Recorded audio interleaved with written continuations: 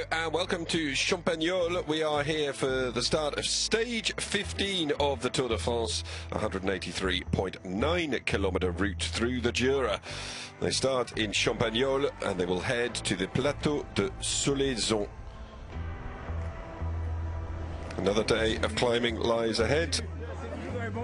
2 third category climbs, a first category climb, and of course an all category summit finish.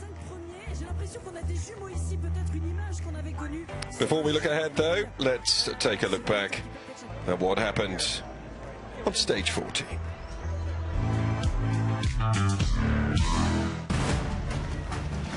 Well, points for everyone yesterday, but thanks to Pogačar, it was a quite supreme race.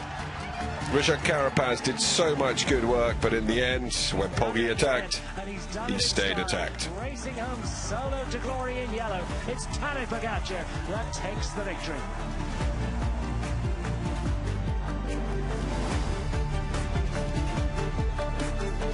Yeah, it's I don't know how to say in English, but it's unbelievable. No? 25 victories in the Tour. Yeah.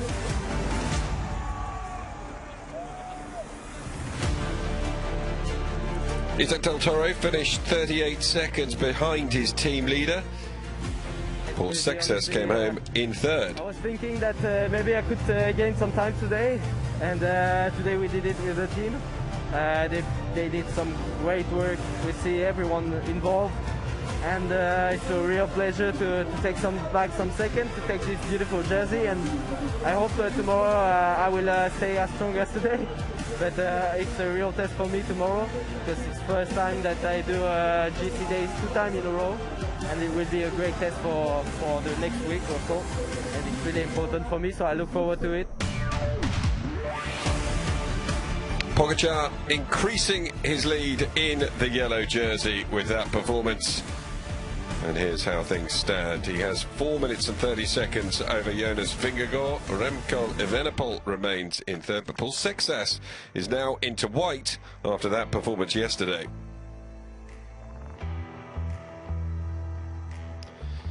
And that performance from Paul Sexas certainly set tongues wagging. Didn't quite manage to get onto the front page of L'Equipe as the headline act. That was reserved for Les Bleus in their bronze medal match against England in the Football World Cup last night. But there's a real excitement about Sexas.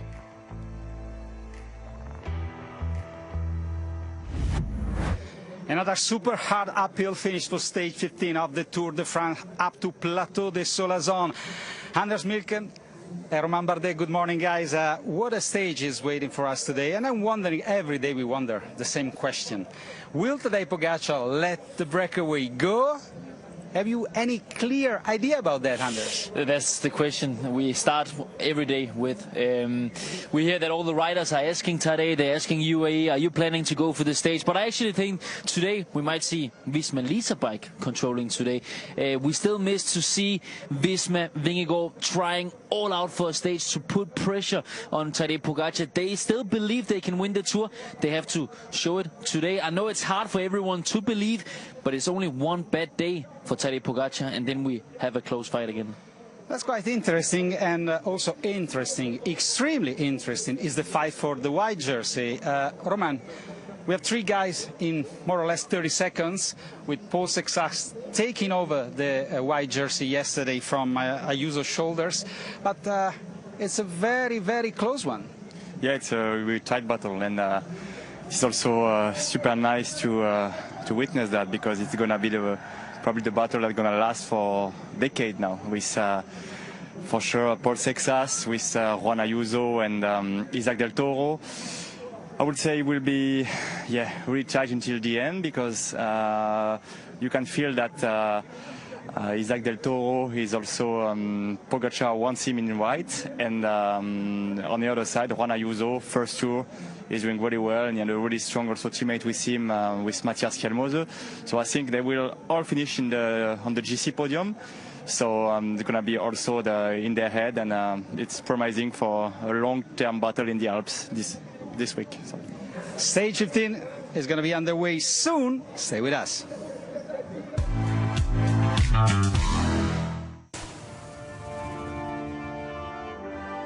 Let's take a look ahead at what is in store in stage 15 then. Champagnole to the Plateau de Solaizon. Intermediate sprint comes very early once again, 17.3 Ks into the stage. And then we have the first climb of the day, the Côte des Russes. Then it's a lot of descending and ascending on uncategorized climbs before they take on the first category, La Solève Col de la Croisette, an unrelenting high gradient climb, that one. Then it's the Côte du Mont before the hors category finish at Plateau de Solaizon-Brison.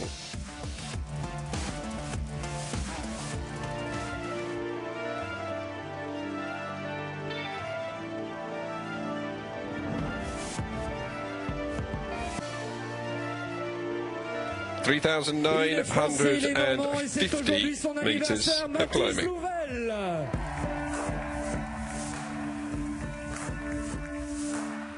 Mathis Louvel, his birthday, turns 27.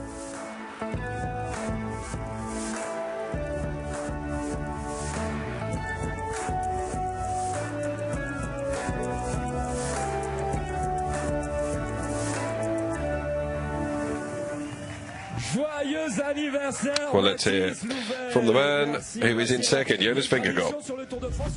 Jonas Vingegaard, you said that you felt a bit tired this morning. Tell us about a little surprise. Yeah, I guess the ITA didn't allow me to sleep much. I was sleeping very well, but then somebody knocked on my door at 2 a.m. Big surprise to me, but I mean, of course, it's good that they test. But when it's affecting performance and your sleep, I don't think it's so good. And hopefully, it also, yeah, in the end, hopefully, I'm not the only one, because it has to be equal for everybody, I think. And yeah, I mean, it's not the nicest at 2 o'clock. How much of your sleep did you miss because of that, do you think? Well, I think it took me about 40 minutes before I was back in my room. So yeah, was not the best night. Still feel okay, but just not the best night. And yeah, I cannot change it, but that's a part of it, I guess. Part of it is, and what's also part of it is Solaizon today, where you have great memories from Dauphiné with Primož Roglič. How do you remember that climb? It was a very hard climb, as I remember it, and I should say good memories from there. It's a steeper climb, so hopefully it's one that suits me a bit more. And Jonas, you've been quite honest. You've shown a lot of fighting spirit in this tour, and the last 5 years you've been on the podium in the tour. You've won twice, and thanks to you we've had this great rivalry between you and Tadej, and you won't give up, you said, but the question is, are you ready to go all in for the win in this tour, to blow up possible podium chances? I mean, as I said before, I will do absolutely everything I can do to try to win this race. And yeah, I'm not here for a second place, not even for a third place. I'm here to try to win it, and that's what we're gonna do. Good luck, at least. Good luck today. Thank you. Always generous with his time, always honest with his answers. Jonas Vingegaard really is a worthy adversary to this man, Tadej Pogačar. Pogačar just continues to set the levels, and he does have the luxury today, Jonas Vingegaard, of not being on the front row and not being in the polka dot jersey, wearing it for Tadej Pogačar. Pogačar, of course, leads in the King of the Mountains, but it's Valentin Peintre who is in the polka dot jersey today. He will have designs on it. What can he do today? A maximum of 34 points up for grabs in the King of the Mountains jersey, 20 of those on the all category climb at the end of the day. An all category climb that many feel once again is suited to the man in yellow.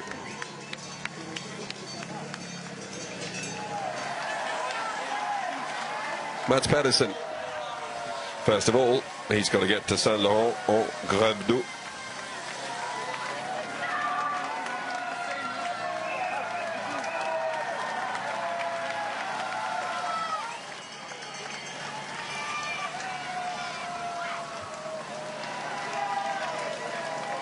Kevin Vauquelin will take the applause.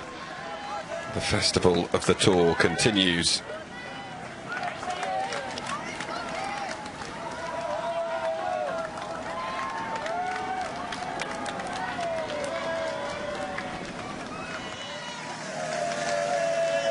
A shorter rollout today, just around 4 kilometres.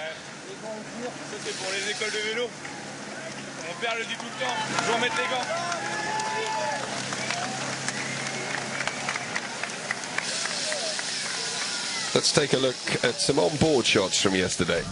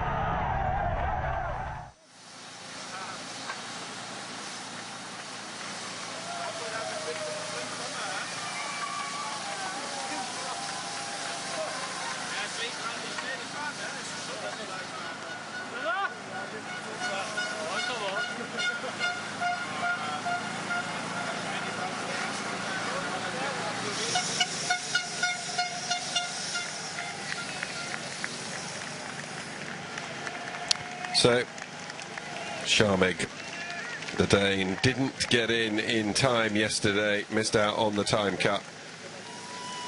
Having discussion in the office, obviously absolutely gutting for him, but the worst stage to not get in the time cut is most definitely going to be stage 20.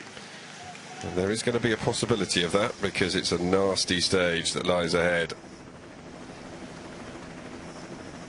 Look at the River Aisne. We will be looking at some lovely cascades as we make our way along today's route, and along with those, some gorges that have been cut into the Jura. A limestone mountain range created back in the late Mesozoic period. But Jorgensen struggling with illness for a lot of the Tour de France.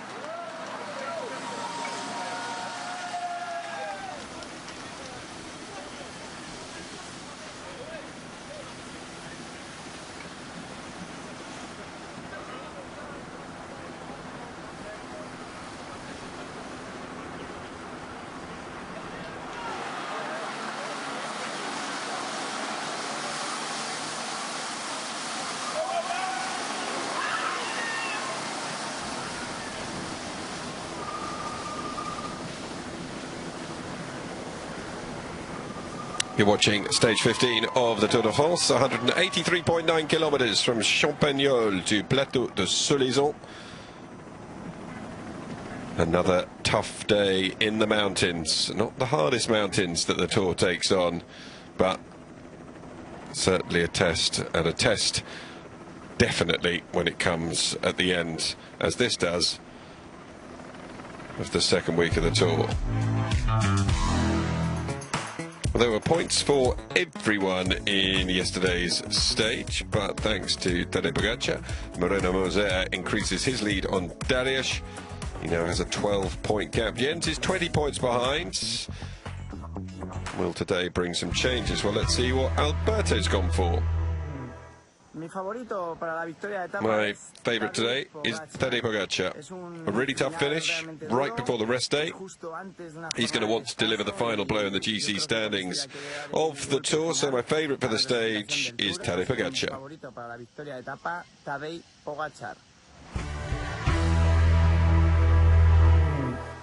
One last difficult stage before tomorrow's rest day, and my prediction is going to be Jonas Vingegaard at Visma Lease bike. For me, this final climb is perfect for him. It's incredibly steep, it's long. I feel like Visma Lease bike are going to put a couple of riders into a breakaway, satellite riders, and for me, I think this is where we get into his territory, his stomping ground, and he's going to take a stage victory here at the top of this monstrous climb. It's going to be difficult, it's going to be arduous. He's not going to go down without a fight to try and take that yellow jersey and gain back time on Tadej Pogačar, and today is the day he's going to do it, and he's going to take a stage victory with it. Dariusz said, I predict that Tadej Pogačar will take stage 15. It'll be a powerful finish to the second week of racing for the world champion, and he is going to win today.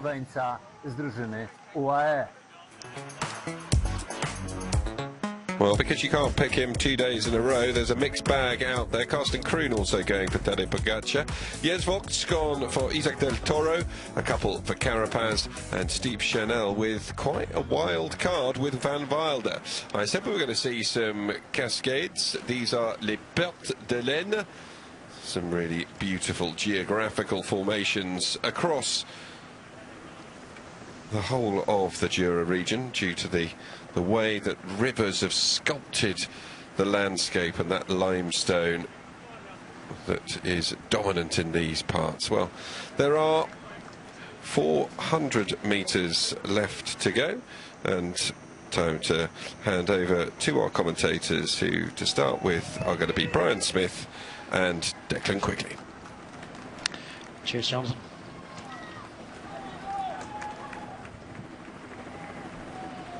Well, set to go now. We're heading to the rest day, but this is a little bit of a sting in the tail at the end of this second week. Potentially the toughest stage outside of the final weekend of racing next week. Tour de France, stage 15.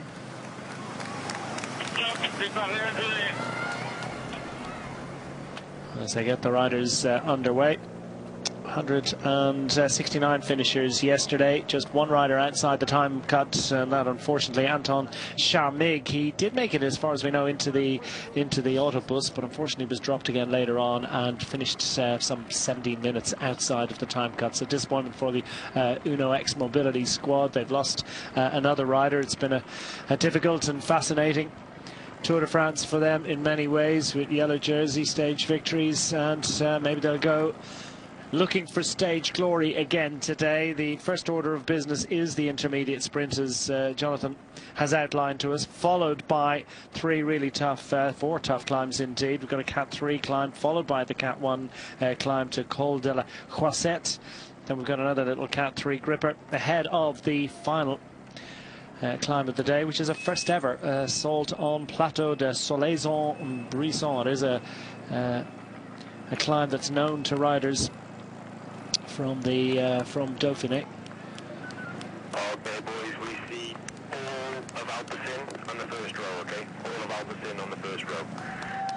The green jersey sprint is after 17.3k, so we know what this means. What this means, Brian Smith, is that the first order of business is that intermediate sprint, and who can possibly take some points back from Mads Pedersen, the green jersey holder. Yeah, it means déjà vu, that French saying. We had it yesterday and we're having it again today. Alpecin will control until we get to the sprint. Then after the sprint, we'll see the attacks. Okay, we don't have a first category climb, we have a third category climb. But I'm not going to say déjà vu again, but we could have we've already had very similar stages in this race where everybody's been fighting to get in the breakaway. I do believe that there's a big chance for the breakaway today, but there could be that big fight, and then all of a sudden as we get towards the final, if it's still within 3 to 4 minutes, then guess what? You know, UE, Team Emirates, XRG will control things. I don't think it's a stage they've gone out and gone, right, we want to control this all day, like they did yesterday. I think the stage and the difficulty towards the end there's a big possibility it could be a kind of double header today, 2 races in one. But the breakaway, and we discussed this a lot during the tour, instead of kind of fighting against each other, a large breakaway, if it does go after the sprints, they have got options, but they have to gain as much time as they can, and it really depends on who's in it. Much to be savoured in a long day in the Jura, heading towards a first ever appearance of this final climb in Tour de France. Will it be another successful day for Tadej Pogacar's 25th career Tour de France victory yesterday? He's taken 125 wins in his career, and precisely 1/5 of those victories have come in the Tour de France. It's a remarkable success rate. He really is a machine, a phenomenon. But will he and his team be minded to give a little bit more latitude to the breakaway today? Again, there's a little bit of a sort of a, I wouldn't say there's a consensus of view that he's going to win, but there's a sort of a, you know, lots of people think actually that there's a potential for this breakaway success today. We'll see. Heard about conflict among some riders in the breakaway. Meanwhile, going to have a little look at this intermediate sprint coming up early in the day. 166.6 kilometers of the day will be remaining, so therefore just about 15k for Jasper Philipsen to see whether he's going to close down the advantage of Mads Pedersen. Currently 36-point lead, 25 on the line. What does Jasper think of his chances? So Jasper Philipsen still a close battle in the green jersey. Slightly uphill intermediate sprint today. How do you fancy that? Yeah, it will be a difficult one, not the one that that suits me the best, but yeah, of course we try to give everything and see where we get. You try to describe this fight there is between you, Mads, and Guillermo. It seems like there's a lot of respect between the three of you. Yeah, of course. I think yeah, we just like to race. We like to give everything, and yeah, we just like a fair competition, I think, and. Yeah, that strongest and fastest can win. Of course, Mads, he's in pole position, and he's yeah, in super shape, also uphill. So yeah, will be really difficult to beat. But yeah, we just try and give our best. Where are the stages left where you can beat Mads and gain some points and take the green jersey from him? Not many stages left. There's some Alp stages coming, so that will be tough. We have a stage in Voiron, is yeah, maybe a stage that suits me better, but yeah, let's see. And then of course until Paris, but yeah, we first focus day by day and see. Yeah, we're still in the game, and then yeah, we analyze from there. Just finally, Jasper, the time limit, big Alp stages, is it a big concern for you? Is it something that you are sitting in the bus calculating how much time you need to have? Oh yeah, of course we do calculations, but yesterday we only had 3 minutes, and the pace was still quite good in the Gruppetto, so it will not take a long time before Pogacar puts all Gruppetto out of time limit. So I think it's a matter of time. Do you have some chats with Tadej? You used to race together. Obviously, you're good friends. Do you have some jokes in the peloton, despite that you are in the other positions of the race? Yeah, I tell him to slow down a little bit and to make it a bit more exciting. So we are also a bit more comfortable in the back. But yeah, that's what I said. If he just decides to go early, he puts all the Gruppetto out of time limit. So we have to also ride faster in the back, and that's not an easy job. Good luck today, Jasper.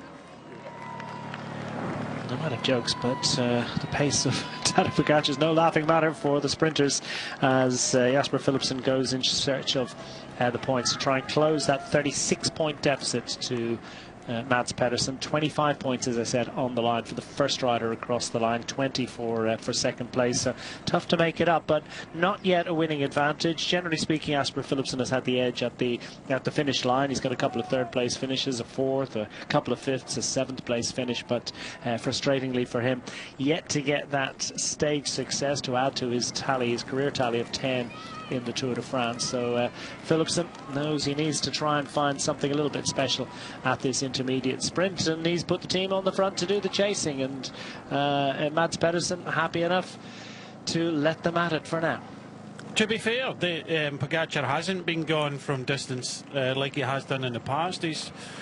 he's had no reason to do that, and of course he's trying to nurse a little bit of Del Toro. We mentioned that yesterday. There's a lot of kind of waiting. Even, you know, a few days ago,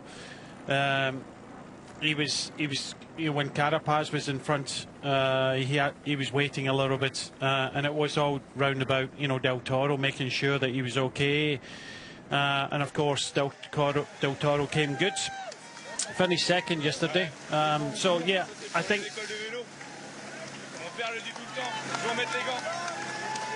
You got to wear the gloves. Yeah. Yeah, no, on the back of, you know, obviously what Chris Harper had to go through, losing a bit of his thumb, I believe, after that crash, not wearing gloves. But yeah, look, they're trying to look after Del Toro, and when I just think it's amazing what they're trying to achieve here. You know, that we know that they're within 7 minutes of the team competition now. You know, they're trying to win the team, the yellow jersey, the white jersey, you know, everything. I don't think they're too worried about the King of the Mountains, and definitely not the points. But it's just such a strong team, and there's a lot of, you know, questions being asked. How do they deal with it? It's very, very difficult. I can remember Pogacar in 2019 when I was at the Vuelta. He started coming good, and you know, he had a super ride, and he's been almost consistent for the last kind of 7 years. Such an anomaly in our sport, and yeah, it's really, really demanding and difficult to beat.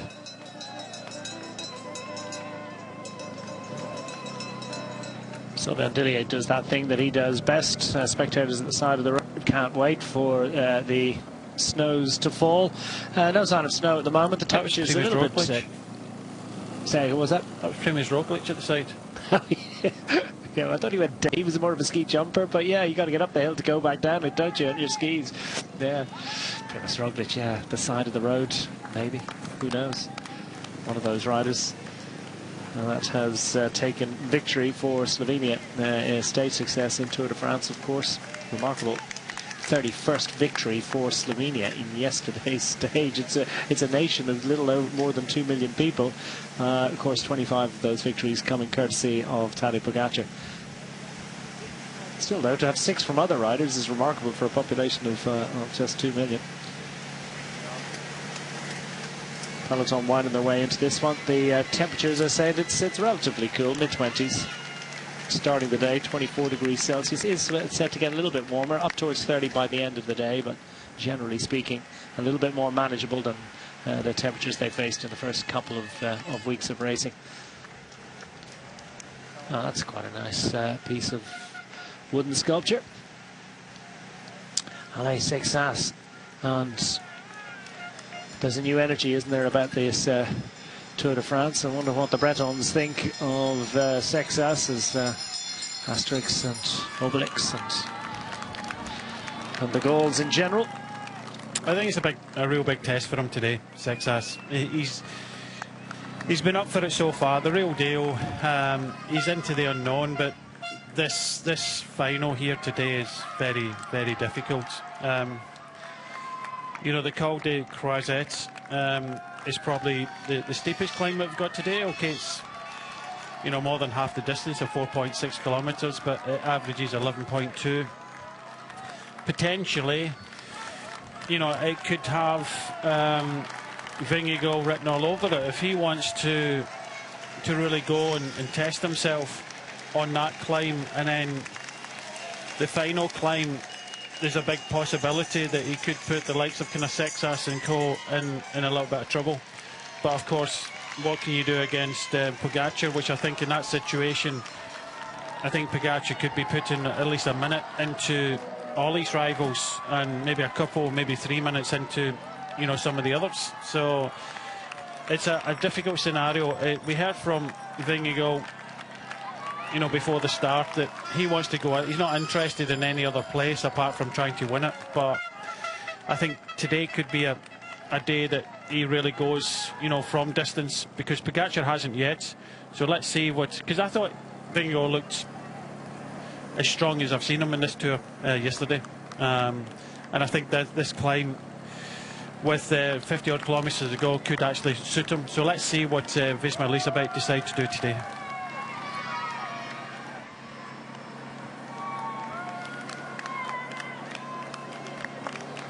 They're tightening their shoes ahead of the intermediate sprint to come. We're not too far away from that now. Sylvain Dillier on the front for the Alpecin Premier Tech squad on behalf of Jasper Philipsen. Dutifully behind and waiting their turn to shine are the green jersey team of Lidl Trek. They also lead the team competition, as we've mentioned, but increasingly threatened by the team of the overall race leader, Tadej Pogacar. We heard from Jonas Vingegaard at the top of the show. He was rudely awakened, some might say, by the International Testing Agency last night. I think 2 a.m. wasn't it, a call for Jonas Vingegaard as they continue their relentless pursuit and important pursuit of a clean sport. I think it's something like 600 tests by the ITA during Tour de France is the target. It's quite the machine. There's a huge army of people involved in that process.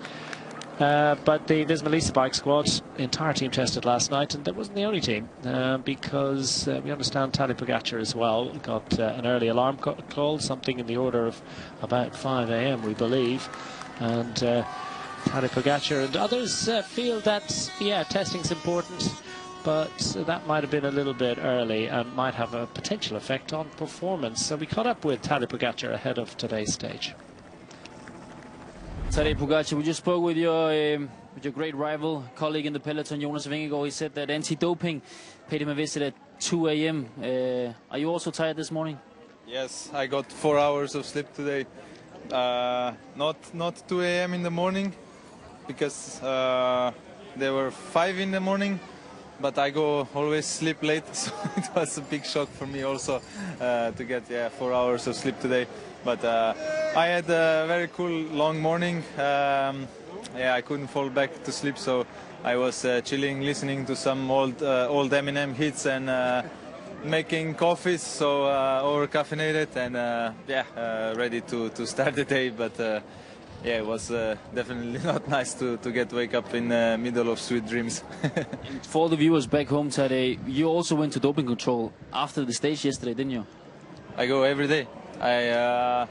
Every day when you have yellow jersey, you have control after the stage, after all the media obligations and all that. Chaperone is always chaperone is the guy that is following you, and then you go to control, you do that, and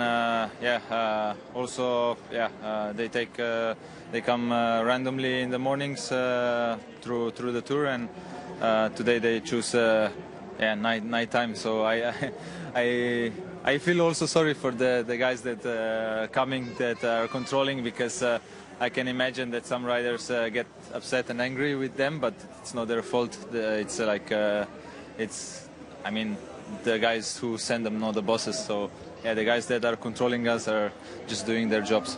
Finally, Tadej, Solasson today. How well do you know that climb, and how many messages have you got from your colleagues in the peloton whether you are going for the stage today? Not a lot, actually. I think yesterday a lot. I still tried, even though it was quite obvious that we will go try for the stage, and a lot of guys still tried, and it's how it should be. Johannes and brothers and Carapaz and the others were really strong in the final, so yeah, they had a big chance to win yesterday. So I think today we can expect big fight, no matter what. If we go for the stage or not, will be big fight and hard day to control, and hard climb in the final. Good luck. Thank you. He's remarkably chilled. No sign of that crankiness he says might appear in the final week, but he seems to be a rider that he's just rolling with everything that's thrown at him, and seems quite equal about it. A little bit grumpier, I think, Jonas Vingegaard, about that early alarm call. How do we feel about it? The International Testing Agency has an important job to do. This is the biggest race of the year, of course. The glare of publicity and more eyeballs that ordinarily wouldn't be looking at cycling or arriving to look at Tour de France. It is the big one, of course, and every year there's some sort of a conversation around anti-doping, and that's actually quite important. And I suppose in a way this could be perceived as quite a positive story. Yeah, unfortunately in cycling we're still living in the past. And you know, there's a lot of, you still get, even I get it in social media as well, that people are still pointing the finger. How can you how can you humanly do what Pogacar's doing? You know what I mean? It's, you know, there's a lot of scepticism out there, and you know, it doesn't really matter if you're getting tested every day, tested in the middle of the night. They'll go, you know, there has to be maybe some human rights. You know, that you cannot wake someone, especially 2 weeks into a Grand Tour, at 2 o'clock in the morning and 5 o'clock in the morning. It's just not. I don't think it's right. I think it's disgusting. But Pogacar is happy they're doing their job, and he knows that cycling, like we do, living in the past, you know, that's answering the questions. You know, with all this finger pointing, you know, how can these guys not be clean because they've been tested in the middle of the night after the stages, all this sort of stuff? And you said 600 tests. You know, what more can, you know, our sport do to show that the skeptics out there that you know, the peloton is clean these days? You know, you look at Tadej Pogacar, he's been doing this since 2019 when I saw him in the Vuelta, when he started kind of winning stages, and he's good. To do that consistently over the last 7 years is very difficult to do. As you know, I was in the era of EPO and doping in the 90s, and yes, it's you can see these things. You know, a lot of kind of peaks and troughs, but you have to say that Pogacar has been pretty consistent over the last 7 years. Every race that you go, of course, some people would say, you know, in the past you get races that, you know, the guys are okay, and then they come to Tour de France and then they're super because of, you know, what they've been doing, you know, trying to cheat and things like that. But for me, I think it just emphasises the fact that, you know, these guys have to do their job, but there has to be some sort of kind of guidelines to win, because nobody wants to be woken up. And it was good to see two different, you know, riders, Vingegaard and Pogacar, and what they think about it, because it's, you know, I think Vingegaard said he just wanted it to be consistent. I don't think both of them, because everybody realises that cycling is a sport with a terrible history in doping, and you know, I think this just emphasises that this is part of our sport, and you just have to deal with it and show everybody that you know, the peloton is clean these days.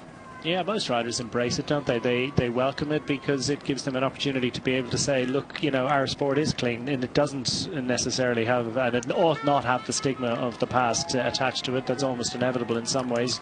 Very difficult to shake off a bad reputation. But yeah, the testing regime, it's only one part of the process of ensuring, or at least attempting to ensure, a fair sport. So there's investigative work that goes into it as well. There's targeting of specific riders. There are blood passport violations as well, or potential violations that are currently being investigated, but a relatively low number in comparison with the past. So it does seem as if we do live in a different era, but there will always be speculation. There will always be, I mean, whoever is the best is inevitably going to be the subject of some speculation. A lot of talk as well about the speeds, the average speeds of these stages, but plenty of pretty cogent answers to that.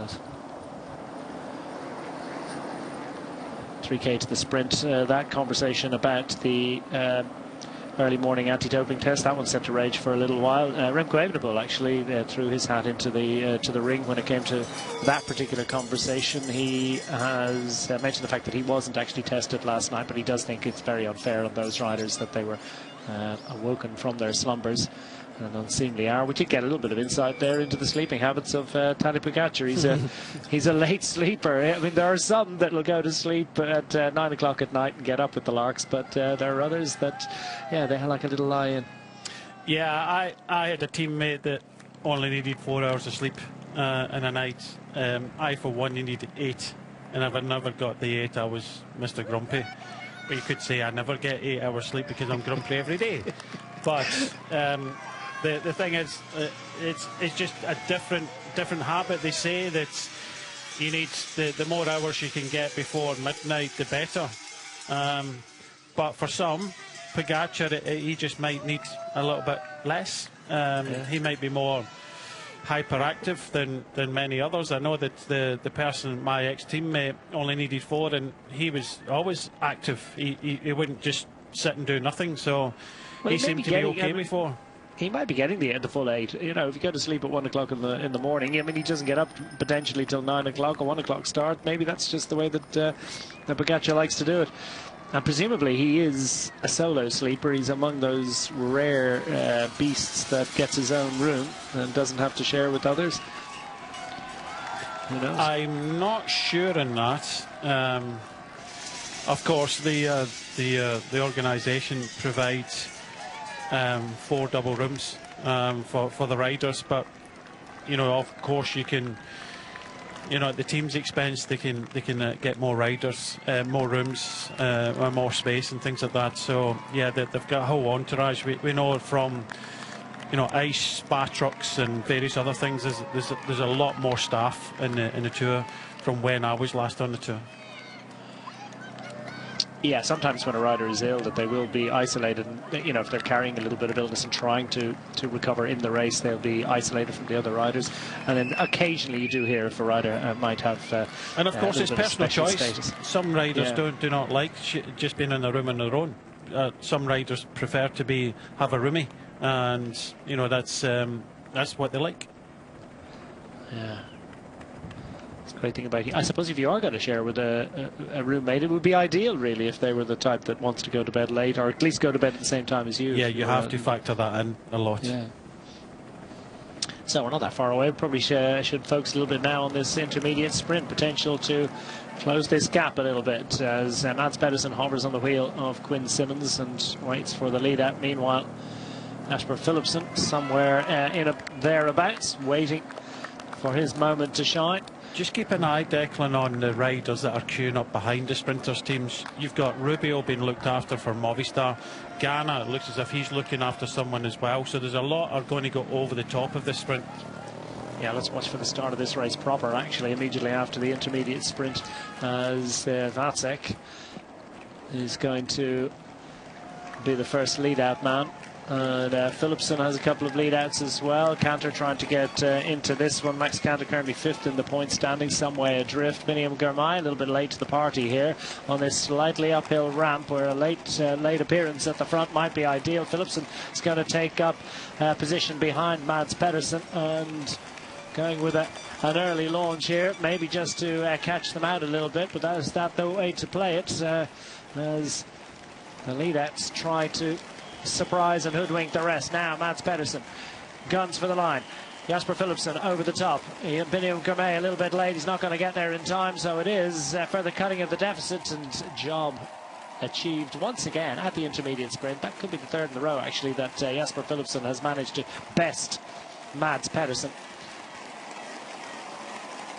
Yeah, it was a good sprint there from Philipsen. Again, 2 days in a row. Bit of a laugh and joke about that one, but Girmay decided not to follow Jake Stewart.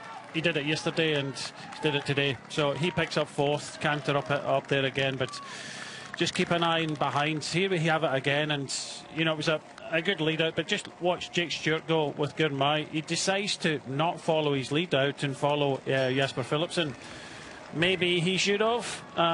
You know, hindsight is a great thing, but clearly just didn't have the legs that the others had. So nice and easy there for Philipsen. Strong sprint from Pedersen. Canter, well, he's been there and thereabouts, still having a great Tour de France, and Girmay taking the 4th spot there. Clear bike length advantage and a 5-point reduction in the advantage of Mads Pedersen, so it's 31 points, and reminder is 25 points for a win. And it's really the intermediate sprints between now and the finish of the bike race. There's maybe one chance on stage 17, but in terms of the gains, the opportunities are for the most part in those intermediate sprints.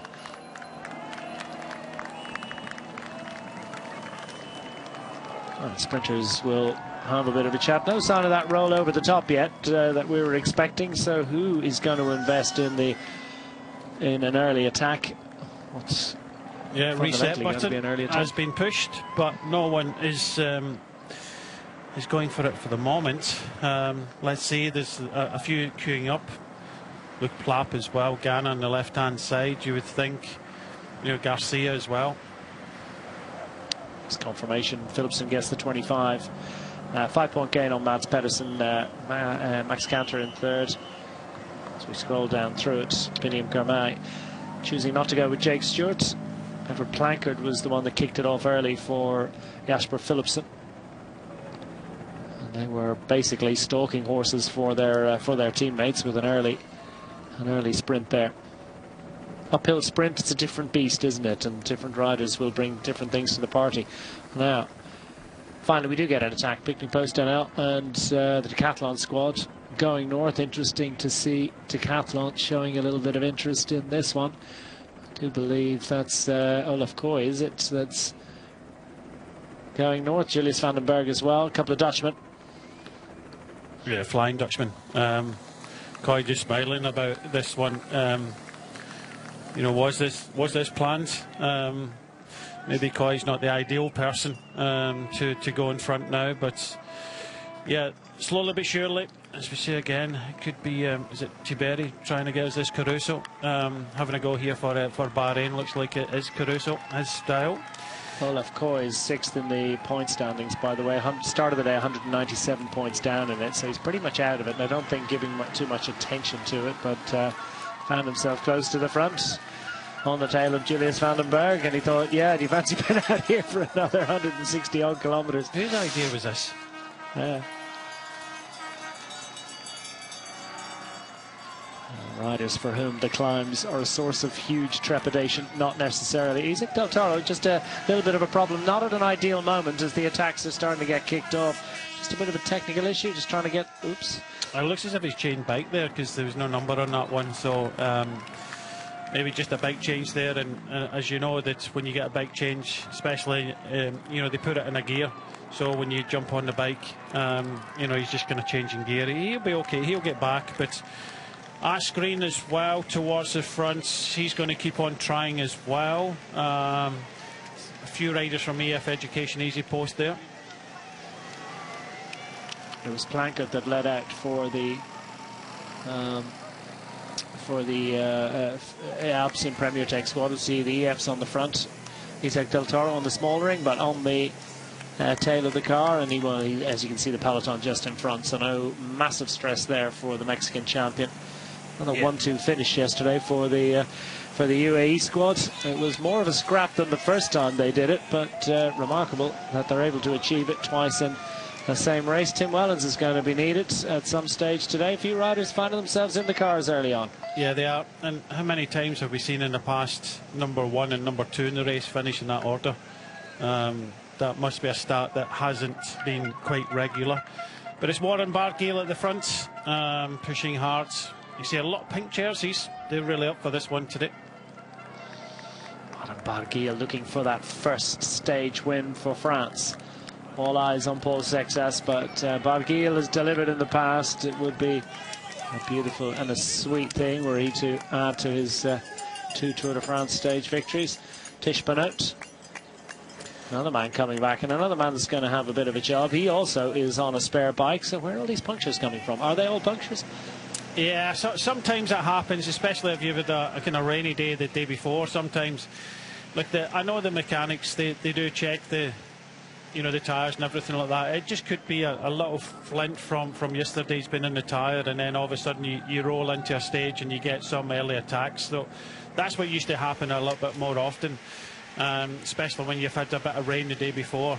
A little bit kind of flints in the tyres, and they just make move into and unfortunately there's a few riders just gone onto their spare bikes because of the puncture. But tell you what, Vierstroffer is up for this. Vinokurov, that looks like, is this Wazard that's in here as well for Tudor. So he's been slowly getting better in this race, the young Swiss climber. Yeah, Bossard has certainly looked quite good, hasn't he, for the Tudor Pro Cycling. That black jersey in there at the moment. No break yet established, though, and they're not minded to let this one go clear just yet.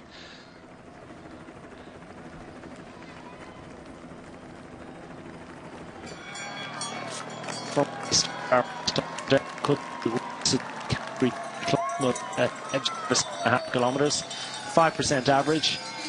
Those that started hard legs weary legs after yesterday's climbing fest. They haven't had an easy start to the day, have they? I mean, sort of a roll towards that intermediate sprint. No attacking there, but still it's been steadily uphill for much of the early moments of this stage.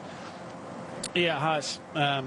A lot of teams trying to get involved here. I think that Jorgensen as well for Visma, he'd be ideal to try and get up the road. Like I said, this could be a stage where Vingegaard might have a go from distance. You know, I'm talking about that first category climb that tops out just under 48 kilometres to go. So, you know, let's see. They put plenty of riders in front yesterday, and of course UAE Team Emirates kind of scuppered any ideas of satellite riders or anything. But we heard from Pogačar, and I totally agree that this is a stage where it's going to be very, very difficult to control all day, and I don't think they want to. We've not heard Pogačar going, this is a stage I want to win. Of course, he'll take it if it's presented to him, and the longer this goes on, the longer the attacks, the longer we don't have a breakaway establishing itself, the more you know, we start to think about other stages where this has happened, and UAE take control,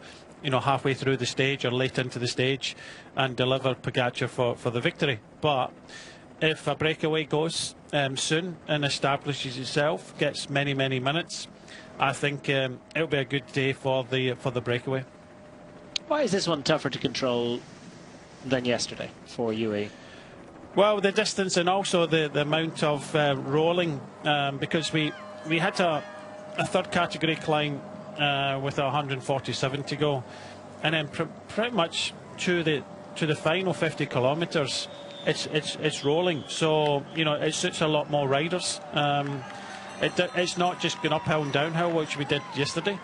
You know, we do have, you know, good racing roads, which is just rolling up and down pretty much all day. So when you get that situation, we have a good opportunity to have a big breakaway, gaining some time, and you know, a very similar to when Mauro Schmid won that stage. Okay, it's a lot harder final today, but we could have a scenario where we could have a sizable breakaway and they gain several minutes.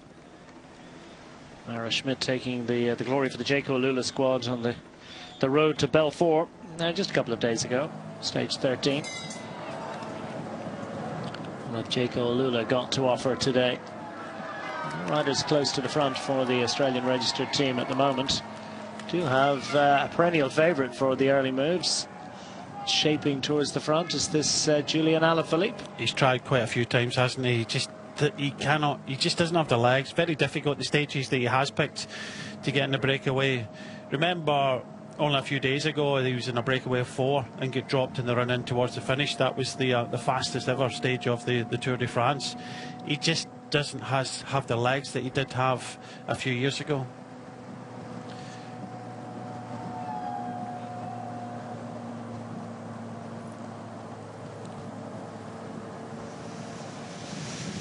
Riders rocking at the front, trying to roll back the ears a little bit.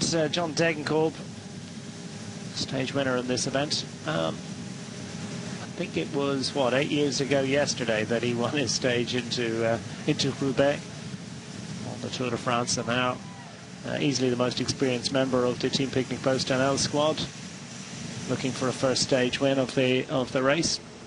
You kind of feel for the team at the moment that they're not having the best year. Of course, losing Oscar Onley to Net Company, you know, finishing 4th in the race last year, and you know, coming to the race this year, and they've just been, you know, nowhere to be seen, and it must be very, very difficult. You know, even anybody getting into the breakaway is a success for them. Yeah, John Degenkolb trying to achieve that for the team.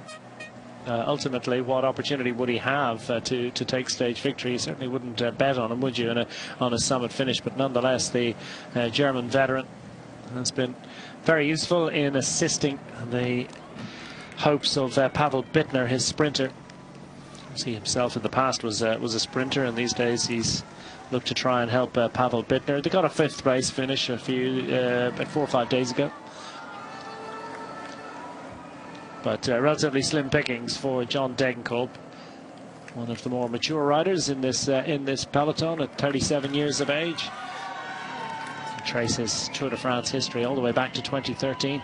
Oh, you've got Turgis in here as well for Toto. Mohoric's just coming across for Bahrain. So there's some strong riders in here. But yeah, I think you brought up the question there. You know, why would John Degenkolb get in a breakaway today if we're finishing in, you know, an out of category climb today? It doesn't really suit him. But such as the racing these days, get yourself in there, maybe get a teammate and try and kind of help that teammate towards the end. So yeah, some strong riders in here, and it looks as if it's the purple jerseys of Jaco Alula trying to come across as well.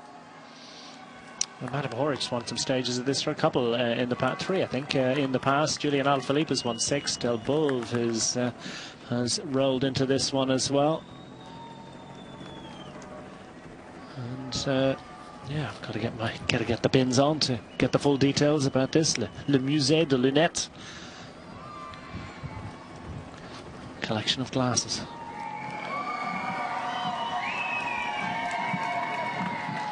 Well, watching with fascination and interest, no doubt. And the opening salvo of this 15th stage of Tour de France is John Mould. John, what have you seen so far, and what are your expectations for the rest of the day? Yeah, it's got a bit of a pattern now with that intermediate sprint coming so early, hasn't it? We just see Alpecin and Little Trek really just take over things, go for the intermediate sprint. You have that sprint, and then you're waiting for the fight for the breakaway. It's actually quite nice, I think, for the riders. I think if you're looking for the breakaway and it was going to go from kilometre 0, you'd have to get on the rollers. You really need to warm up and be ready. But if the pattern keeps going like this, maybe it's quite nice to get 16, 17 kilometres in and then go racing. You're in the car. What's the plan for the break today? I mean, everyone wants to be in it. How do you pick the moment, or can you make a plan for that? I think on this climb we're coming up to, that the tops out the first third category climb. It is 6.6k, just over 5%. I think that's where we can see the organisation and the breakaway really establish itself. I think on a climb you get the good climbers moving forward. Of course, if you want to have a chance of winning today, you need to be a really established and a good climber. So now this climb, I think we'll see the splits trying to break up and that break be established.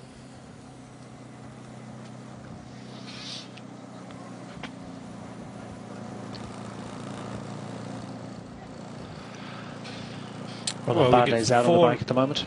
Yeah, sorry, 4 riders now. Turgis is kind of backed out of this one straight away.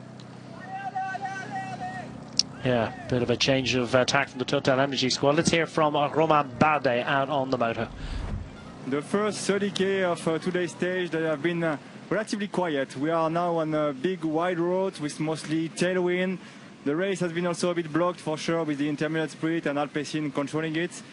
But the shape of the roads, it's really wide. It doesn't it's not a very good terrain for the attackers to go, but now it's about to change as we are starting the proper first climb. We are still on some big roads, but a lot of teams are keen to have numbers in the front, so we'll see a lot of action in the next 5k. Back to the commentators. Yeah, relatively quiet start to the day, but there's this ramp is potentially a ramp opportunity for others to launch and to join in.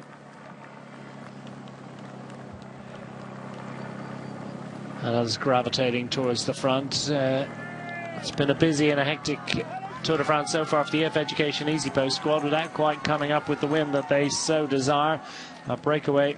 A team built for breakaways, you'd have to say. Great work yesterday done by Ben Healy and Richard Carapaz. And if at first you don't succeed, well, inevitably we're going to see them on the attack, as indeed we are the Netcompany Ineos squad. And it was an interesting play yesterday to try and create something for Thymen Arensman. It looks like a similar approach again today.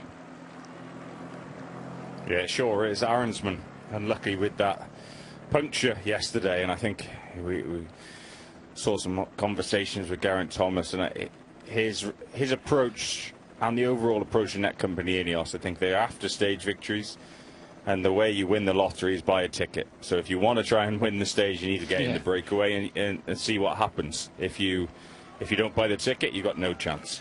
So I think that's the way they're going for, really. Yeah, you say lucky, but as we all know, it came to nothing in the end because you know the whole breakaway. But yeah, it seemed very unfortunate at the time with that puncture, but you know everything is irrelevant because we know with the outcome of what happened yesterday.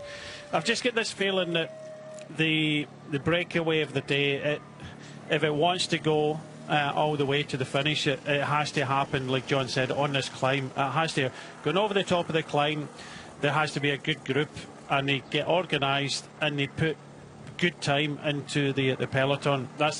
Otherwise it's just going to continue on, and then we're going to get closer and closer to the final, and UAE are just going to put their hands together and go, thanks guys. Just picking up a bit of extra info actually from Roma out on the bike, and nice tidbit of information is that Isaac Del Toro, he changed his bike compared to the one that he used yesterday. He went for the aero version. And indeed yesterday he was the only one at UAE on a climbing bike. I'm not sure what he's on now, of course, because we saw that he got a bike change a little bit earlier on.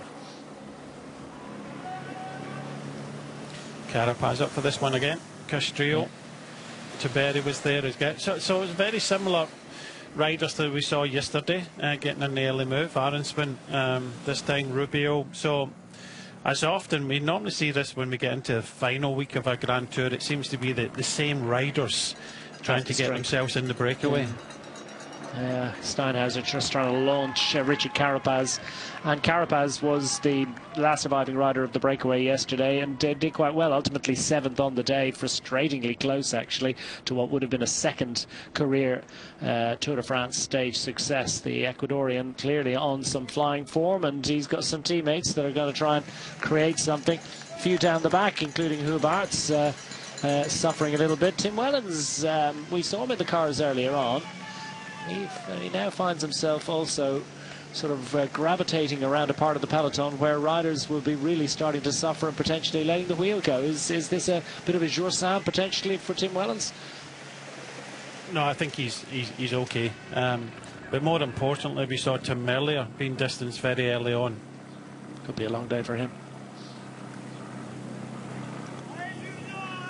Plenty of pink jerseys in evidence. Richard Carapaz wants to get going here. Ben Healy, his companion from much of yesterday's stage, close to the front. Quinn Simmons trying to get in something as he just rolled to the front, albeit briefly. There's kind of it's a kind of a little bit of washing machine about this, as if they roll to the front and try to see if there's anything away. Carapaz. Not for hanging around. He's willing. I mean, he's obviously feeling really, really good and willing to do this solo at this point. 3.5k to the top of the climb. Is this the right way to play this one? Well, you commit yourself, don't you? We know he's such a punchy rider. He's got some good form at the moment. Not going for the general classification, but you know, trying to win a stage. And this is what you do. You pick your moments. You go on the attack. It's, you know, you either, in a stage like this, go on the attack or follow the attacks. But unfortunately, nobody's followed them for the moment anyway. So let's see. We're still 3.3 to the top, and you know, a good opportunity for riders to join. Carapaz in front. Vinokurov is in the left-hand side. Alaphilippe. But there seems to be a lot of hesitation for the moment. Sexas with a problem. This is Paul Sexas. White jersey holder, the youngest rider in the history of the event ever to lead a jersey classification, or at least to wear a jersey. Deciding to change the wheel, younger, but didn't have jerseys back then. Gone for a wheel change, so clearly no panic. French rider, 4th overall, clearly not that concerned. went for a running start to jump on the bike there. And the urgency of the cheers at the side of the road as well. Allez, allez, allez, Paul. Yeah, not an unopportune moment for Paul Sexas, but an opportunity for some of the fans at the side of the road to see him up close and personal. No panic. They believe that it'll be an easy cruise back to the peloton for a rider of this ability. And Johnny spoke about the fact that this is his first time doing 2 major GC days in succession in the Tour de France. It's going to be maybe the first big test for him. Yeah, the first real test for Sexas. You know, you get further and further along. This is the longest race he's ever done. This is the pressure that comes with it. Youngest ever rider to wear a jersey outright. All these things are mentioned. We talk about it, and of course all the press are talking about it as well. The French press, of course, with the interviews and the pressure that's on his shoulders. I did see a really interesting interview with Luc Rowe, the director sportif at Decathlon CMA CGM, and he just said how Sexas really was handling everything so well. Really, no stress, there's no pressure, you know, over the top pressure on himself. He's just ticking the days off and getting through it, and that's exactly what you want to see. You know, of course he has a bright future ahead of him, but it's just getting himself through this first ever Grand Tour and the first ever Tour de France.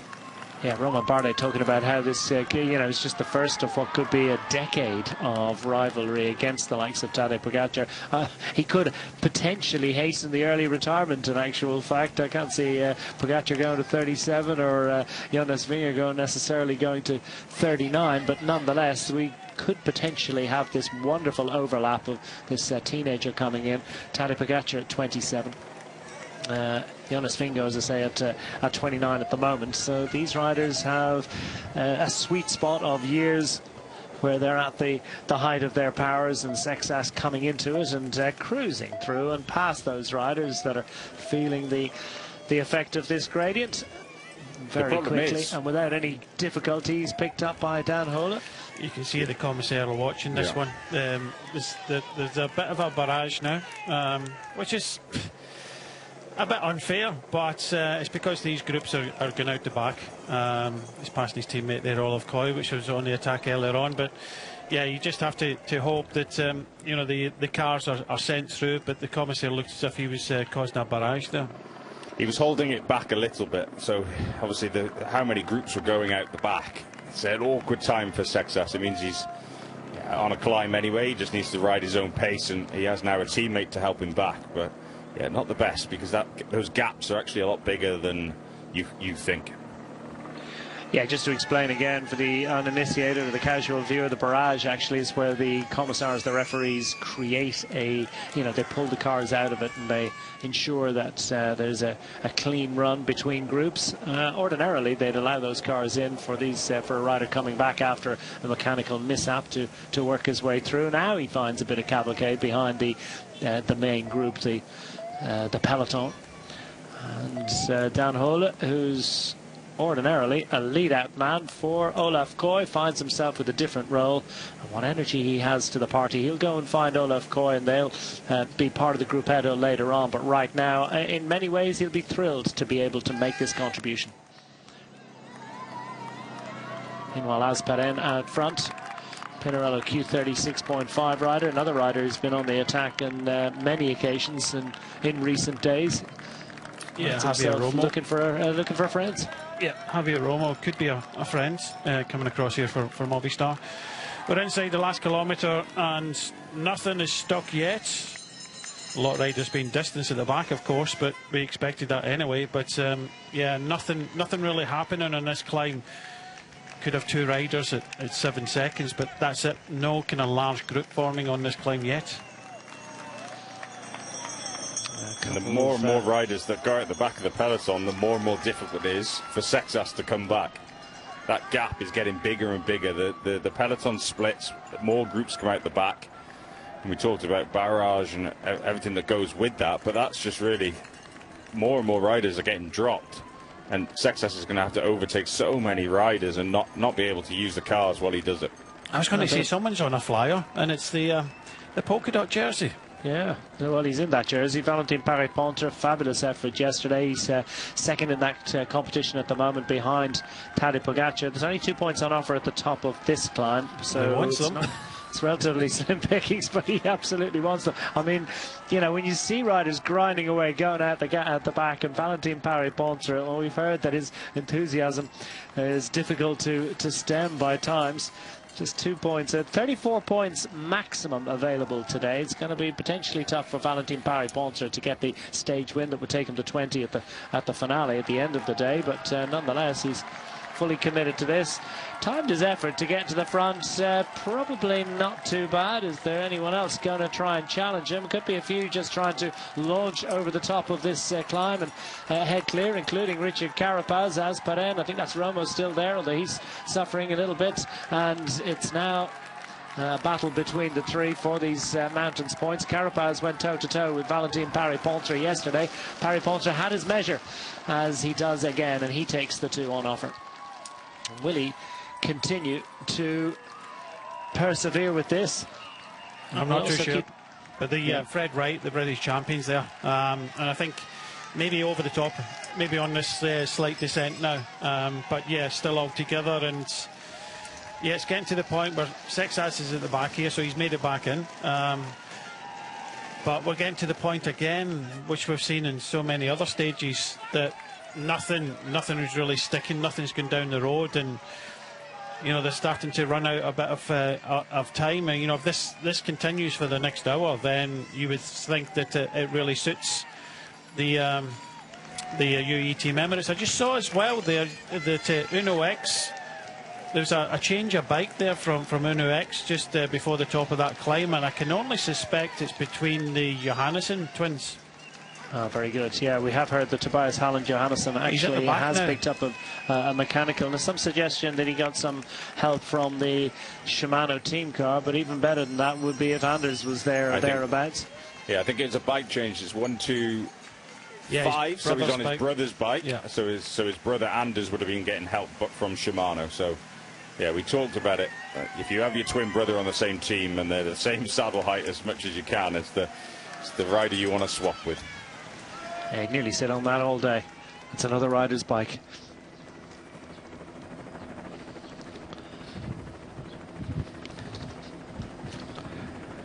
Le Fort des Rousses, not too far away from the Côte des Rousses, the first classified climb of the day. 4 to get over today. That's a 3rd category ramp. First one dealt with. Still no significant early break has established itself. Lots of talking points already. Mechanical issues for numerous riders. Isaac Del Toro, Paul Sexas, Tobias Halland Johannesson, who's promised a little bit of attacking action today. Well, they've all got bike changes in various different manners. Now we've got Azparen joined by Thymen Arensman, trying to relive the glories of 25 when he took 2 stage successes. That's Arensman. For Azparen, potentially a maiden success. The Pinarello Q36.5s have been very, very active. Continental level, pro team level squad that are certainly justifying their wildcard invitation. Well, it's always a bit of a headache to try and get into the breakaway first and foremost in stages like today, but it's a good thing that Arensman has got Azparen with him. Well, there'll be more than 2 will want to be in this move. Narrow advantage at the moment. The wind, such as it is substantially in their favours at the moment. It's about 12.5 kilometres per hour, so not insignificant, noticeable. It's something you'll register on the bike.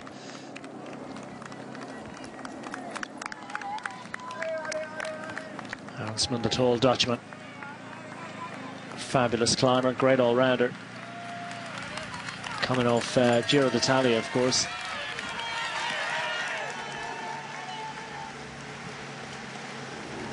And down the back of the peloton. Well, riders with different agendas right now. Romain Gregoire, not too tough to pick out. The French champion has been on the attack. He was up the road a couple of days ago on that big breakaway with Mauro Schmidt.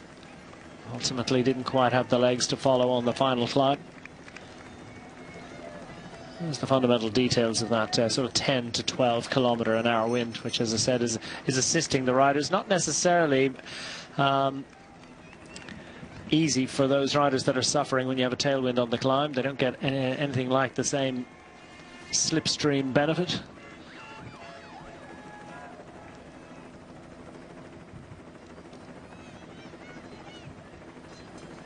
And the main peloton still in close attendance. Where's the next attack going to come from? Well, our second climb of the day, well, that begins a long, long way from here. We've got a long run now to the second climb, so what sort of riders are we going to see in the move, and when are we going to see the next salvo of attacks? Is it conceivable that we're only going to see 2 riders clear in the move? Well, not if the EF Education Easy Post squad have anything to say about it.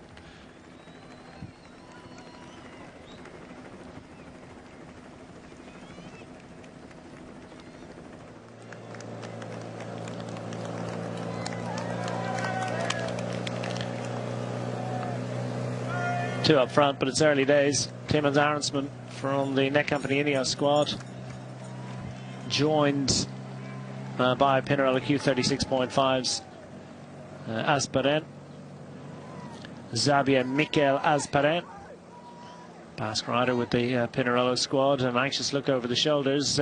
Clearly they, as myself, are wondering whether it's going to be a 2-rider breakaway. Surely someone's coming over. You'd hope so. You'd really hope so if there is going to be. There's still enough riders there who are interested in today. It's just how the team's behind. So UAE, Team Emirates, obviously the leaders on the road, they need to be there in numbers to really close things off, because if it stays like this, the race just keeps staying open and open, and that actually suits them. I think they want it to stay open for as long as possible, and then they can get further into this stage without having to take control.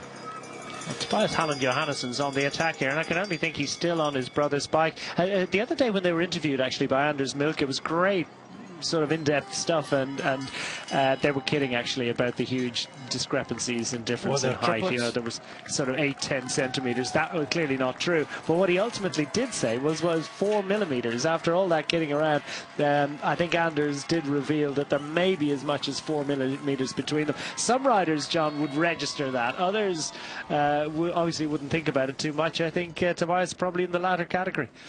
Yeah, some really notice those differences, but I think he's quite happy with how he can change or adapt to it. 4 mil is kind of nothing between your brothers. If the length is the same, maybe it's just a little bit of difference, but it's exactly what you need at that point. And I think what Brian was saying, there was also another interview they said, talking about, have you ever swapped numbers? Have you changed places? Yeah, and is then, he really? And then Tobias laughed and said, oh, actually, we're triplets, so we just rotate in a circle. taking the mix. So they're both of them, they have a good sense of humour. And Uno X clearly minded to try and skip across the gap. It's certainly nice if you can do it with 2 riders. If place at least 2 riders into the move will be an ideal scenario. So Magnus Cort Nielsen has been recruited to that particular job, and it's Dont again, Robbie Dont, who was very active yesterday. The Netcompany Ineos squad feeling pretty good about things at the moment. They're up front, and we caught up with Geraint Thomas, 2018 winner, about his prospects for the team. Geraint Thomas, a big day today. Potential for the breakaway to make it all the way to the end, and you've got a very good rider potentially in Egan Bernal for today. What's the plan? What's the strategy? And also, how is Egan feeling? He's feeling good. He felt good yesterday, you know.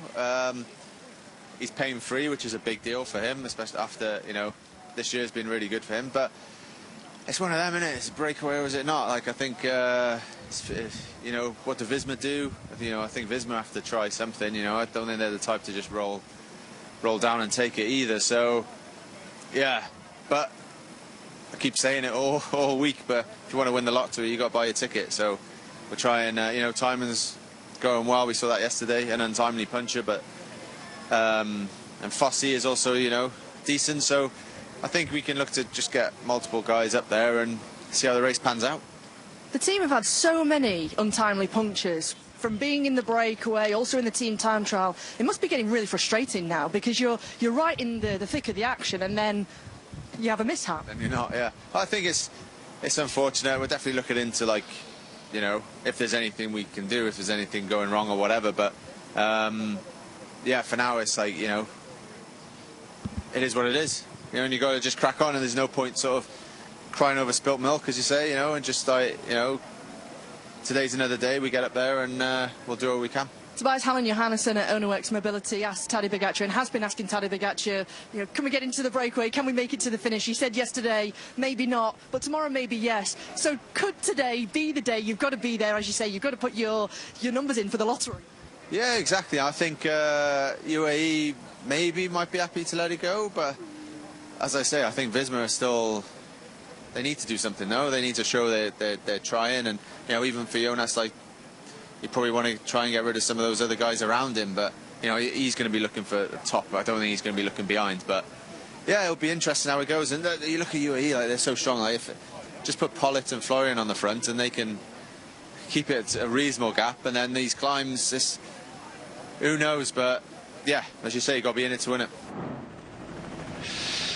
Sounds almost exasperated, doesn't he? Like, you know, what do we do against UAE? Geraint Thomas there, the team manager for the Net Company Ineos squad. They're going to buy a ticket today, aren't they? They're clearly throwing themselves up the road and very keen on trying to maintain an advantage. They're still working hard to try and get Timo Aronson into a clear break.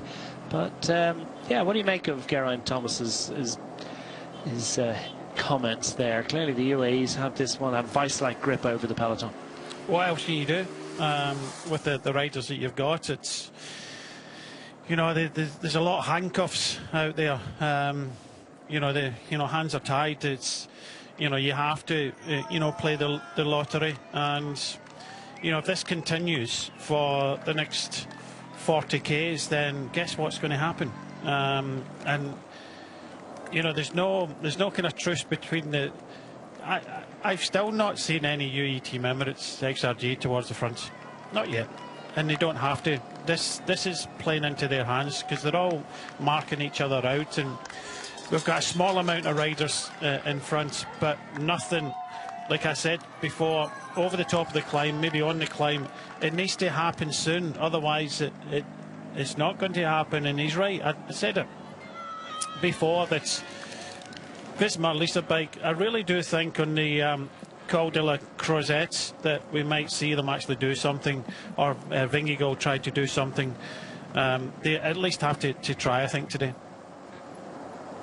Quick reminder that Multiview is available, absolute must view, especially on a day like this. You need eyes everywhere, so many different groups on the road. Choose what you want to follow: the main race action, the climbs, the sprints, the extra camera angles, team car drone views. We have it all, and a little bit of extra graphics as well, just to enhance and support and yeah, give you an extra bit of data to accumulate and help enjoy this 15th stage of Tour de France.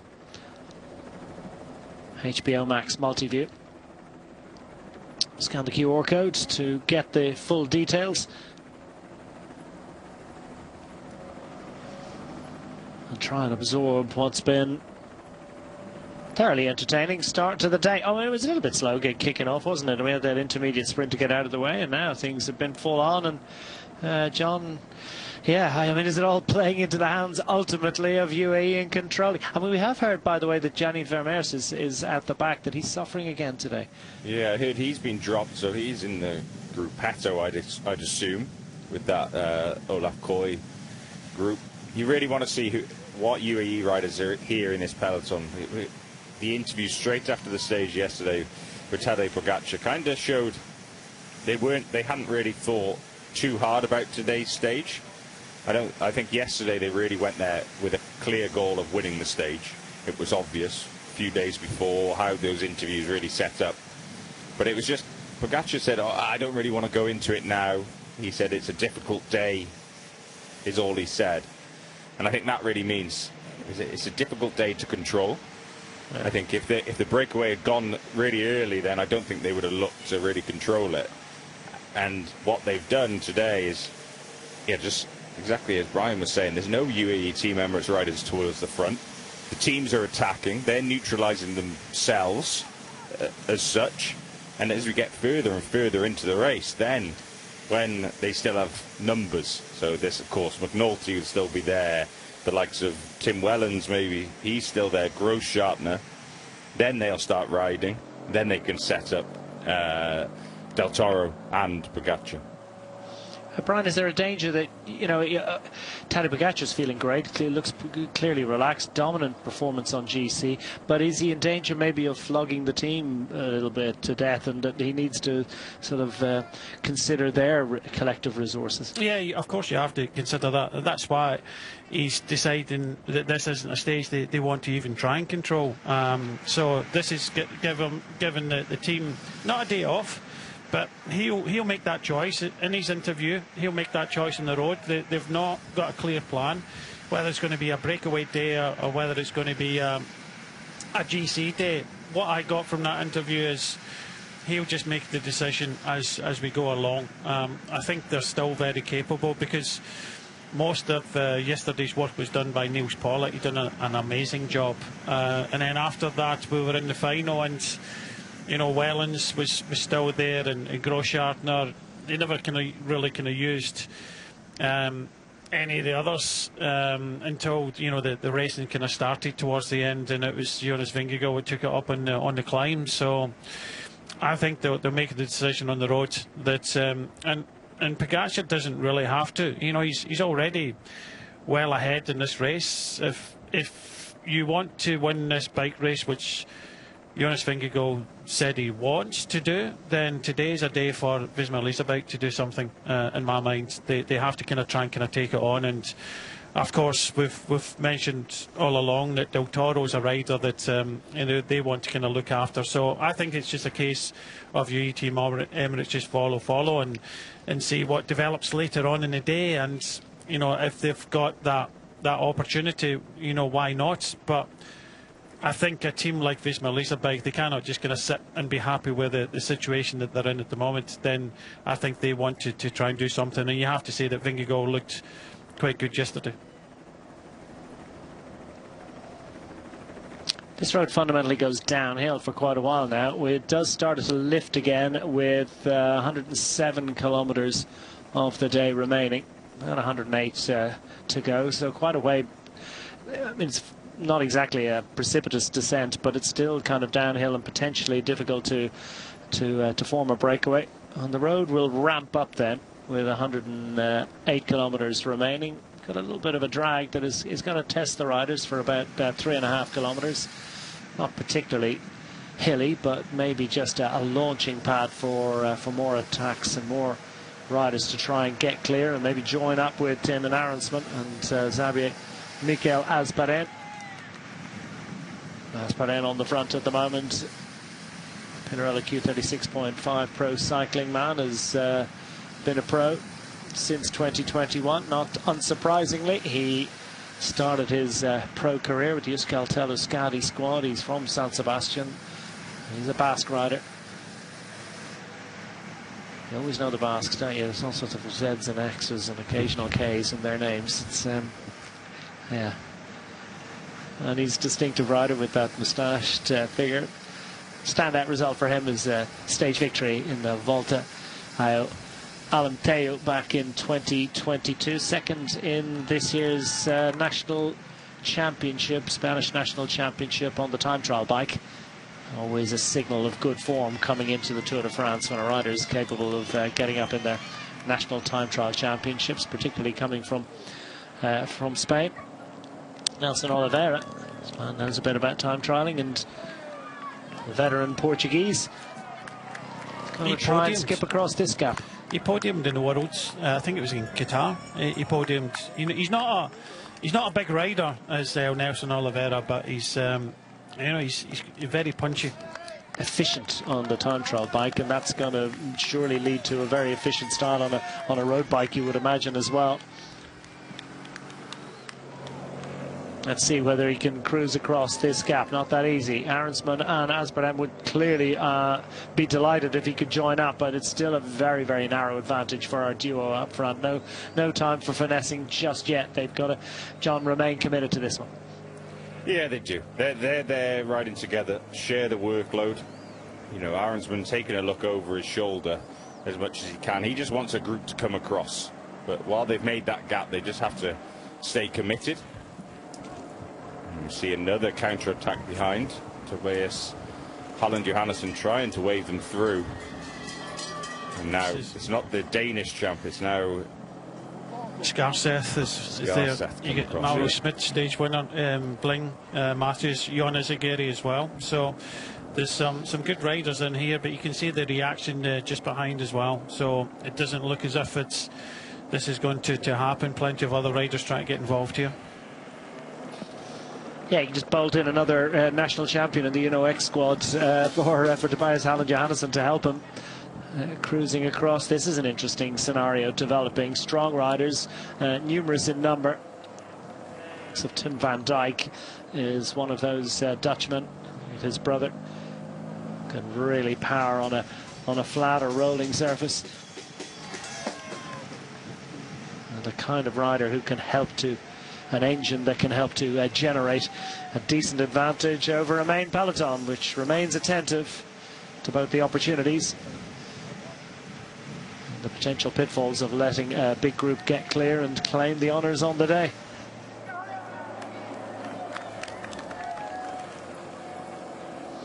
So let's ease up, says Timo Arensman, as he and Zaz Perrin wait for the arrival of Oliveira and the rest. Looks like we could have a little bit of a breakaway starting to establish itself. I'm going to take my leave of you for a little while, but Jonathan Harris-Bass is in harness. Cans on, ready to go for the next part of this enthralling stage. Looks like it's building up to be a good one. Well, thank you very much, Declan. Yes, it's also taken its time to warm up, but it really does look as though this break is starting to form properly. You've been past the Station des Rousses, now the Station Mondura. Gone past Nordic Combined and Nordic ski centres. This particular site is home to Europe's longest zip line, linking the summit of the Petit Montrond to the Col de la Fossile. The zip line offers a descent at nearly 120 kilometres an hour, maximum gradient of 37%. John, does that sound like fun to you? Yeah, I think as long as I was checked in and make sure I'm secured enough. It's nice going fast. Never actually been on a zip line though. There's a couple in Wales as well, but yeah, that one sounds like a good one. Yeah, I'm less sure. I mean, I've done zip lines, but just not that high up or that long or at that speed. So yeah, this is looking promising for these riders at the moment. Yeah, it is. The one team you can just see in the background, every time we get a glimpse of the peloton, it's the pink jerseys of EF Education Easy Post. And for sure, they're the team that have really missed out on this. They need to be in this breakaway. They are, they're really hunting that stage victory, and I think that's why we see them almost just now bringing this breakaway back.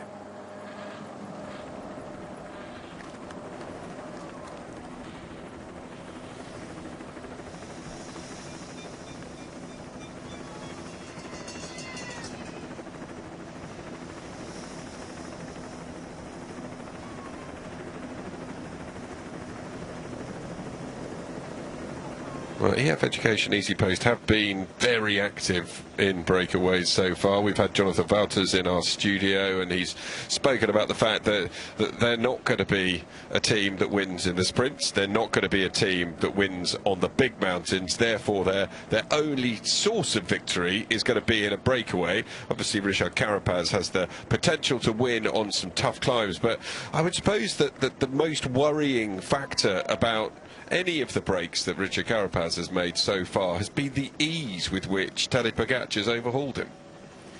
Yeah, I think that's one of it's on the forefront of everyone's minds. But yeah, it was interesting. The interview really from Geraint Thomas from Netcompany Ineos really just proved the point. If you want to win the lottery, you need to buy a ticket. Simple as that. If you want a chance of winning, you need to try and get in the breakaway. I think if you go toe-to-toe and wait for Carapaz to wait and try and beat Pogacar starting at the same time, then no, it's not going to happen. So yeah, try and get in the breakaway. You never know what can happen. Unfortunately, you never have that perfect plan or everything comes to detail, but you never know again, you get there, see what happens, and see what happens behind. If you're not in the mix, it always seems like when the day that you do miss that breakaway is the day that it goes all the way to the end. Two riders from Jayco Alila in here. We've got Michael Matthews and Mauro Schmidt, of course, winner just a few days ago. Only 8 teams have won on the Tour de France this year, and that, of course, will be playing on the minds of some of the riders. Tobias Johannesson, Timon Arensman, Raul Garcia, Jon Izagirre, Mauro Schmidt. We've got Skartset of Uno X there, Michael Matthews, Nelson Oliveira, Asparen Irzun and Van Dijk as well. But they are being hunted down, and that lead has not got any further than 10 seconds as they try so hard to drive forward on these undulating climbs. It's another tricky day, John, and one where, is there going to be any concern amongst the sprinters as this stage progresses that they might get timed out today, or do you think that they'll be feeling relatively confident? I think they'll be okay. With those, you get a good idea with the mountaintop finishes. You can really see and work out where you are at the bottom of the climb. And most of the time, if you get there and you ride in a really good pace, before you start the climb, you can actually ride up quite easily at the final climbs. The other way around, sometimes if you are against it, you then have to go full gas. But I don't see a massive problem. I think if you're injured or ill, then there will be a problem. But we saw that gruppetto form quite easily. So still the fight is on out in front on stage 15 of the Tour de France.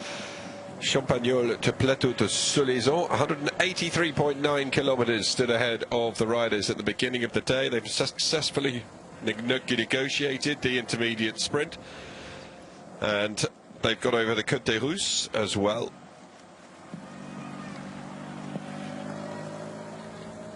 And now it's largely on the descent all the way down into the valley, and then they make their way along to La Salève Col de la Croisette, which a climb I'm not altogether that familiar with, and interestingly it was a climb that Sean Kelly did in his final ever Tour de France in 1992, and he has absolutely no recollection of doing it.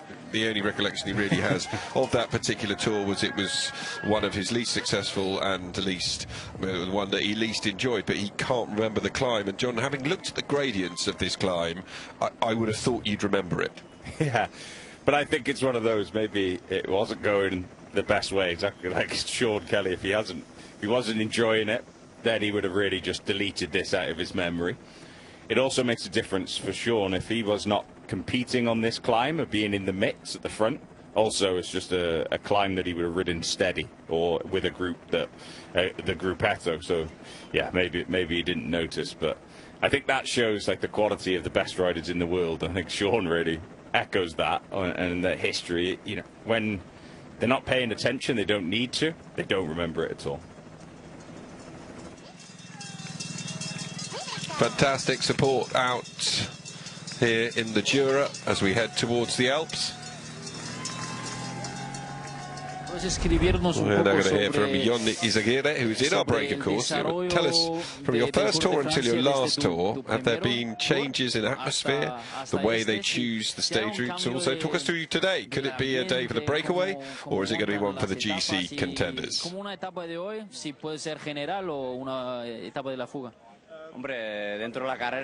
Well, within the race, the peloton has changed a lot.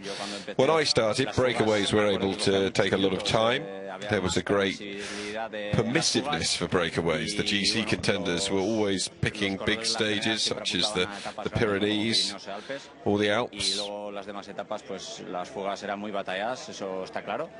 And in other stages there was a big fight for the breakaway, that's for sure. But they were able to take a lot more time. Nowadays it's difficult to see a big time difference between the bunch and the breakaway. When you take part in the breakaway, you are always about 2 minutes ahead because you always have an interest in controlling the breakaway. The race speed is really impressive as well. Almost every day we reach 50 kilometers an hour. There's no easy days on the Tour. Well, we're lucky enough to still have one Izagirre brother in the peloton, but we miss Gorka a lot. Do you talk to him a lot during the stages? Does he give you advice? Con él, si estás hablando con él durante las etapas, después de las etapas, y si estás diciendo unos consejos a ti. Yo también le echo en falta, I miss my brother a lot. We talk every now and again. He's in a different place now. He's been busy with some personal projects. He might be following the Tour because his children are very passionate about cycling. But I miss him a lot. And for sure, next year, both of us will be with our families in the Pyrenees, and we're going to support the riders. Y nada, pues lo dicho, también le echo muy en falta, pero bueno, el año que viene yo creo que estaremos los dos con nuestras familias, seguramente en el Pirineo, pues bueno, animando a los ciclistas. Pues entonces, mucha suerte a ti, Jon. Gracias. Thanks, man.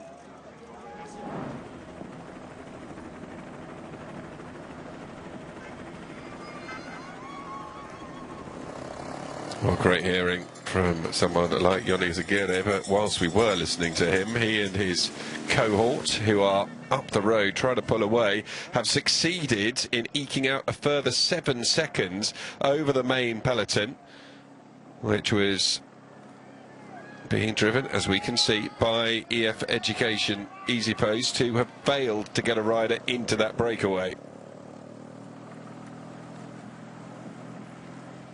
I know, that's exactly. It's just what EF Education EasyPost want to do now.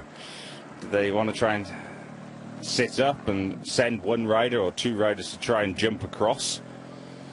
That's exactly what seems to just be happening on the screen. Healy now trying to go solo, try and bridge over that 20-second gap.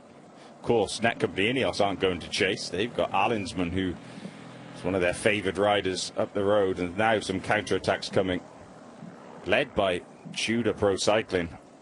Almost think now Alaphilippe, he jumps across, and then behind him it looks like Storer following another one of his teammates. But all this does now is really open the race back up. I don't think Healy was expecting the whole peloton then to start chasing and closing down.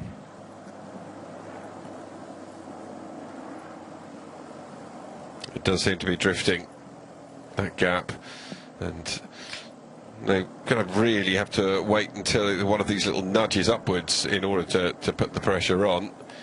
Tudor now come to the front. Movistar do have a rider in that breakaway. They've got a couple, haven't they, in Oliveira and Garcia, and they're 2 riders who have tried before. Movistar looking to end quite a long drought since they last had a victory in the Tour de France.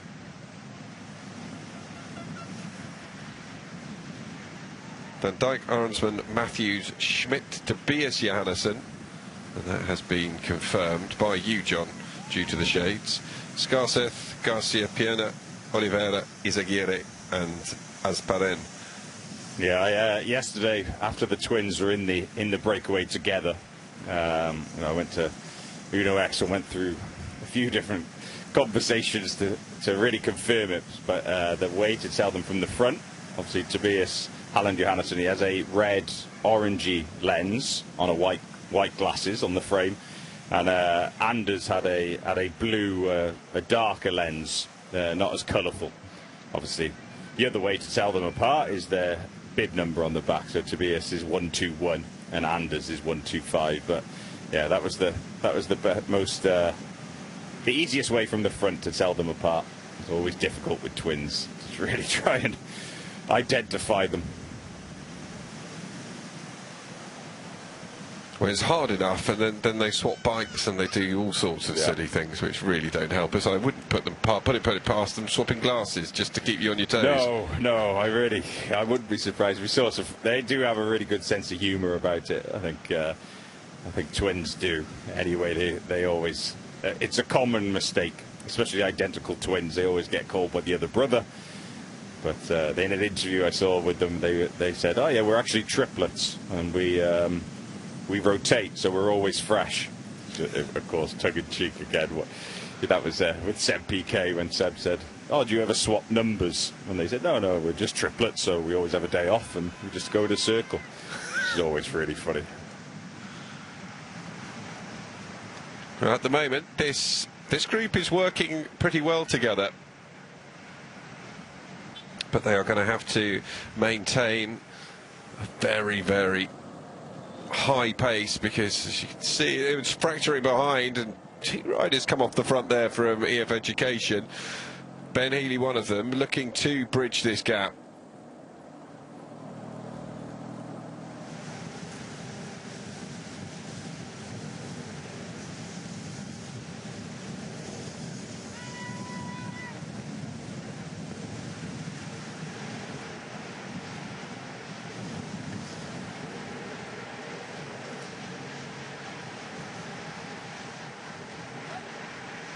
High pace as they fly through the Route des Sapins under the pine trees from the Jura across in towards the Alps.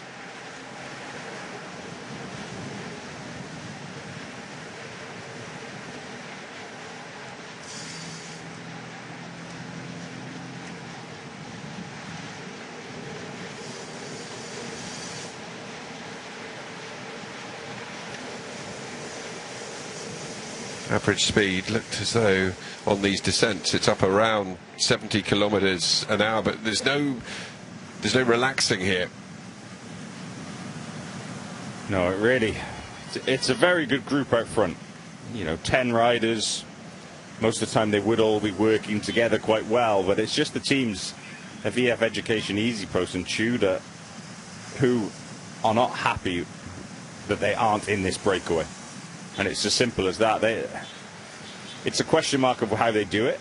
In a way, they just need to almost commit and bring it back all together and then go again, almost reset the race, and then try and get in the next set of attacks and set of moves. Or they just try and hit out with one rider or two riders to go across. But every time they do that, riders behind neutralize it, bring it back. So still at 20 seconds. And actually, when you look at the front of that chasing peloton, the team that we talked about how they'd have a hard day controlling things, UAE Team Emirates XRG, almost just sat back, sitting pretty, letting it happen. The rest of the peloton neutralizing themselves, and as we get closer and closer to the finish, it just brings that man Tadej Pogačar in more and more chance of going for victory today. La Croix du Reculé is the second highest peak in the Jura. That rises to an altitude of 1,718 metres. It's surpassed by just 2 metres by its immediate neighbour, which we've gone past already, the Crête de la Neige. And that 10-metre high metal lattice cross put up in 1892 by a blacksmith called François Naillet to assert the Catholic faith in the face of the Protestant lands of Geneva across the border. So religion never far from France, even though it's no longer governed over.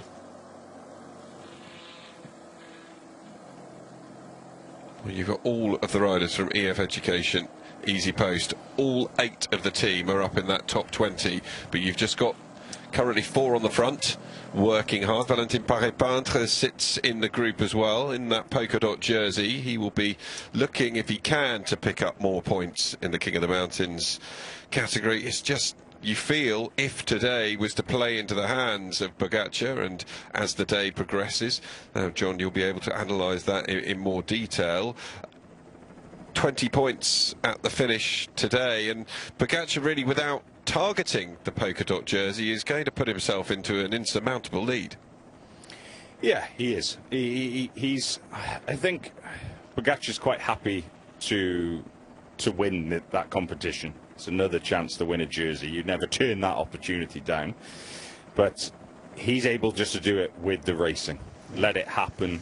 If he wins the stage, he gets up there, he picks up those 20 points. But Parapantra, yeah, really needs to be in these breakaways. And actually, for Parapantra now, it's actually quite nice. It's a good opportunity for him. The EF Education Easy Post need this breakaway back, and he'll be ready to go with that counter-attack that comes.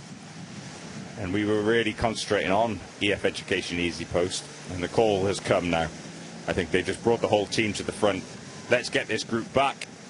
We use Michael Valgren, we saw on the front. Okay, this is almost Valgren's race. You need to bring this back, and then the rest of the guys can try and get in the breakaway. If they want to win the stage today, this is exactly what they need to do. And the call came from the team car, and I really think it is the right call for EF Education Easy Post.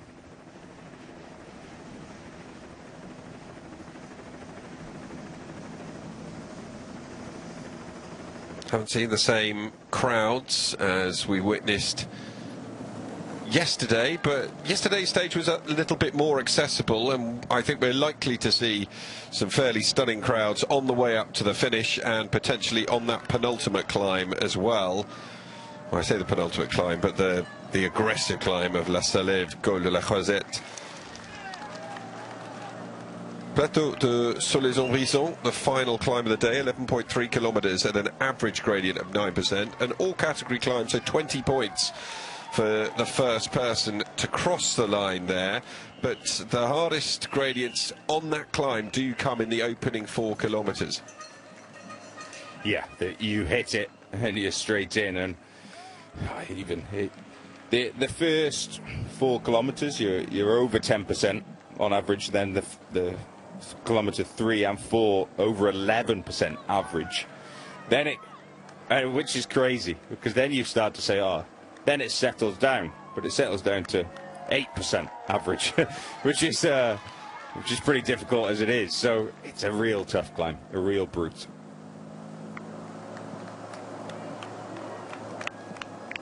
This is the EF Education Easy Post team, who are currently doing their absolute damnedest to get back across, and they're working slightly better together, because that lead that had strayed out to around 20% has shrunk back down to 13.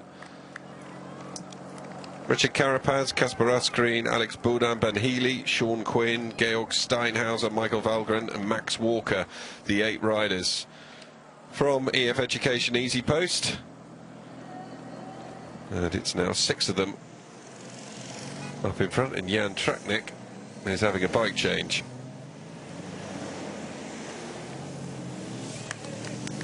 Yeah, we've seen him on the back for a little while, actually. He's just waiting for the right time to have that bike change. Gets clipped in, puts the head unit back onto this bike, and then he'll, like many others now, and try pair his power meter of his spare bike to his head unit.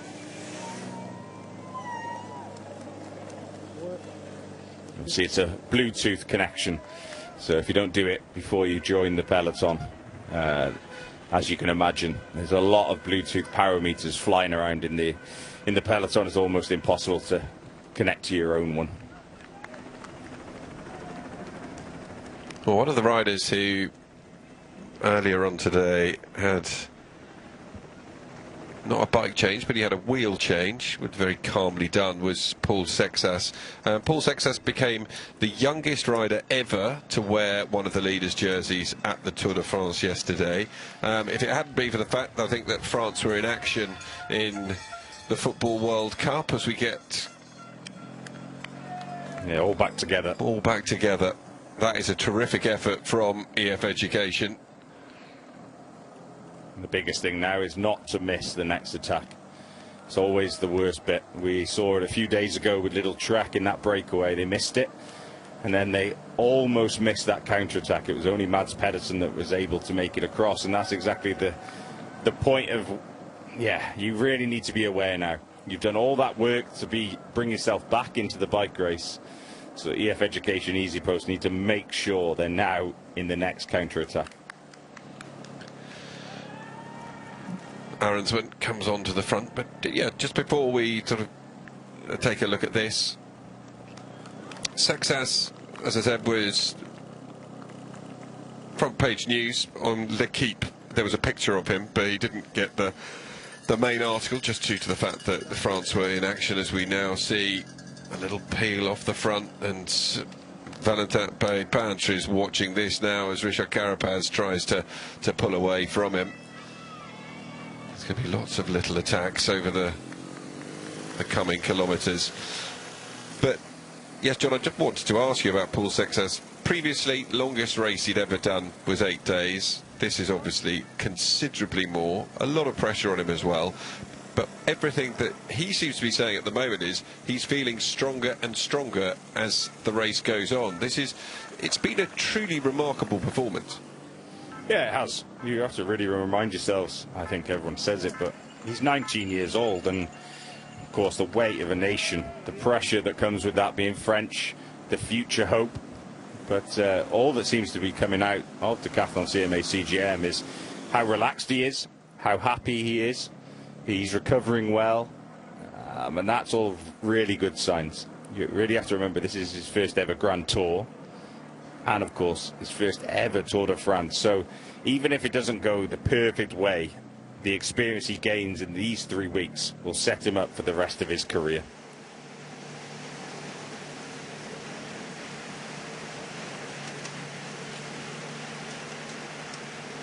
Tim Wellens sitting towards the back of this group, and the groups are starting to form out there at the moment. You've got Jan Tratnik, who of course had a bike change. He's 46 seconds behind the main group. Philip's group is, well, it's still well in touch, and they'll be quite content, but Tim Merlier's group has slid a little further behind. A hat-trick of wins for Tim Merlier on this year's Tour de France, a man who is delighted with his form, but also a man who turned around and said that he didn't expect there to be probably any more chances for him to win any stages, but that he was going to stick at it through the mountains. Nicolas Vinokourov comes to the front, and he starts to put in some pressure here on Ben Healy. Glance over the shoulder once again as the gradient ramps up once more. Attacks rain in.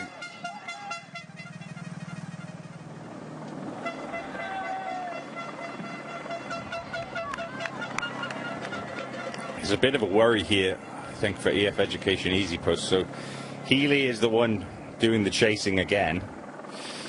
I think he'd prefer to be jumping across to a move.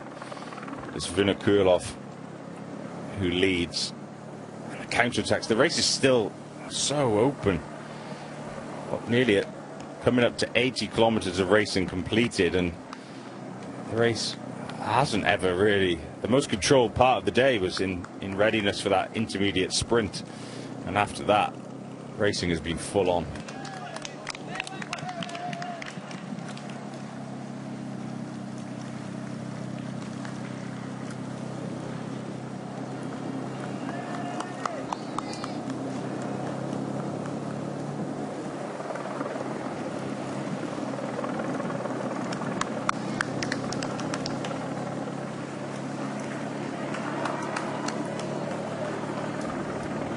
Well, Vinokourov continues to churn out some pretty decent efforts here.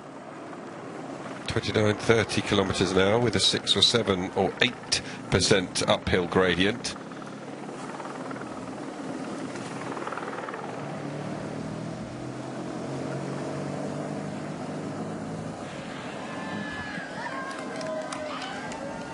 One of those days where there is not a moment to really stop and relax. And John, a nightmare day really for the peloton after 2 hard days. Well, a hardish day followed by yesterday, which was a really hard day, and then you go into this day, and yes, you know it's the day before a rest day, but it's another really tough day, and then you've got that whole week of really aggressive climbing to come in the Alps as well.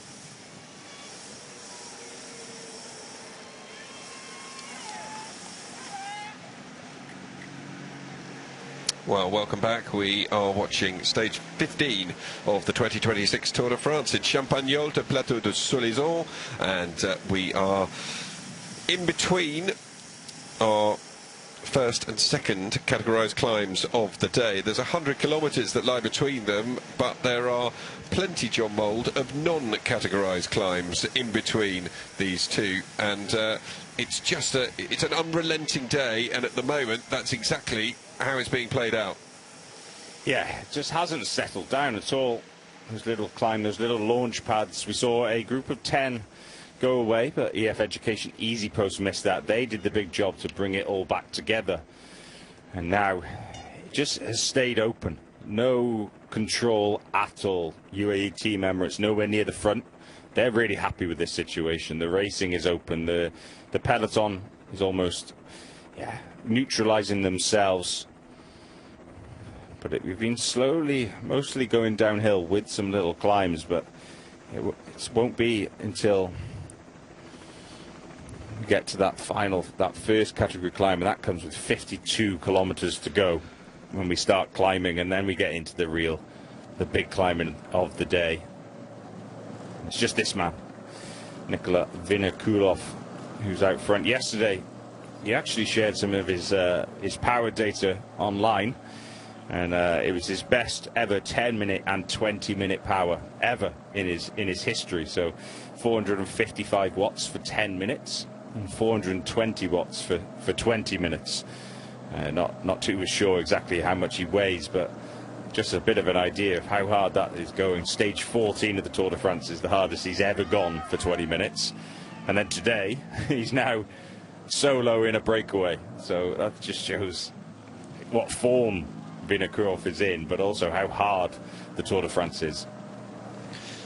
So hard, but I think that's a really interesting point that you pick out, John, because over the years of following the Tour, it emerges that there's a handful of riders who are clearly on outstanding form, and they go day after day after day. They're involved in breaks, they're involved in moves, and it just becomes clear who those riders are going to be. And Vinokurov hasn't really been that present in any of the breakaways so far, but clearly with that power output showed that he was on form, and now he's demonstrating it today. As we take another look here at the Pont des Pierres, which is the stone bridge. This is a bridge that was built back in 1910 for a tramway, as we see that the peloton themselves are passing by on a slightly higher plane, but that bridge was blown up in the Second World War, rebuilt in 1954. When it was built back in 1910, it was the highest masonry bridge in the world, which is quite a remarkable feat. Obviously there are plenty higher now.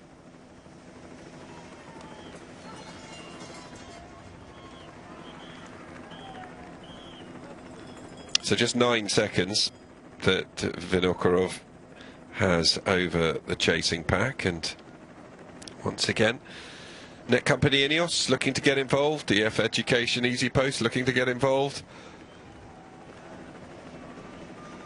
Bora Hansgrohe, Red Bull Bora Hansgrohe up towards the front, lots of teams, Jayco Alula as well.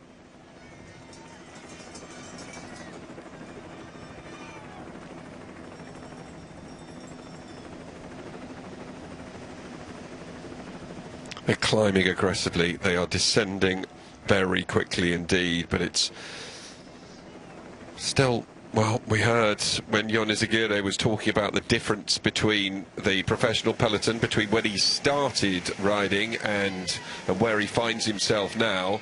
He just said that the pace is one of the biggest differences, and with consistently riders averaging around 50 kilometers an hour, and it's up at 48.3 today, John, and that's included a considerable amount of climbing already. Yeah, it's really quite scary how fast they go. 48 kilometers an hour average. I'm just trying to find exactly how many how much elevation gain we had. That's over 1,500 meters of climbing in the start of the stage to this point. So 48k an hour with 1,500 meters of elevation. It just shows how fast it is, and shows the riders' class. That's Niels Pollitt, the big German who's made it into this peloton as well. What a lieutenant to still be in that group for UAE Team Emirates.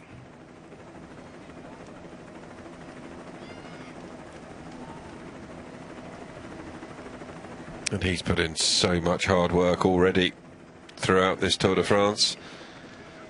They're getting a slight fracturing once again of the group, and about 9 riders have managed successfully to break away. This time there is at least 1 rider from EF Education EasyPost. I can't quite tell if there are 2 or if that's there are 2, and they're catching back up with Vinokurov. And behind there are riders trying to jump across, and there are teams that have missed this particular move, and they'll want to either shut it down or come back together, or manage to get some riders involved themselves as the intrigue continues. Nicholas Vinokurov's efforts are for nothing so far.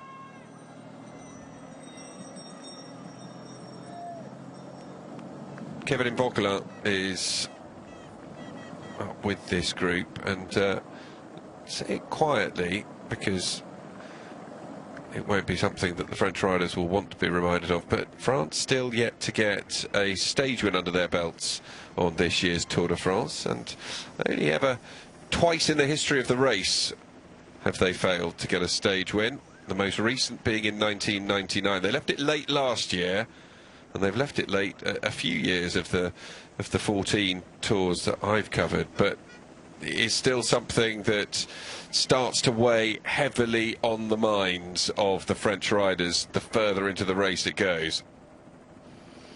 Yeah, it sure does. It's a difficult one. I think the one rider that really stands out that I really believe he could win a stage is Paul Sexas, but I think if he'd lost time on general classification, he was just hunting those stage victories, then yeah, he's in the mix, and he's shown time in last year now that he's able to win races. But when you've got Sexas, who is the greatest talent riding for general classification, the stage chances are really not on his agenda.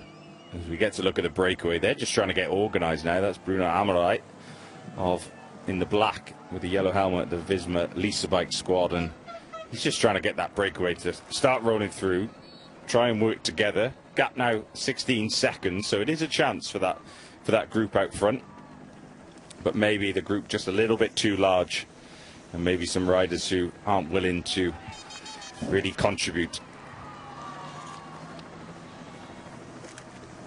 Well, it's a group that contains Egan Bernal, Van Velde, Voisard, Adam Yates, Kevin Vauquelin, Garcia, Martin Guionnet, Baudin, Schmidt, Paré-Peintre, Delettre, Healy, Campenarts, Kostiou, Amirai, Mohoric, Van Moor. We have Vinokurov and Van Dijk involved as well, but their advantage, that's a group of 23 riders, and Tom Pidcock, according to the Tour de France ticker, has sneaked in there again as well. Have a look out for him.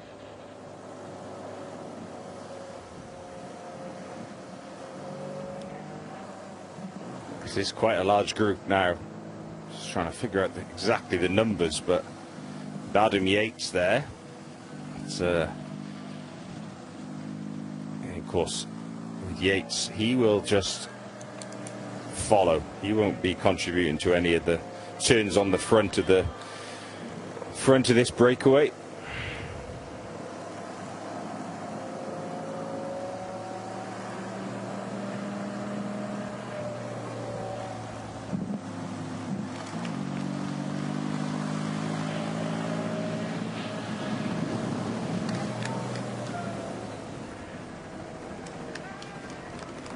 We come past the Valserine waterfalls. It's the translation of Les Pertes de la Valserine.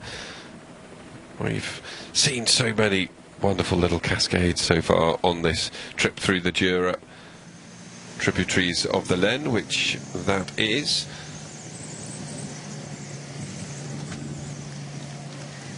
more concentrated here on this group.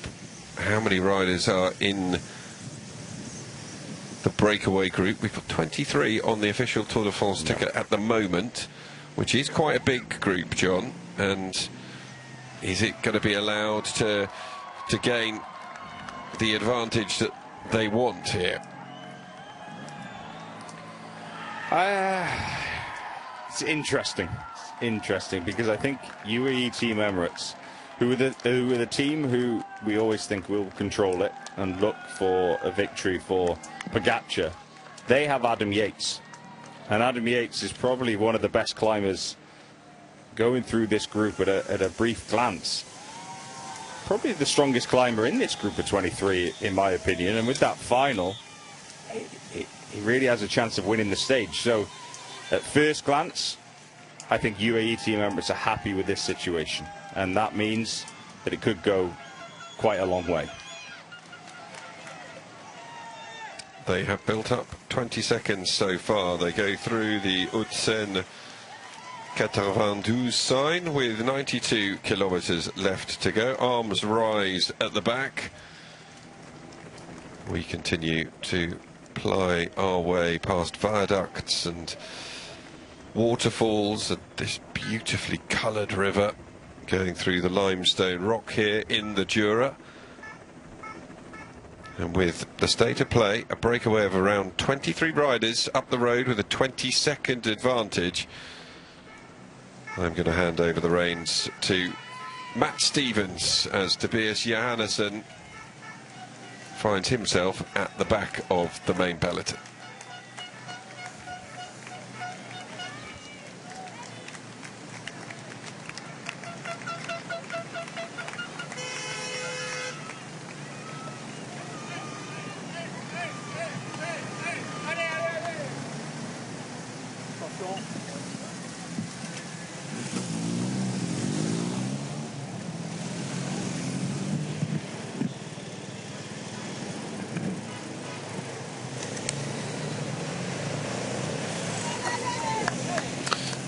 Quick wheel change there for Tobias Johannesson, and he's back on his way. Already with a bike change earlier on. This little group that's gone clear now, finally, with only 90.8 kilometres to ride, is building up a pretty healthy advantage, and here it is. Also furtive looking round, just seeing who's there. A couple of representatives, as we could see from yesterday's breakaway.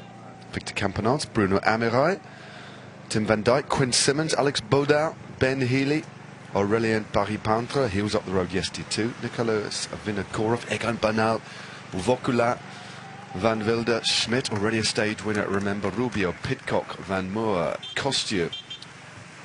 There's Yates just at the back, Van Wilder, there's Captain America, Quinn Simmons, Delettre, Bozard, William Martin and Brent Van Moor. Very interesting pick and mix of riders, and that lead is now building up. Jesper Philipsen just under 3 minutes behind in a group of the big sprinters, but an interesting move has formed here now.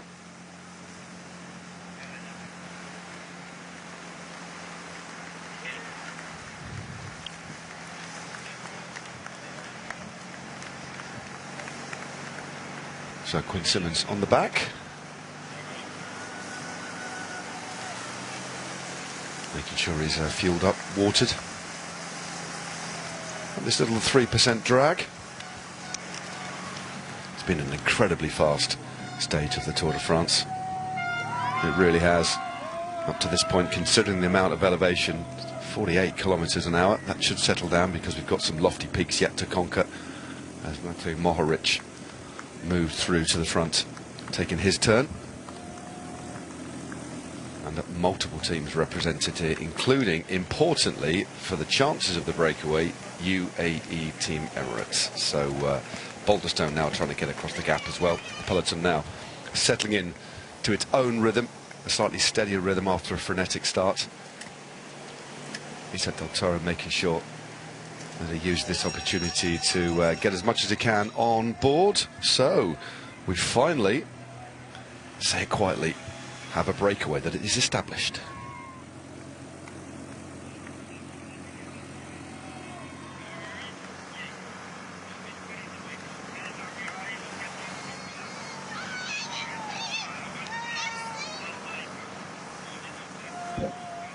Boulderstone looking like he's going to get across the gap. Good ride by the man from Caja Rural to finally latch on to the wheel of Ben Healy.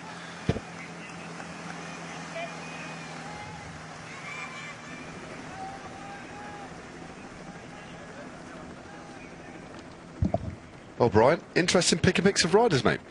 Yeah, very, very. It's been great racing so far, and you know, I think EF Education Easy Post, well, they missed that previous breakaway, almost in desperation, wanted to try and win this stage today, and luckily they've managed to get 2 riders in here. But an interesting pick of riders that have tasted success already in this race, but of the riders that are in here, I'm just going through. Lotto Intermarché have missed out. Uno X Mobility, Alpecin, Cofidis, and no surprise, Picnic Post NL.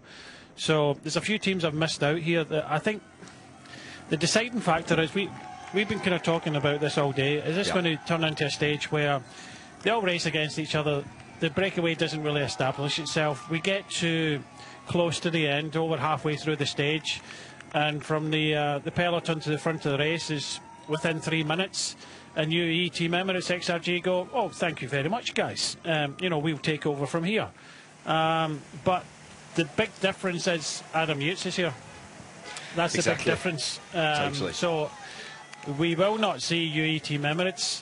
The best placed is, of course, Tom Pidcock again at 7 minutes and 59 seconds. He might be yo-yoing his way back into the top 4 today, Brian. You never know. Look, I thought he made a mistake yesterday in going with that breakaway. I think he paid for it in the end. I think today is a very difficult final. It's just one. He couldn't drop Mauro Smid in the stage at Mauro Smid on that final climb there. He tried. Yeah. I thought if he had the legs, he clearly looked as if he was the best climber in the group, but couldn't get rid of a lot of guys towards the top of that climb. And you know, no real surprise yesterday that he kind of lost a little bit. But yeah, we're set for an interesting final here. I was saying that I think Visma, Leasebike, will be thinking about doing something, and they put 2 riders, Armirai and Campanarts, in this group, and I'm talking about the first category climb of the Col de la Croisette. Short and steep, very difficult climb, and I think by putting 2 riders in here, they may look at this. But UAE Team Emirates having Adam Yates here, hopefully they'll give Adam the opportunity to try a stage for himself. Yep, you'd imagine that will be the case. They'll have to keep a close eye. Armirai and Campanarts, the 2 representatives from Visma, the team, of course, of Jonas Vingegaard. But given the slopes that we got, one would definitely think that the favourite from this group could be Adam Yates if he's on a good day.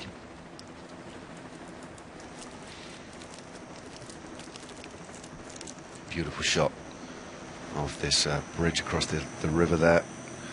You're, of course, watching stage 15 of the Tour de France from Champagnol to Plateau des Solaisons.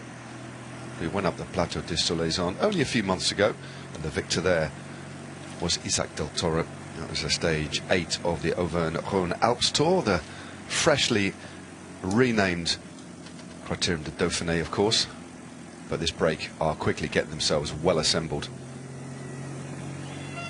And Tom Pidcock already, unsurprisingly, moving his way back up the general classification. But this doesn't feel... I agree, I think even Tom admitted it, and a couple of his teammates, even his DS said, even before the stage, suggested he might actually suffer today. But then Tom himself said he did make an effort. It's out of camera sight. I thought he just floated into the move, but apparently made a move across on his own, and that would have taken a lot out of him, in addition to the compounded by the difficult day he had before. He still sits inside the top 10, but I feel, Brian, I don't know what your thoughts are, objectives are just trying to get that stage win and then just seeing what happens after that. But the stage win, I think, for Tom now is massively important, and if that stage win brings with it another good place on the general classification, then you ride into that. But right now, getting that win, massively important for Tom, I think. Of course, it's very difficult, because I think when we were into Belfort the other day, they were saying they were looking at both. Yeah. They were looking at a GC and a stage, and that's so difficult to do, and he had the whole team kind of riding on the front. It's just Tom himself could not distance the others. I thought if he stood a chance of winning, it was a case of doing what Van der Poel did, getting himself in the breakaway, whittling it down in the last climb and going to the finish with 3 or 4 other riders. He's got quite a quick sprint in him, but unfortunately he wasn't able to do that, and he was outnumbered and outclassed in the end. There's nothing he could do in the run. He was on his own. So yeah, tactically maybe not the best if you're going for the stage, but you know, they did say they were going for the general classification as well. Yeah. So yeah, it must be difficult, but even from this situation, because Adam Yates is not going to do one turn at all at the front, so he's just going to sit at the back. But you have to say that we've got other quality riders in here.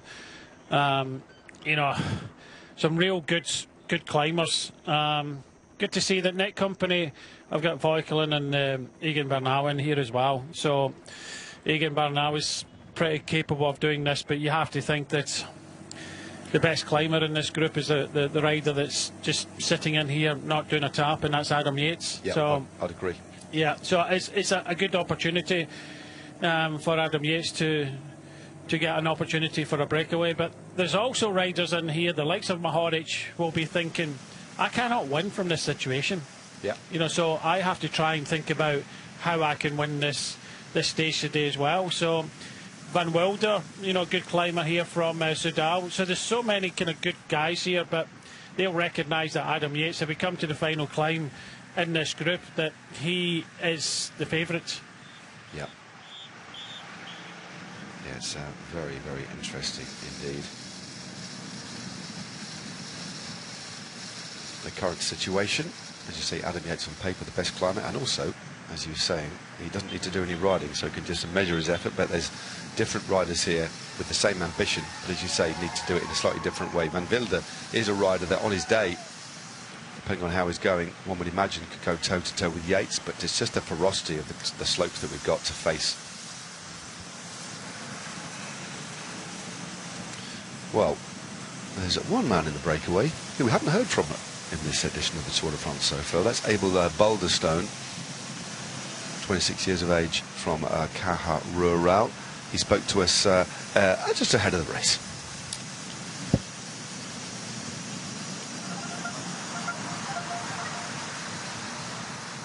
Abel Balderstone, cuéntanos cómo sigues, cómo te sientes en tu primera Tour de Francia.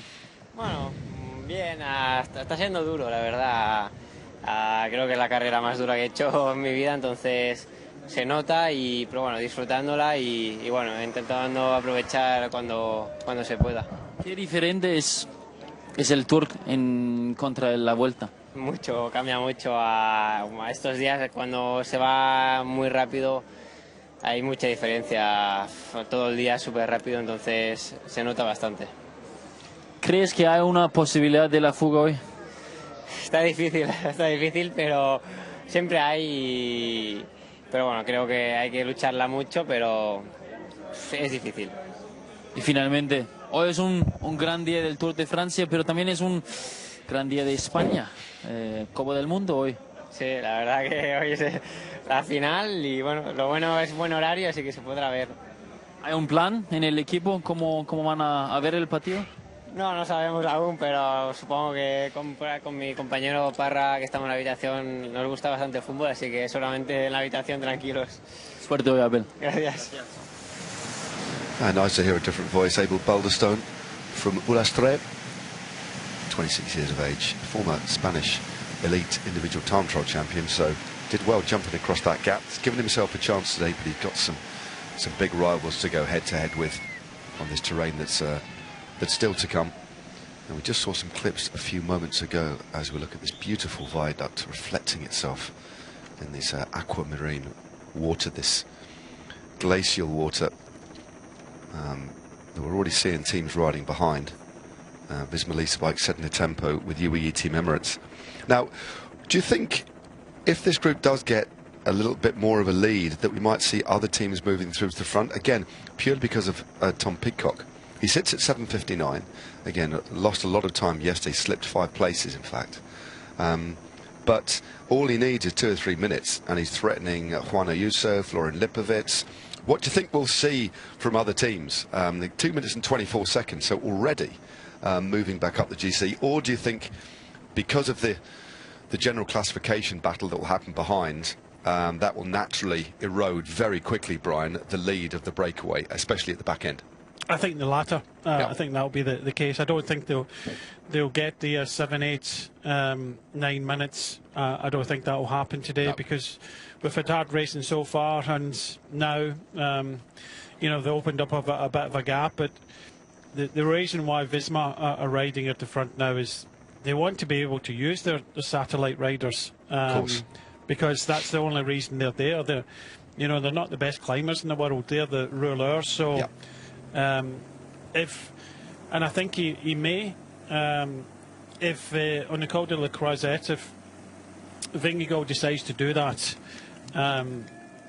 this is their plan, in my opinion, that he goes in the climb, he might take a few riders with him, because on the flip side, he would have been really worried about being outnumbered after there, because having none of his teammates with him. Maybe Kuss, not too sure, Piganzoli's got it, but I think the situation, having those two there, they want to give those two riders the time advantage to get over that climb, so that if Vingegaard goes, then he's got two real rouleurs to kind of help him to the kind of final climb of the day. So that looks as if that's what they're trying to kind of play out. Yeah. So I don't think this gap is going to go up. It might go up a little bit to nearer 3 minutes, but I don't think it'll go up to the numbers we were talking about when Tom Pidcock was in the breakaway a couple of days ago.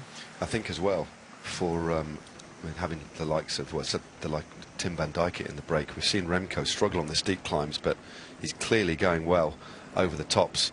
In fact, has taken time on 2 occasions out of Jonas Vingegaard in particular, and the rest of the GC contenders after being dropped. He's got such a good finish, but today with the finish that we have, there's going to be no opportunity for that, especially with the double-digit gradients. It's just going to be about damage limitation.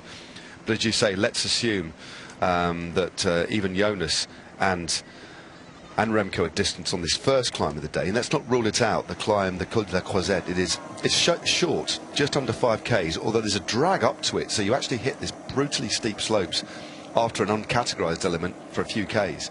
Just under 5Ks at 11%.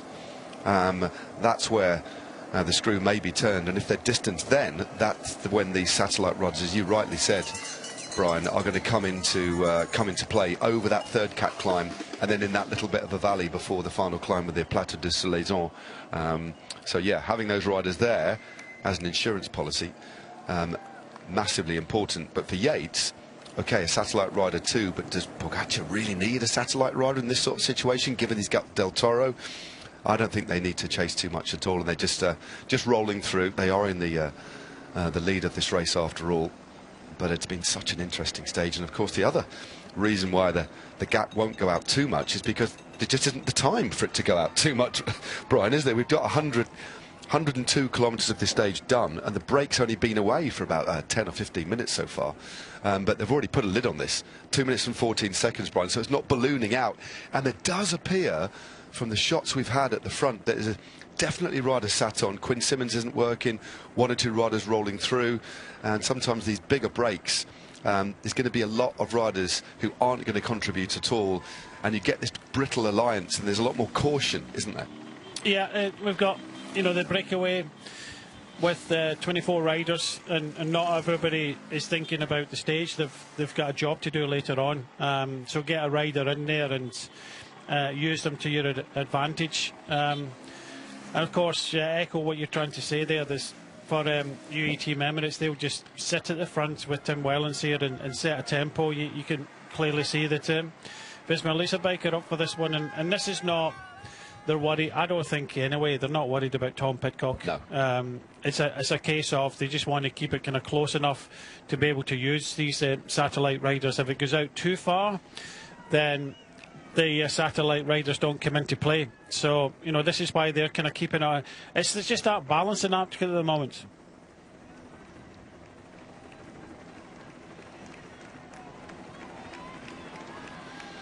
Yeah, it certainly is a balancing act. So 2 riders on the front, Tim Wellens of UAE Team Emirates XRG.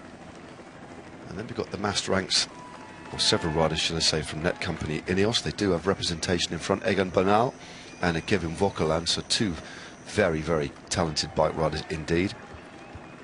Bernal, the best of the two, sits at 15 minutes and 55. The best placed rider, as we've talked about in the breakaway, is Tom Pidcock. He's at 7:59, and importantly for him, he has the Belgian Brent Van Moor with him for company as well. Let's not rule out the likes of William Martin, very experienced climber, and does a lot of this yo-yo. It's not so much a GC play for him. He's done that in the past, hasn't he, Brian? Got him moves, ended up in the top 10, lost time, then bounced back up again. One of the most yo-yo-y riders back in his heyday. But again, on his day, we'll really like the look of this this finale. And then we've got Aurélien Paris-Pintre. As we look at this man, what a day he had yesterday in the white jersey. I don't know if you managed to hear, Brian, the interview we had with Luke Rowe ahead of the stage. You know, he's doesn't apparently say too much in the team meetings, but what he said is very clear. And again, we have to remember, he's still such a young man, and that confidence on the bike is different than confidence off the bike, isn't it? He's with a lot more experienced riders around him, so he's akin to listening. Yeah, what a proposition France have. By the sounds of things, because we don't get to hear all the stuff that you've got on the other side, but by the sounds of things, what I see is he's able to absorb everything that's happening at the moment, which is a good thing. Nothing, I think he's kind of focused on what he has to do. Of course, you could see when he punctured the fans outside the road screaming his name, and he seems to be very unfazed with that.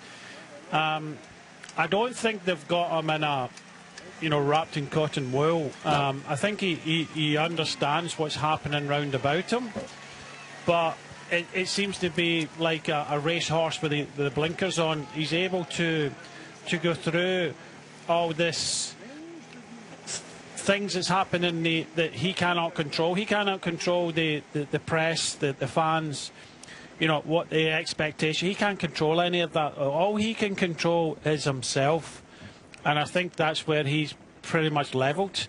That he's a sort of rider that is quite quiet. He's not vocal in the bus.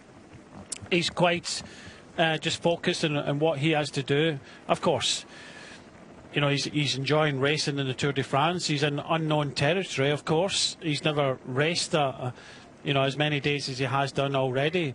But what I saw from him yesterday, he's definitely the real deal.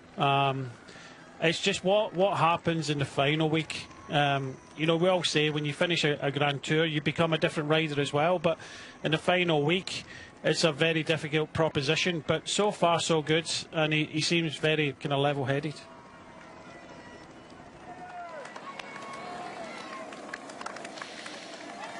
Yeah, Paul Sexas definitely level-headed, talented, and as Brian was just saying, every single day is an adventure, a new experience. Has never ridden this long. But earlier on, we heard the little radio clip that was thrown in. I feel super good. My legs feel super good. Don't worry, I don't need to take a bike change. This was early on in the first climb. Eventually, was brought back into the fold by Dan Uller. On a few occasions, he was telling Uller just to slow down a little bit, not to panic. But a really mature head on young shoulders. And I think these steeper slopes as well will suit him. We didn't really get to see how he would function on the climb of the Col de la Salaison because he crashed in the Rhône-Auvergne Alps Tour, and it was all down to Del Toro. Dominant performance from him. But his grandparents do live in the area, and we know that he has ridden the climb on numerous times in the past. The Tour de l'Avenir has been up here a couple of times as well. So it's a climb that he knows well, knows the sort of effort. And just another, I know you didn't get it, you weren't across the interview that we had with Luke Rowe, Brian, but it's a really interesting point. I asked Luke, who was at the buses with Hannah Walker, was it the plan yesterday to go hard on the climb with Nicolas Prodhomme and Thies Benoot? He said, yeah. He said, on the steep climbs, we want to make sure if there's a team on the front and it's above a certain power, that's fine. But if it drops below a certain power, Paul likes it to be very difficult at the first part of a climb, which was quite insightful. That's why they took it up, just to maintain it, because they thought it was a little bit too easy. Then ultimately it was Jonas Vingegaard and Sepp Kuss who took it up after that. But that just shows the confidence of the young man, doesn't it? That he's willing to ask for an increase in power against some of the best riders in the road on steep slopes. The thing is, and you know this, that you can just be sucked into, you know, let the others do it. Yeah. We see it happen all the time. The fact that he is prepared, that's why I'm saying having these blinkers on it. He's all his focus is on is himself, and that's what you have to do. If you want to increase the speed, you put the riders up there and ask for that. Many others would have just sat back and went, okay, this is a bit easier. I'm just going to sit here. It's not up to us. It's up to UAE Team Emirates, and you know, you can kind of leave it all up to them. But why? You know, you can just take them on, and I think we may see Visma Leasebike try to do something similar today with Vingegaard. I think that's the way it's going to set itself up. But yeah, just have a crack. Just don't be frightened, and that's the thing. He's quite prepared to test himself. A 19-year-old in his first Tour de France, big hope on him, and you know, you think that most would have just kind of sat back and followed, and just like, well, I don't know how I'm going to feel tomorrow or the next day. What he's doing is very kind of level-headed and mature of his years, that he's prepared to just do what he feels and what he wants to do, and you often don't get that. Yeah, that was exactly why I wanted to pose that question. But yeah, he's very, very sure of himself, but goes about things in a business-like way. And we'll certainly see. I think today, without a shadow of a doubt, we've had some big climbs, of course. We've been into the Pyrenees, we've been over the Tourmalet, but we didn't finish over the Tourmalet. And I think today will be the biggest test of Paul Sixas's career at this level, with the finish that we have. Even accounting for a break staying clear, there will be more movement on the general classification. And I do think, I mean, again, I don't know really if Tadej Pogačar needs to put any more pressure on, especially if there's a breakaway up the road. He might want to try and go clear, but the rider that needs to take time out of the rivals nearest to him on the general classification is Jonas Vingegaard, because of the threat of Remco Evenepoel, who's riding this race in a slightly different way. He's looking strong, and with the time trial after the rest day, you wouldn't put it past Remco putting quite a chunk of time into Jonas Vingegaard. We shall see. It's an interestingly poised race, and before we actually started today's stage, we'd done under half of the climbing of this Tour de France. So all the real climbing starts today. As there's a little bit of movement at the back here. This is the front group. This is our breakaway. 24 riders strong. I think this is the fight to sit on the back. Yeah, they're taking each other out the back, aren't they? It's so funny to see. But we've all been there, Brian, haven't we? We've been the riders taken out the back, or we've tried to take other riders out the back. It's as old as cycle racing itself, isn't it? This sort of tactic. Anyway, Florian Lipovic is sitting highly on the general classification. Third place last year. Let's hear what he said ahead of the start today. Ja, Flo, guten Morgen erstmal. Gestern sehr, sehr schwerer Tag. Am Ende, glaube ich, mit passablem Ausgang für euch. Kannst du uns mal so ein bisschen mitnehmen, vielleicht in die Kommunikation zwischen dir und Remco, aber auch zwischen dir und der sportlichen Führung dann zum einen als Remco ein bisschen reichen lassen, talking about auch dann als ihr zusammen wart. Communication with him and Remco ahead of the race. Klar, wir versuchen ja alles. We'll try everything we can to be on the podium. Podium mitzufahren. Ich habe am letzten versucht einmal to attack on the last climb. I felt pretty fast, but my legs weren't ultimately good enough. So from then on I was fully on the limit until the finish. It was good that Remco could join us, and we managed to limit the damage. war es gut, dass Remco wieder zurückkam und in the end, ja, und dann haben we can be happy we didn't lose too much time. And today will be a very tough day ahead. The final climber managed to recon actually after Tor Romandy. So I think I know what to expect today after that recon following the Swiss race. Worauf wird es da ankommen? Ich glaube, am Anfang ist es besonders schwer, aber es wird nicht wirklich leicht. Ja, ich meine, die ersten Kilometer sind ja ziemlich steil. Oben raus wird der Berg ein bisschen einfacher. Ich denke, oben raus wird es mir auch ein bisschen mehr liegen mit meinen paar extra Kilo, die ich ja im Vergleich zu den Bergfahrern mitschleppen muss. Und deshalb ja, muss ich schauen, dass ich unten so gut wie möglich mitkomme. Und dann hoffe ich natürlich, dass die Beine heute ein bisschen besser sind wie gestern.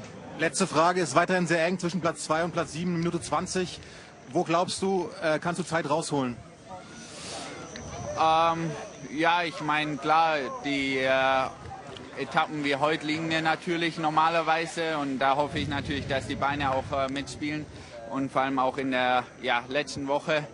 Und dann mal schauen, ich denke, das Zeitfahren am Dienstag natürlich wird eher schwer für mich, aber im Endeffekt müssen wir natürlich als Team schauen, dass wir ums Podium mitfahren und ich denke, ja, irgendwann wird dann auch die Entscheidung fallen und ich denke, Remco hat bis jetzt gezeigt, dass er super in Form ist und ja, ich hoffe mal, dass wir auch oder dass er seine normale Performance im Zeitfahren am Dienstag abrufen kann und ich denke, danach sehen wir weiter. Dankeschön, viel Erfolg für heute.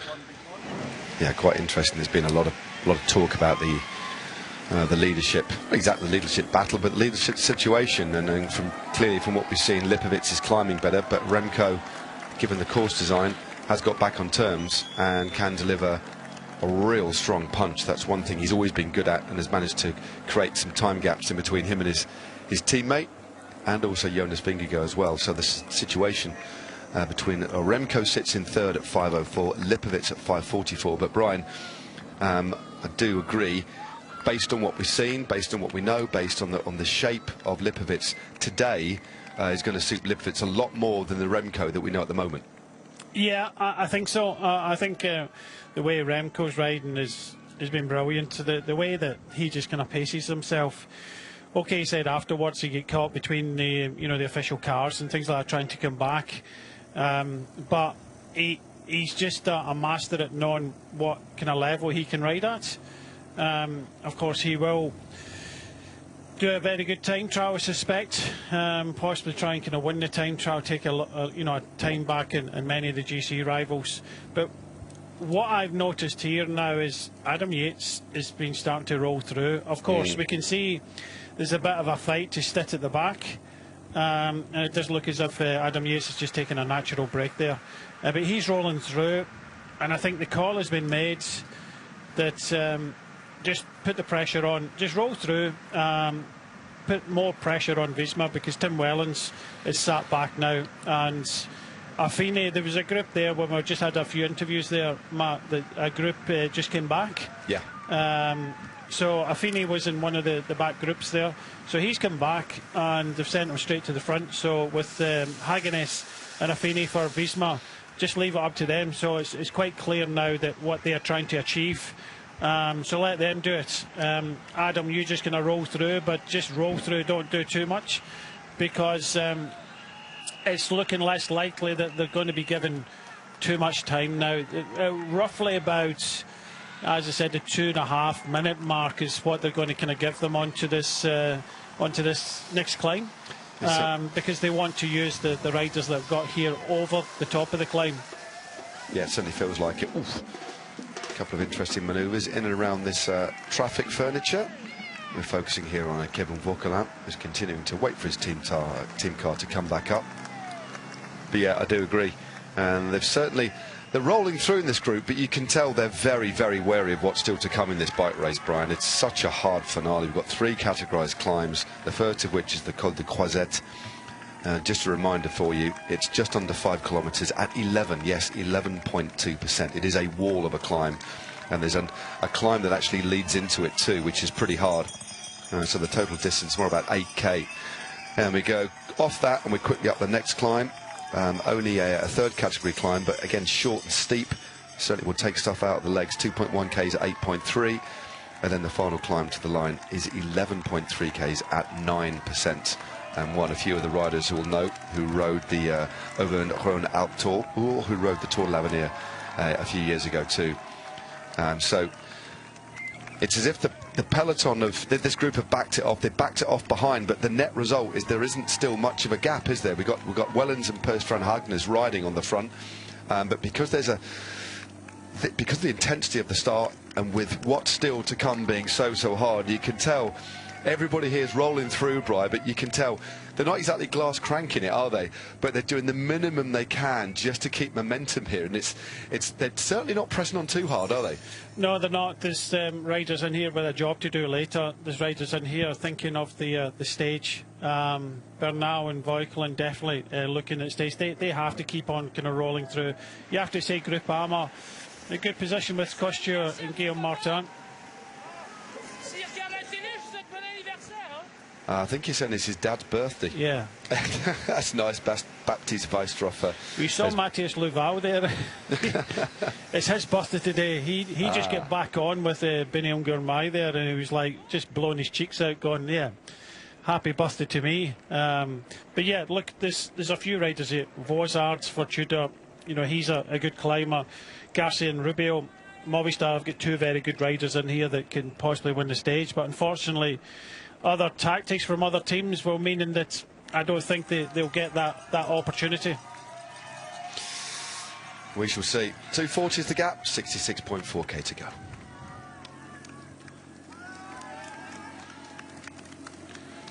This is one of these little... Most of the breakaway is not interested to work with Pidcock.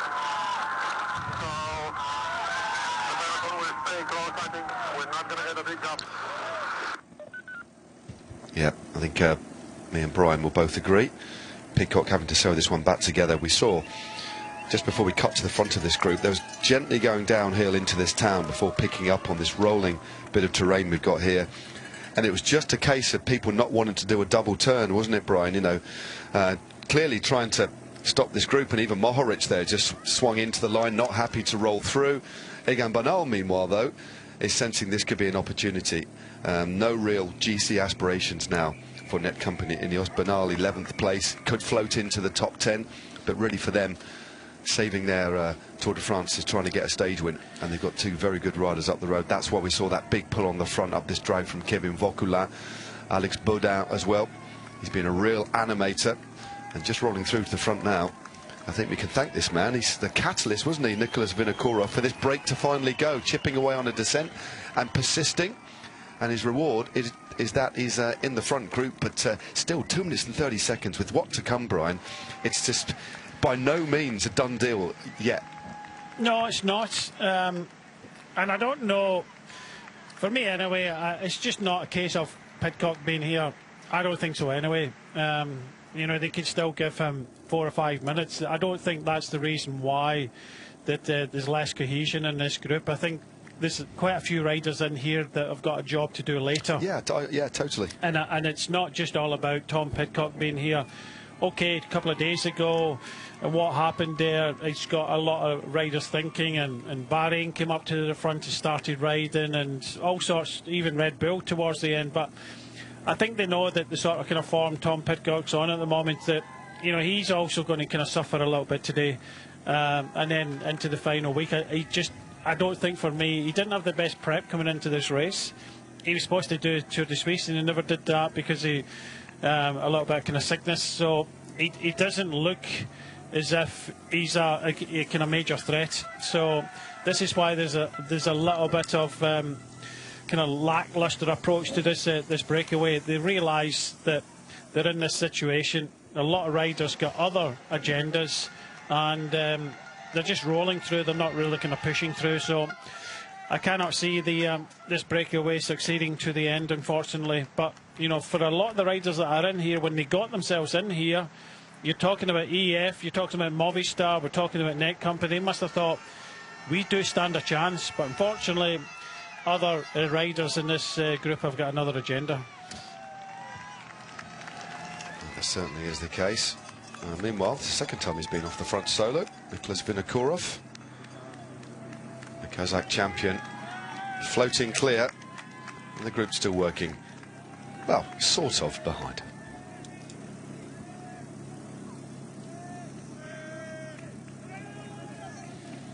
We're just on a little bit of a drag before we drop down and to commence the next climb of the day. Despite the big elevation we have, just around 4,000 meters in total. It's pretty much backloaded today, so 3 categorized climbs still to climb. First cat, a third, and the all category ascent to the finish line, which takes us over 1,500 meters. But Nicholas Vinokourov just sticking with this individual effort. Interesting little move here, Brian. What do you make of it? I mean, is it a good idea just to keep pressing on with this one? Because there's nobody looking like they're going to chip across. It'd be best advised really to knock it off here and just get back in the group. I think that's what he's trying to do, but I think just as we heard from Mate Mohoric, there's a lot of riders in here that they want to try and have a go for the stage, but unfortunately there's a lot more riders just not willing to commit themselves here, and it's just a little bit of frustration here from Vinokourov. Yeah. There will be several riders that are frustrated, that's for sure. But Brent Van Moore is about to bring things back together with Pidcock on his wheel. Ilan Van Wilder just behind him. Ben Healy not too far away, sat in the wheel of Mate Mohoric. Right, we're going to hear from Romain Bardet, who's just behind the brake on the motor. We have a really big group in front, but the collaboration in between the riders is not really good. Maybe they are scared about Tom Pidcock. But now that we have also the information that Visma Lease a Bike is putting behind, showing their intention to contest the stage, and they are pulling behind, and in front Victor Campanert and Bruno Amiral are still making turn if they want this group to stay clear, because Victor Campanert and Bruno Amiral, they need some times before on the bottom of the next climb to survive, and then to be able to help their team before the final climb. So there will be a good relay for the team ambition on that day. That's why they try to also make this group in the front working as a unit. Back to the commentators. Thank you, Romain. It was good to hear your point of view, pretty much mirroring what myself and Brian are saying.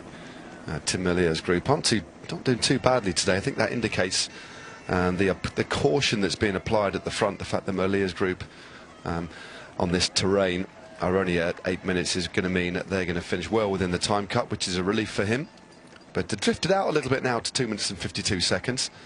And it won't be long actually before we do drop down and commence the next climb. We've only got about a kilometre or so, kilometre and a half before we crest this little drag, and we drop down into the valley, and then we commence the climb before the climb itself starts. Les Célèves, the Col de Croisette. It looks as if the organisers, ASO, have sought out a couple of the steepest climbs in this region and added them to the agenda. It is going to be a very, very tough finale today, and I'm just wondering what team might take it up on this first climb from the peloton. Let's count out the breakaway for a minute. Do you think there will be a team that wants to set an infernal pace on the climb, the likes of Sexas, or what do you think? I think Visa mentioned it earlier on in the broadcast that I really do think that this is that's family. We've not seen that. Net Company rider just pulled over to the side of the road to see his family there. Not too sure who it was. Yeah, because Vauquelin's up the road. Dorian Godon. Could be, it's the only two Frenchmen in the squad, so you imagine it might have been him. Yeah, it's just a nice moment there. Yeah. We don't often see that at all. But I'm just looking. Dorian Godon's there, so it must have been someone else, because you've got to remember that, and we had it quite a lot. Serge Pauw's wife came along, or I think it was girlfriend at the time, so they know where their family is. So it'll be interesting to see who that was. It came out to see their papa. I don't think we're going to see it on our cameras. But yeah, look, I think it's going to be Visma Leasebike. They're already kind of showing it at the moment. So yeah, I think they will take it on, and it's not just the it's just not the steepness of it. The road surface is quite heavy as well. Majority of it is in the trees, and I'm just looking down and talking at the same time that I think it might have been Kwiatkowski. He's not towards the front, so it might have been Kwiatkowski stopped there just in the left-hand side to see his family. But yeah, look, this climb is short, steep. It's quite a heavy surface as well. In the last 500 metres, it kind of opens up, but yeah, it's going to be a tough one, and I think it is going to be Visma Leasebike that will take this one on. Yeah, I am minded to agree with you. Again, just to set the decent tempo, just to try and put the other riders around Jonas Vingegaard under a little bit of pressure, and we're seeing some pressure applied in the breakaway here. 60 k's an hour plus on this flat section. They're over the top of the climb, this uncategorised climb, well, long drag essentially. And now we continue on the flat briefly, and then we drop down to the foot of the next climb on the menu. And it's Brent Van Moor who's doing a lot of the driving here, clearly trying to open up an advantage. Tom Pidcock sat neatly in his slipstream. Hasn't changed for a while, actually. When we saw the front of the group 5 or 6 k's ago, it just seems to be the same riders at the front. Pidcock is purely using or getting Van Moor to do the vast majority of the work here, because Ila Van Wilder was there, Healy was there. It's pretty much the same formation that we saw earlier.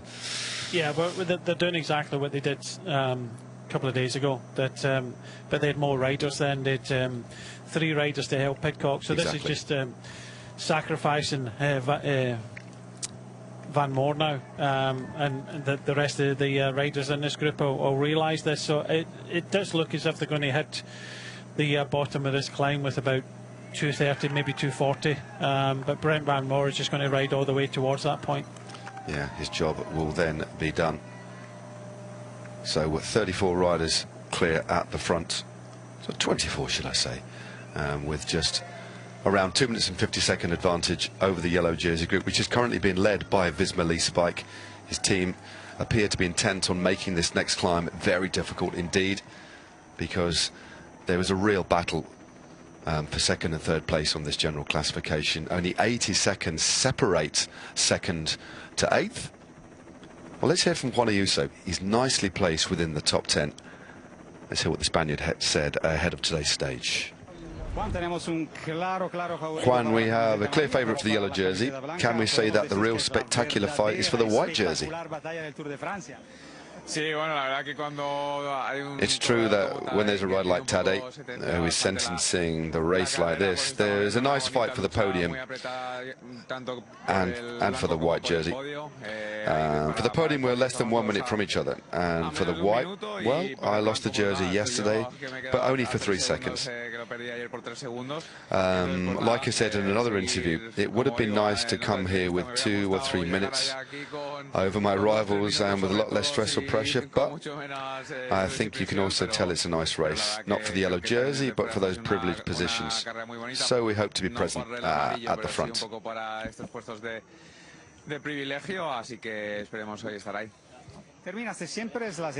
You always finish the toughest stage on this tour, saying you're a bit at the limit, but you always had good legs and you never lost too much time.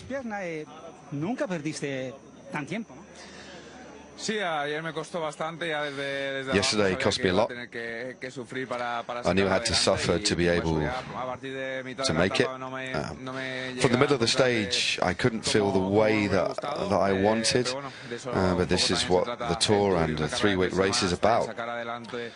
I don't think that it was such a bad day, but you've got to get through these days. It's not always plain, it's not always simple. But today I hope to have a bit better sensations to win back the time that I've lost. Good to hear from one of you. So certainly seemed pretty upbeat, that's for sure. Big job to do today, and the biggest test, I think, for the general classification contenders. I do think we'll see bigger fissures, bigger gaps in the top 10, and it was indeed, that was a great spot there, Brian. It was indeed Michal Kwiatkowski who stopped at the side of the road. You can just see a little kiddie there in the replica Net Company Ineos kit, so that was a very acute spot by yourself there, Brian. Right. We have 55.8 kilometres to go. We have 24 riders up the road with another big climb coming up. Les Salèves, the Col de la Croisette, a short but certainly not sweet climb. And to take you through what may or may not occur on that climb, I'm going to hand over the reins back to Mr. Declan Quigley. Thank you very much, Matt Stevens, for your help for the last little while. This has been a fascinating stage. It's been certainly a very fast run stage, hasn't it, to this point in the proceedings. Barely have these riders had time to catch their breath. Michał Kwiatkowski with a brief moment, though, and yeah, he's had a chance just to smell the roses, take in the sights, say hello to the family. Everyone else, though, is head down and gunning for glory.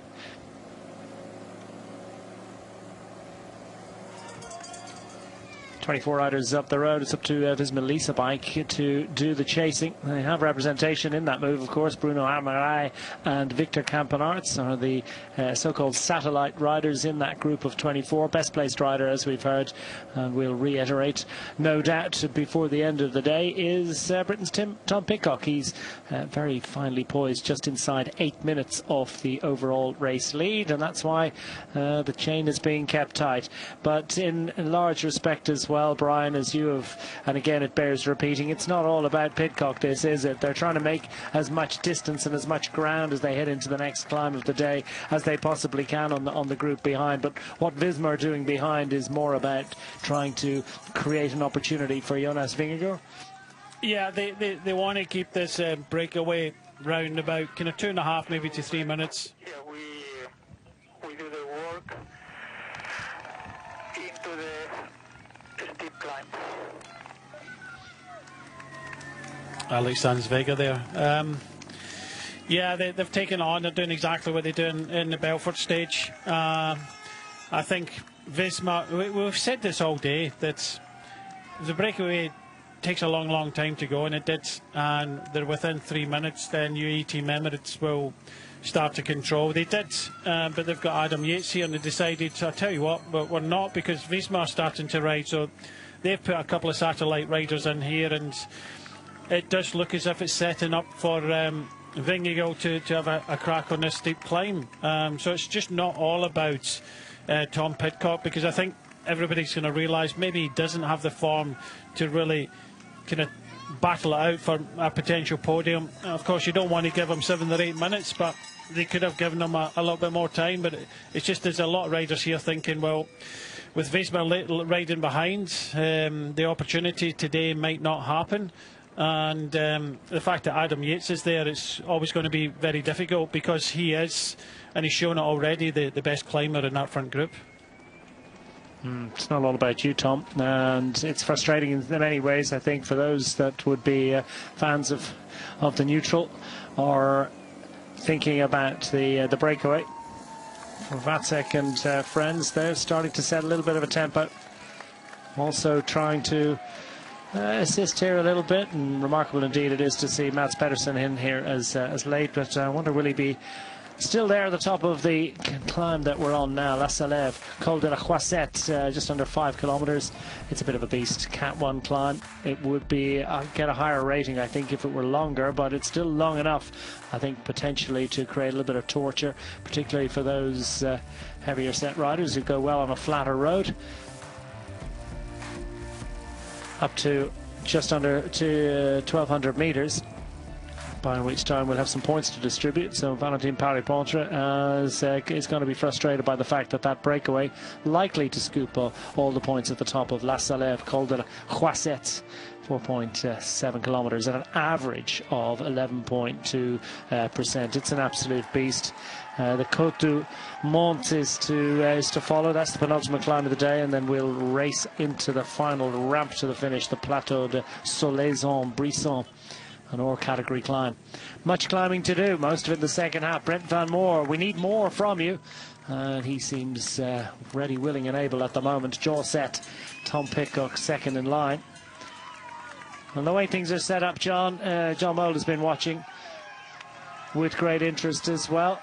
We're certainly going to see some sort of a fracture on this climb amongst the breakaway group. Yeah, I'd expect so. Yeah, the stronger climbers really need to come to the front. I think if they ride this climb in a really good tempo, they might then have a chance of trying to hold something off. But behind, we saw how well Visma Lisa Bike are riding. Already this front group now, they've lost Van Dijk from Red Bull Bora Hansgrohe. He's distanced. But it is going to be, I think, Tom Pidcock pushing the pressure on. And I think also Adam Yates will be always there or thereabouts, just following and always being with that, whatever size this front group ends up being. I think Yates will be with it. Adam Yates, one of 7 riders in the 23-rider group, 24-rider group. Well, it's down now, 23, isn't it, since Tim Van Dijk got dropped. He's not the last rider to get dropped either, but 7 of them have won Tour de France stages in the past. The most successful, Matej Mohoric, but Adam Yates led home his brother into Bilbao a few years ago. Huge moment for the Yates family from Bury in Lancashire. Another man with Lancashire roots in this group, by the way, Abel Baldiston. His dad is from Lancashire, I understand. Races very much under a Spanish flag, born and bred in Catalonia. Onto La Saleve. If you're ever going to watch the race, don't run with the riders.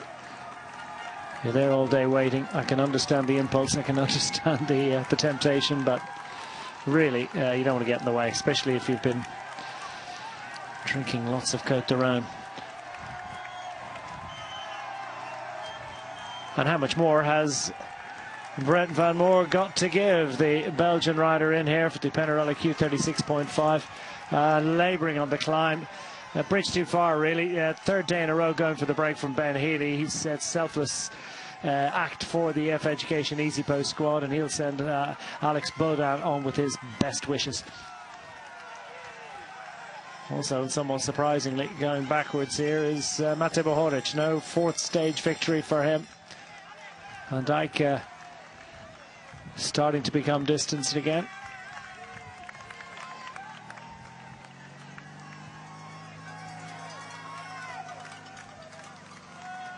And that's it for Brent Van Moor. He'll leave it up to Tom Pidcock to see what he can achieve. Quinn Simmons looks as if he's certainly able to match this kind of tempo without too much stress or difficulty.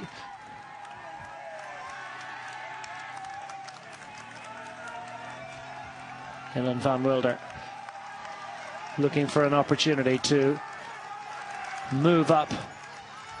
Yanni Vossar as well, looking good. Further back at the tail of the peloton at the moment, well, different state of affairs. And for Valentin Paré-Pontre, is there any opportunity for him to score points today? It would require a remarkable, well, he's got a chance, I think, maybe on that final climb if he's in amongst them, but we wouldn't certainly bet on him being able to close the gap further to Tadej Pogacar, who leads the mountains category at the moment. So Tom Pidcock at his work. Nicholas Vinokurov, who began it all and went on the counter to try and gain a bit of daylight on the rest on the approach to this climb.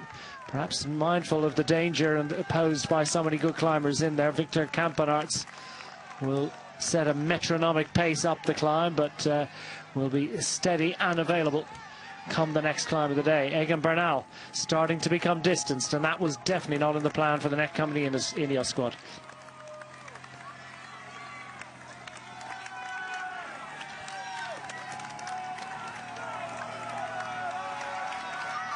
Adam Yates just latching on at the back of this move. And the road will in large measure decide, but slightly surprising that Egan Bernal is finding himself distanced at this point, Brian. Yeah, 100%. Of the two that are in here, I would have thought that Bernal would have been the strongest, but you know, you have to look at the whole stage. You know, it's been fast, 46.4 average until now, and you know, you really, you know, we heard from Geraint Thomas earlier on, and Bernal was feeling good, pain-free, which is a good thing, but I think he's in a whole world of pain at the moment, trying to stay with Pidcock. It's who goes over the top of this climb with Pidcock. You got to remember that Bruno Armirail and Victor Campenaerts, well, you know, their job is to get over this climb. Same with maybe Van Dijk as well. If he can get over this climb, it's suiting. But just like into Belfort, Tom Pidcock setting the tempo, but not able to get rid of everybody for the moment. And the winner that day, Mauro Schmidt, is still in here. Yeah, it's a form sort of thing, isn't it, John? After 2 weeks of racing, we're starting, and it's something Brian mentioned earlier, we're starting to see the same faces, especially as it gets deeper and deeper into the race, those that can recover and find some good form.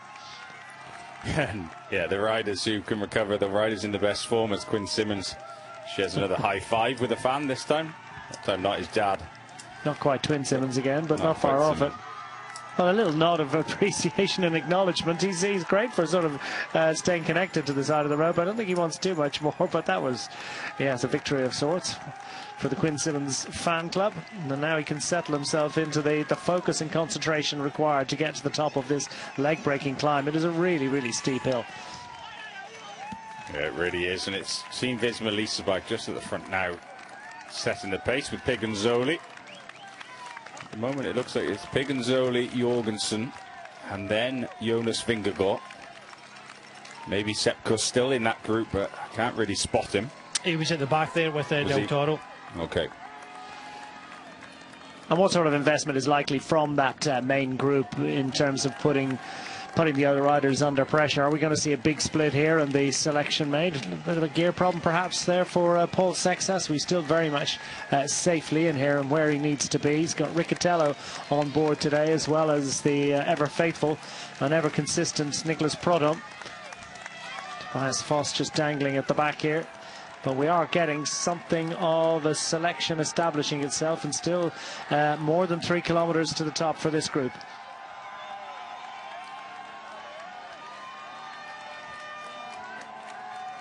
The main peloton in pursuit, but down to just a handful of riders.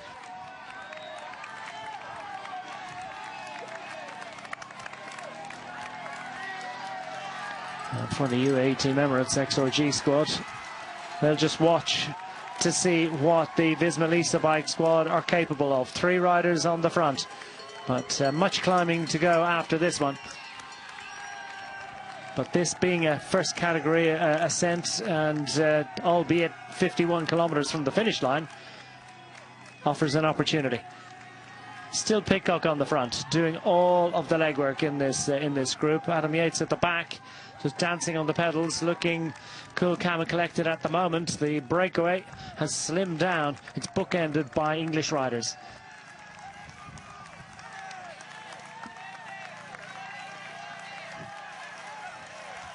Support from the side of the road for absolutely everyone. But Adam Yates, a wonderful opportunity potentially for a second career stage success.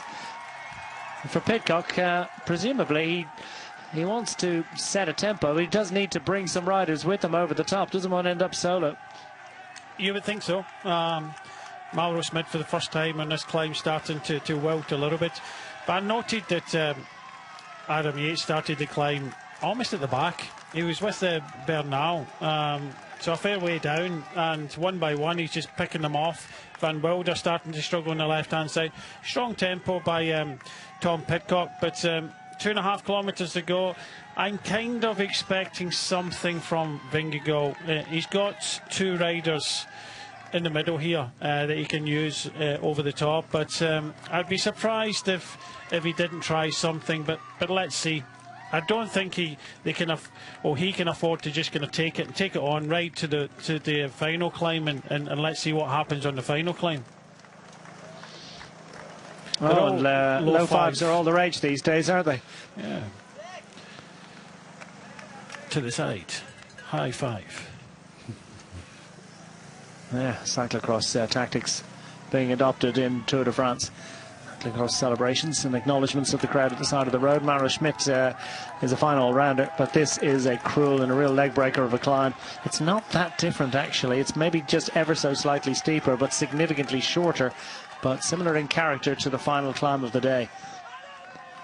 Schmidt desperate to hang on.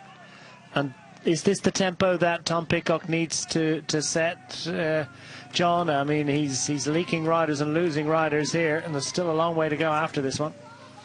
Yeah, I think he wants strong riders with you. I think he's just riding at a good tempo. He brings Quinn Simmons, Aina Rubio, Ewan Kostu, and of course Boissard, the rider from Tudor Pro Cycling, on the back, number 198 now on the screen. It's a technical descent as well, so I think Pidcock could press on a little bit. You gain a bit more time on this peloton. I still feel he's really just going after that stage victory. That final climb could suit him. Jonas Vingegaard, notable as the third rider in line of the group of favourites behind. And that peloton significantly slimmed down in pursuit of our leaders up front. Wilder now starting to become detached. The Soudal Quick-Step squad, they can at least celebrate the 3 victories in the sprints from Tim Merlier, who was one of the first riders to be distanced, actually. Now Quinn Simmons starting to launch here and showing just the kind of form that the Lidl Trek man is in. Arrived into Tour de France after Tour de Suisse, where he certainly did an awful lot of work and clearly has hit some good form. Aina Rubio, not his first visit to the break, second day in a row in actual fact, and he's another rider who's coming into sensational form for the Movistar squad. But this is a really impressive turn of pace on the climb here from Quinn Simmons, who's a rider who can do, you know, he is a wonderful all-rounder. He's an absolutely fabulous rider on the flat. He's good in pretty much all terrain.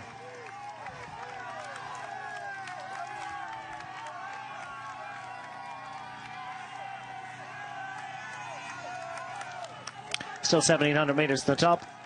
Again, I mean, is this a folly from Quinn Simmons to go this far out? I just think he's getting in the zone. He's done this before in the past. You know, going on to take a stage, and he just feels strong, and he's been allowed to be able to do this. This isn't a satellite rider. This is a rider trying to win the stage. And you know, of course, they've got Schelmos and Ayuso a little bit further back, but such as the team, they always give their riders that kind of opportunity, and I think he's just taken it on. But from going to kind of leading this breakaway, Tom Pidcock, he looks strong in the climb, but he's not looking so strong now. Another 2 is Derek G. West at the moment, as Quinn Simmons goes on the attack up front. This is a rider we saw an awful lot of in the first couple of weeks. He did an awful lot of work indeed for Mads Pedersen. You wouldn't necessarily have thought of him as being a lead-out rider, but when cometh the hour, cometh the man and all that, and he certainly got stuck in, so it could well be that he's really looking forward to the rest day coming tomorrow. There's an opportunity to reset and go again. Tobias Foss at the back of the group at the moment. Jordan Jagat was in the break yesterday. He's trying to preserve his legs as best he can in that group of favourites. Lenny Martinez as well, just where he needs to be right now. Antonio Taberi still safely in there. Meanwhile, Quinn Simmons has Aina Rubio behind, and then the Tom Pidcock group just behind him. Adam Yates in there. Ewan Kostu. Alan Schmidt hanging on grimly, albeit about 10 seconds behind the Tom Pidcock selection at the moment. And Yanis Boissard, the Tudor Pro Cycling man from Switzerland, is also setting himself to the task. Fine climber, emerged in the Tour of Hungary a few years ago with a stage win. This on altogether more exalted and elevated stage.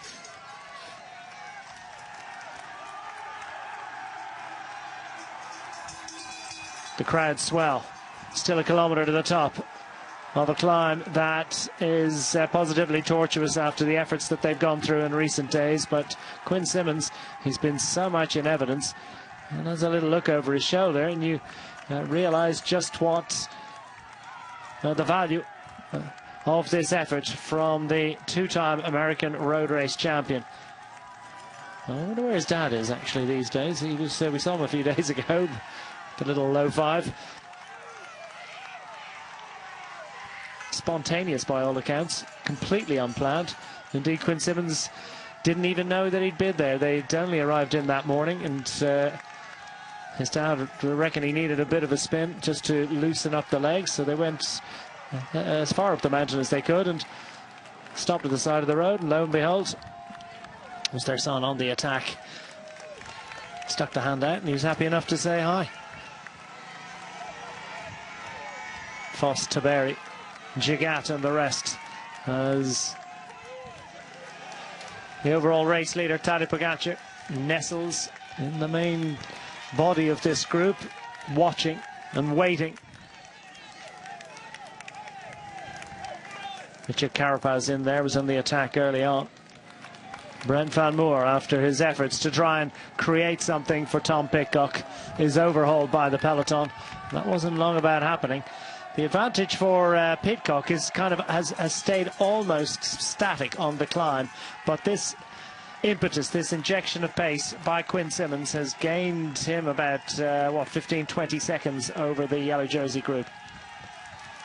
He's looking good. He's looking strong.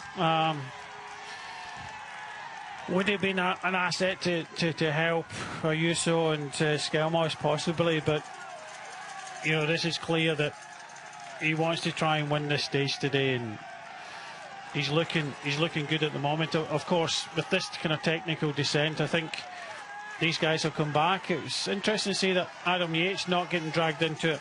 He never made any reaction at all. He just wants to stay here and see what develops and see if he gets a chance of going for the stage victory. But I think rather not. But I tell you what, some incredible scenes. We're hearing from Pogačar yesterday after the crowds. This is another day in this area where the crowds have just been magnificent. Yeah, in the Jura, but just sort of northern sort of outcrop of the Alps. You could make an argument for these being the Alps, but it's certainly coming into Haute-Savoie, the Alpine region, within the next few days. Spend much of next week very much in the bosom of the southeastern part of France and the big Alpine climbs. Ben Healy will be looking forward, I think, to the rest tomorrow. We'll be looking forward to the climbs and the opportunities to come next week. For now, though, he's back with that main group for as long as he possibly can, and they've roped off the spectators here, made a little bit of room for them to express themselves in the final moments of this, the third climb from the end. Again, they have the Col du Mont, which is not too far from the summit of this one. We'll plunge down off the other side of this one and begin the Col du Mont Cat 3 ascent with 40 kilometers to go. And then hit the descent at 38 to go, and then on to the final climb with just over 11 kilometers to go. We'll remind you of those details as we get closer to it. The question is, will Quinn Simmons still be in front? He is, though, going to take the top points at the top of the climb. It's the US National Road Race champion, Quinn Simmons, at the head of affairs. And settling in, and well, it's a relatively narrow advantage. Can we presume that the others will be able to rejoin Simmons? Well, I think they just have. He was just round the corner there. So, and in this technical descent, I think Quinn Simmons, he looked behind, put his glasses on, and I think he realised they were just behind him. So they will join forces. Mauro Schmidt, well, he'll hope to come back in this descent, but 3 minutes and 10 seconds, still significant. I did think that Visma would possibly try on this climb and try and kind of shake the race up a little bit, knowing that they've got two riders in front. But it looks as if it's all going to come down to the final climb today. Technical descent, and we saw he nearly had to have a couple of cuts at that one. A new surface will be gratefully received by Simmons and friends on this descent, and as you can see, plenty of hairpin bends to keep the riders focused and concentrated all the way to the top of, or at least to the bottom of the La Salève Col de la Croisette descent. And it's similar in character really to what they faced on the way up. A slightly shallower gradient actually, so not quite as fast. But given how technical it is, it certainly will demand plenty of attention. And Egan Bernal some way adrift, and now about to be overhauled by the group of favourites. Disappointment for the 2019 winner, and Bernal still trying to find the form that can bring him back to the top step of the podium in the Tour de France. Indeed, to win a stage of the Tour de France, still something that's he's waiting to do.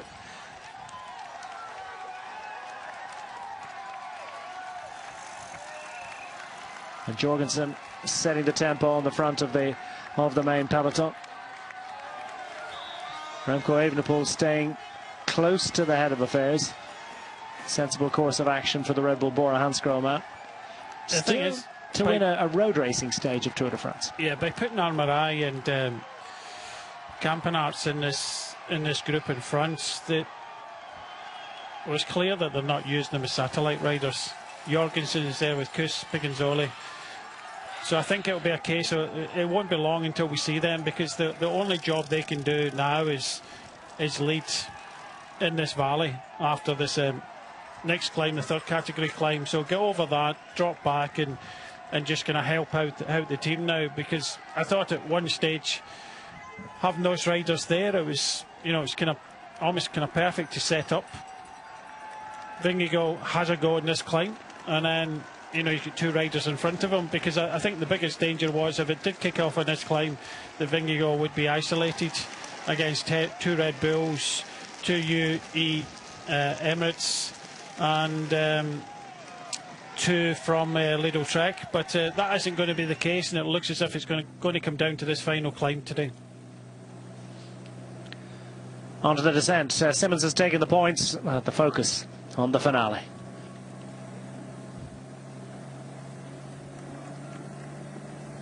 Pidcock happy enough to set the agenda on this descent. Quick consultation of the dash, just to see what the information is from his head unit.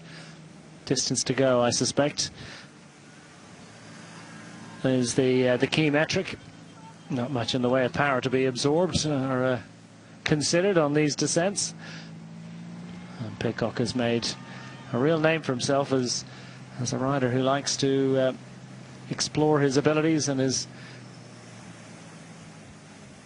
technical skills on these descents, and it'll suit the rest, I think, to just have a rider who's confident and assured, picking out the lines.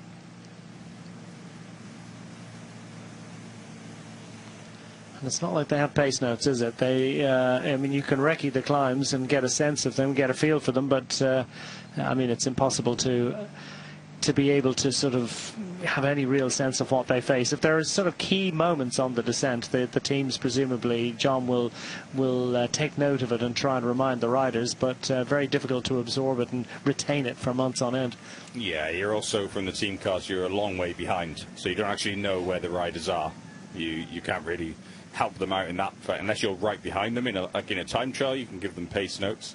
The biggest thing for all the riders is they have on the computer at this point, they'd have the maps on this screen. So at least they've got an idea if there's a hairpin coming up, or how, the corners, and you really use the computer screen and use the maps on there. Also, it's, for a long time you always looked at the motorbike ahead, really, and you try and judge it of how hard the motorbikes brake for a corner, and how you really use that as a guide of how fast you can go around the corners. And hope they don't get it wrong. Yeah, everybody's depending on everyone else. Yeah, you've got to trust the professionals around you. Yeah, most of the time the motorbike is further enough away that you can see if they do get it wrong, and you've got time to react to that. And is there is time to actually get a sense of whether it's a hairpin or a combination into a left into a right hairpin or whatever? You're actually able to see that on the head unit? Yeah, on the head unit you can see loads of information. You could have a 500-meter point, so you can really see where you're going. The computer also, you can set it to the directional way instead of north to south, so you always know where you're going to go. And all those things, just a little glance here and there to help. Mainly to know if it's a hairpin or not. If you can see that, then you know you need to brake a lot harder. But if you know it's open, then you can take those things. But you just use also the experience these riders really have. Even the shape of the hillside. There's so many things you really use. If you know it's going to open up, if you know it's going to tighten, it's experience that you need to gain by riding and descending in the Alps or the Pyrenees.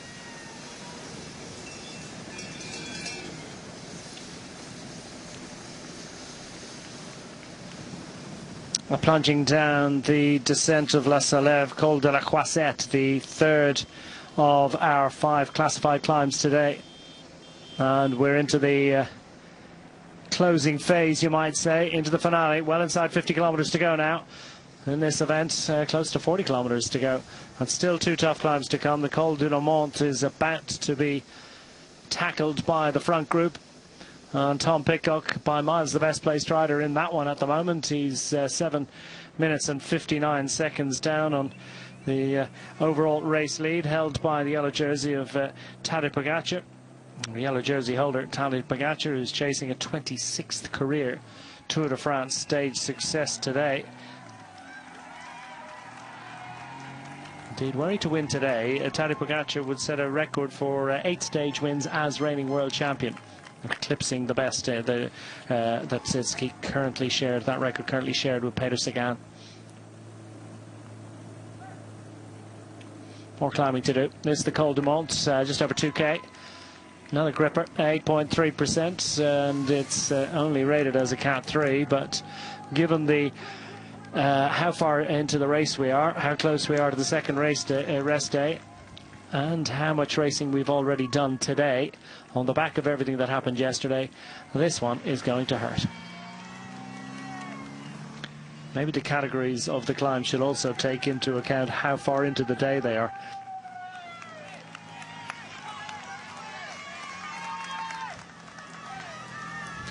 Ewan Kostu, the old high five, low fives, or whatever you call them, they weren't enough to give him the motivation and impetus to be able to hang on here. He's been distanced from the rest. The Vittel neutral service motorcycle is a grateful addition to the support crew for this this breakaway group. We're getting synchronised bottle douches there. Or getting it from neutral service at this point. Team cars still a bit behind. How do they ride this one? Is Quinn Simmons going to go the attack again, or do they settle in and just try and take it to the final climb and let the climb decide? I think they stay together, yeah. With this group now, you stay together. You get over this climb. It's after the descent and then the valley road up into that final climb. You want to have strength in numbers. And even with Adam Yates not contributing, at least there's 4 riders who should all roll together. Any suggestion that he might get a bit of a free rein, Adam Yates, and that he might have an opportunity to ride? Or is it still in the balance? I wouldn't say, even if he's got a free rein to ride, you don't need to ride. No. It's better not to ride. It's just play the card of, you know, I'm defending for him. Yeah, if he wants to win the stage, there's no reason for him to go on the front. It He'll works follow, both ways. He'll follow the strongest rider. If they get to the final climb, which I think they may do, he just has to follow the strongest rider and stay there. And then it really all depends on what's happening a little bit further back. If they're confident, then we might see him strike out for the victory. But it's still in the balance at the moment. He's just been told to sit there, and it's up to the others what time he gets on this final climb today. But Tom Pidcock is kind of taking up the reins a little bit more now. Kostya is almost back to them, so it's another rider. But Tom is doing the majority of the work. Rubio just kind of sitting there. He is still a very good climber. Vossard having a good day as well for Tudor. But by the looks of things, Tom is just taking on the role as making sure that you know, he does what he has to do to try and win the stage today. But I still don't think it's going to be enough. Meanwhile, Quinn Simmons sets himself to the task of taking on the pacemaking on this climb once more. US champion, how impressive has he been in recent years in a general sense, and very specifically today. Meanwhile, heading into the Col du Mont, it's another American on the front of the chase group behind. Matteo Jorgensen looks like he's back to full health, and that's a good sign. Sepp Kuss there as well, so Americans abound. Good day for the Stars and Stripes. Yeah, and of course Sepp Kuss as well. There's a lot of Americans now really in that group.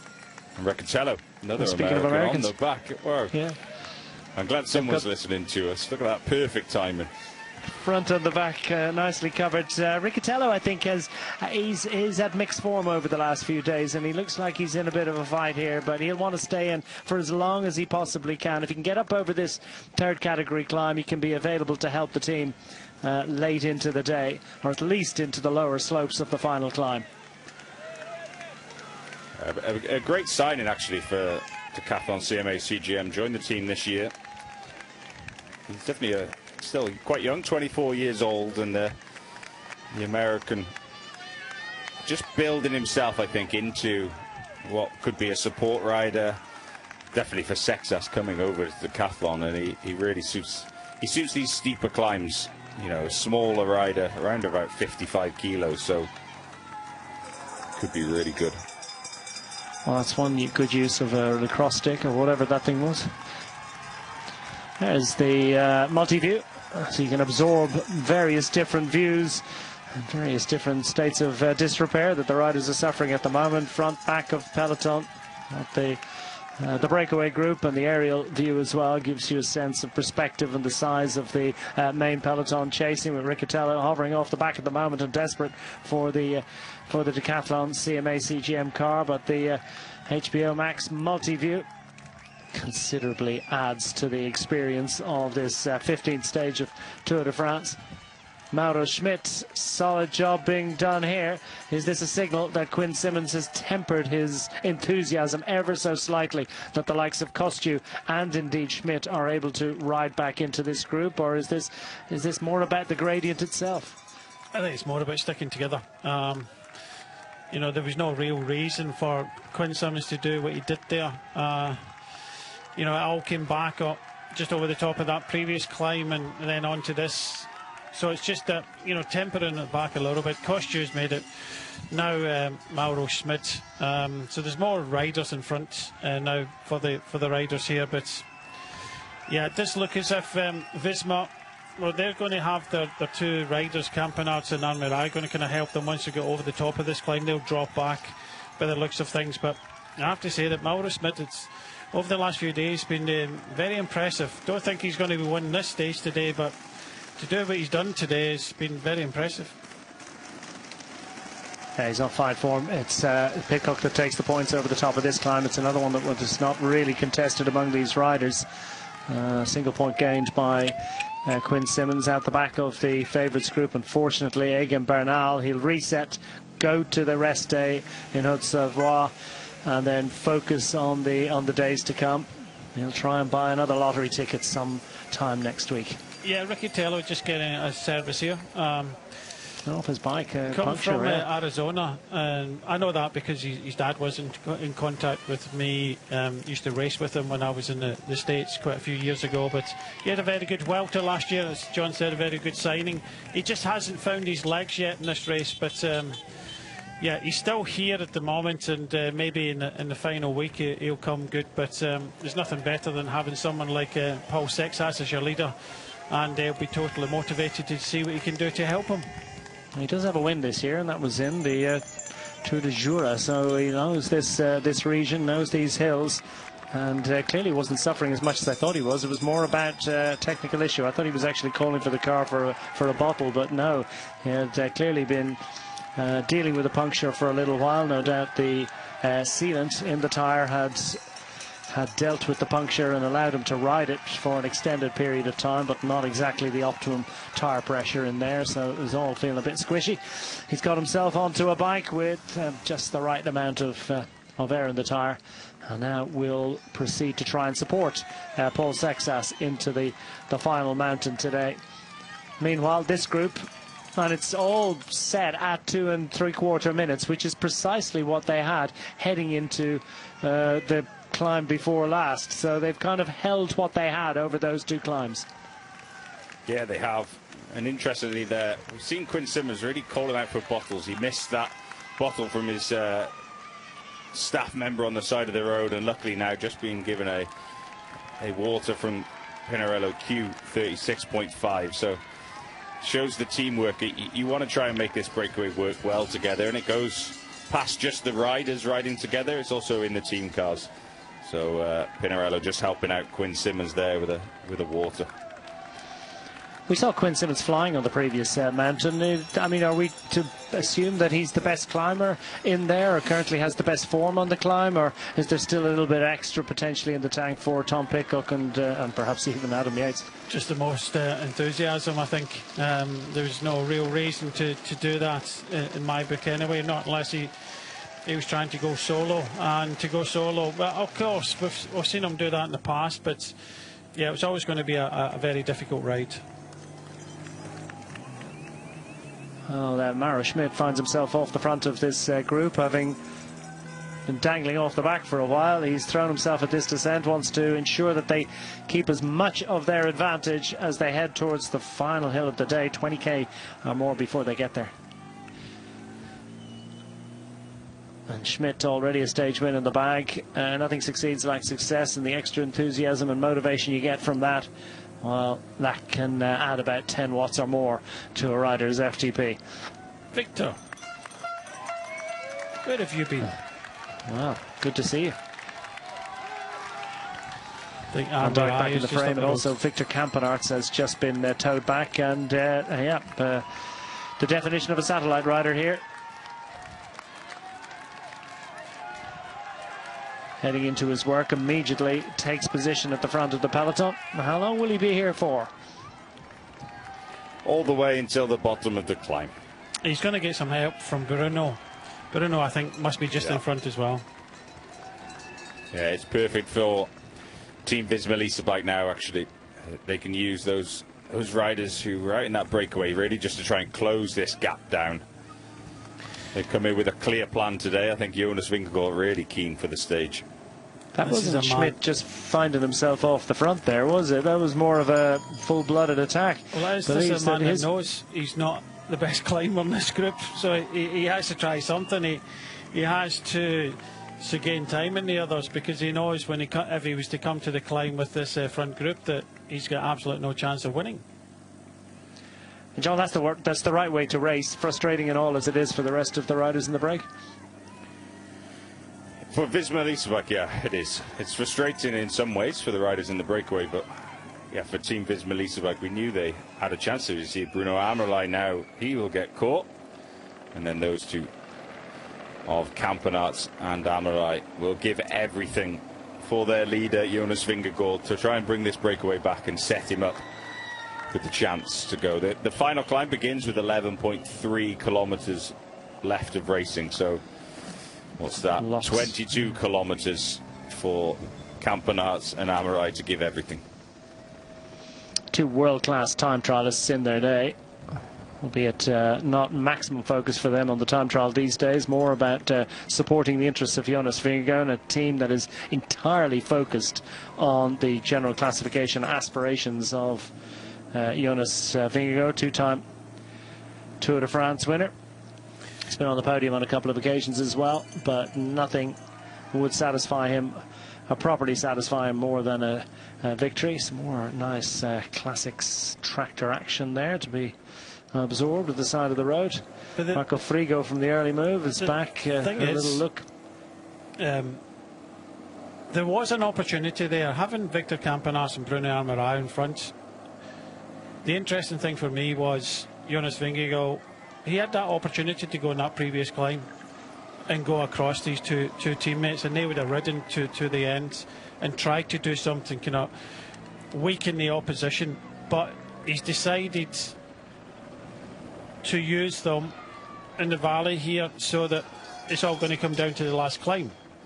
So he hasn't, which means to me that I don't think he was overly confident of going from distance and really put the spanner in the works, which I thought he might try, because he's saying at the moment that he feels good and he's going to fight all the way to Paris, and he's not interested in finishing anywhere but first.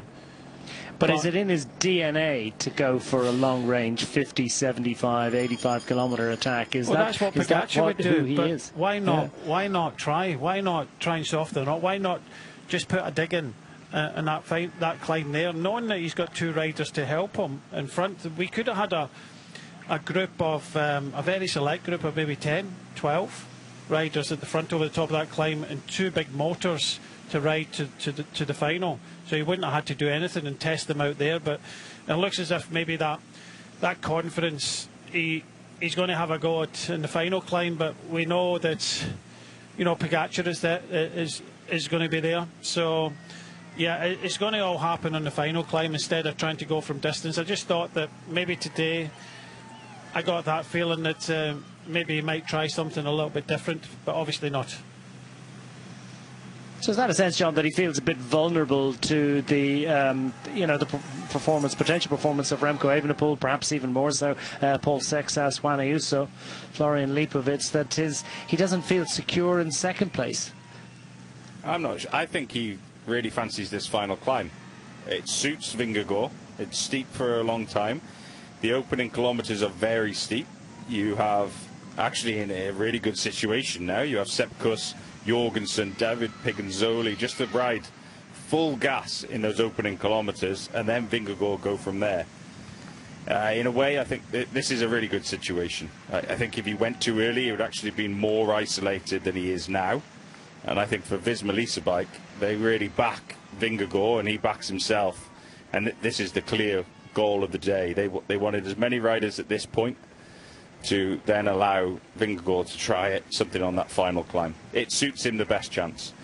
I think if he went early, yeah, if he went early, he would have been actually playing into Pogacar's hands, because then Pogacar's with him. And at the moment, he has the most teammates here, and I think that's the best suited situation for Vingegaard and Visma Lease Bike. And I mean, it would be his style of how to play it. But also, he did actually mention in his pre-stage interview that it is a very steep climb and that suits him. So you could tell that that's where his mindset was.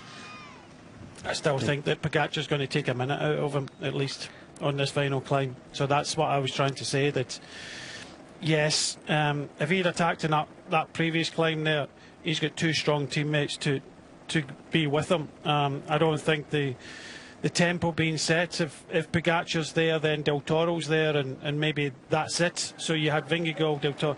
So that would have been interesting to see how they'd have started that final climb to the finish. Would they actually use Del Toro? So I was hoping that they would try and do something, because on the flip side of what John's just said, I just think this is really suiting Pogacar. Because he's got his teammates left, and I think Pogacar on this final climb is going to put another minute into Jonas Vingegaard. You wonder how the feeling as well. I mean, how much is the lack of sleep that they got last night going to affect them on one day? I mean, I've heard it said in the past that it doesn't really affect you once, but can we take that as true? And potentially psychologically it might have had an effect. Of course, the anti-doping officials coming to the hotels of both Jonas Vingegaard and Tadej Pogacar last night and interrupting their sleep. I think Pogacar telling us earlier on today that he only had 4 hours sleep, but he seemed pretty relaxed about it. Jonas Vingegaard a little bit more sanguine. You know, he was sanguine, but he was slightly more irritated by it, I thought. I think they were both dealt with it really well. It's what happens, actually. And the only reason really it would affect you is if it's psychology and you've let it affect you. I don't think either of them are thinking about it right now. They're concentrating on the job and they're going racing. I don't think that's in the forefront of their mind at all. So my personal view at it, I don't think it'll play any part that they had a bit of a early wake up or they've been woken up in the night just for this one stage. I think just looking at both interviews, it seemed to affect Vingegaard more than Pogacar by the looks of the interview. You know, I think Vingegaard was more.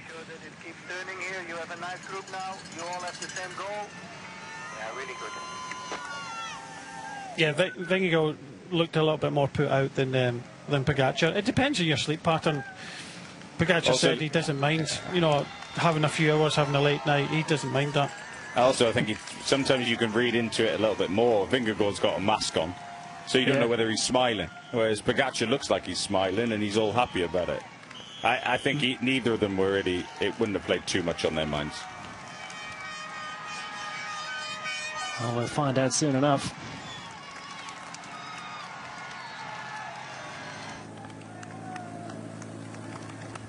Solo rider out front, we almost forgot about him. Mauro Schmid, can he manage to open up a significant advantage over the rest on the approach to this final hill? Already a stage winner in Tour de France 2026.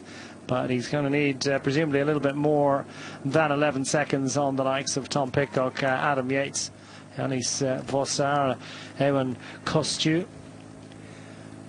Quinn Simmons in this move, Ina Rubio as well. Another fine climber. It really is a select group of fabulous World Tour level climbing. Fabulous performance by Mauro Schmid on his own, and probably his only play here. But wouldn't it have been nice for that group if they had his legs to help tow them clear of the Maillot Jaune group? Van Wilder at the back, of course, of this breakaway group, and heading southwards. We're not expecting him to make any further inroads.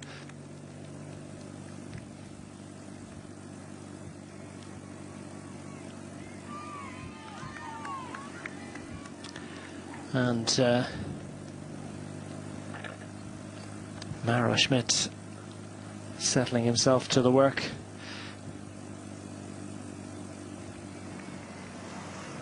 Feeling pretty good about things. And how relaxed does it make a team when they've got a stage win? It's a huge thing, isn't it? It's a huge weight off their minds. I mean, there's so much pressure put on the riders as they head to the finale. Brian is taking his leave at this point, and John will stay with me through to the finale of this 15th stage of Tour de France as they work up and over. But yeah, I mean, getting one under your belt, it just takes the heat off, doesn't it? Yeah, it does. I saw a clip of Matt Hayman, afterwards, just saying this was old school Green Edge, the original team, and the way they raced and won that stage. And I think that's exactly what you see in Mauro Schmid again. He has that freedom, that weight is off his shoulders. You're full of confidence after you win a stage, and that's what he's trying to do again here. Well, this is the first time this year, World Tour level, that we've been up the coming mountain. Tour Auvergne-Rhône-Alpes, as it often does, gives us a little dress rehearsal for the climbs that are going to feature in Le Grand Boucle. And in June, in the Tour Auvergne-Rhône-Alpes, or the Critérium de Dauphiné, as once it was known, it was Isaac Del Toro that cruised away. It was a 9-rider breakaway, setting the early pace. And Paul Sexas dropped from the peloton, later abandoned following the injuries sustained in a crash the previous day. Meanwhile, Del Toro, the Mexican champion, cruised to glory. A minute clear of Juan Ayuso.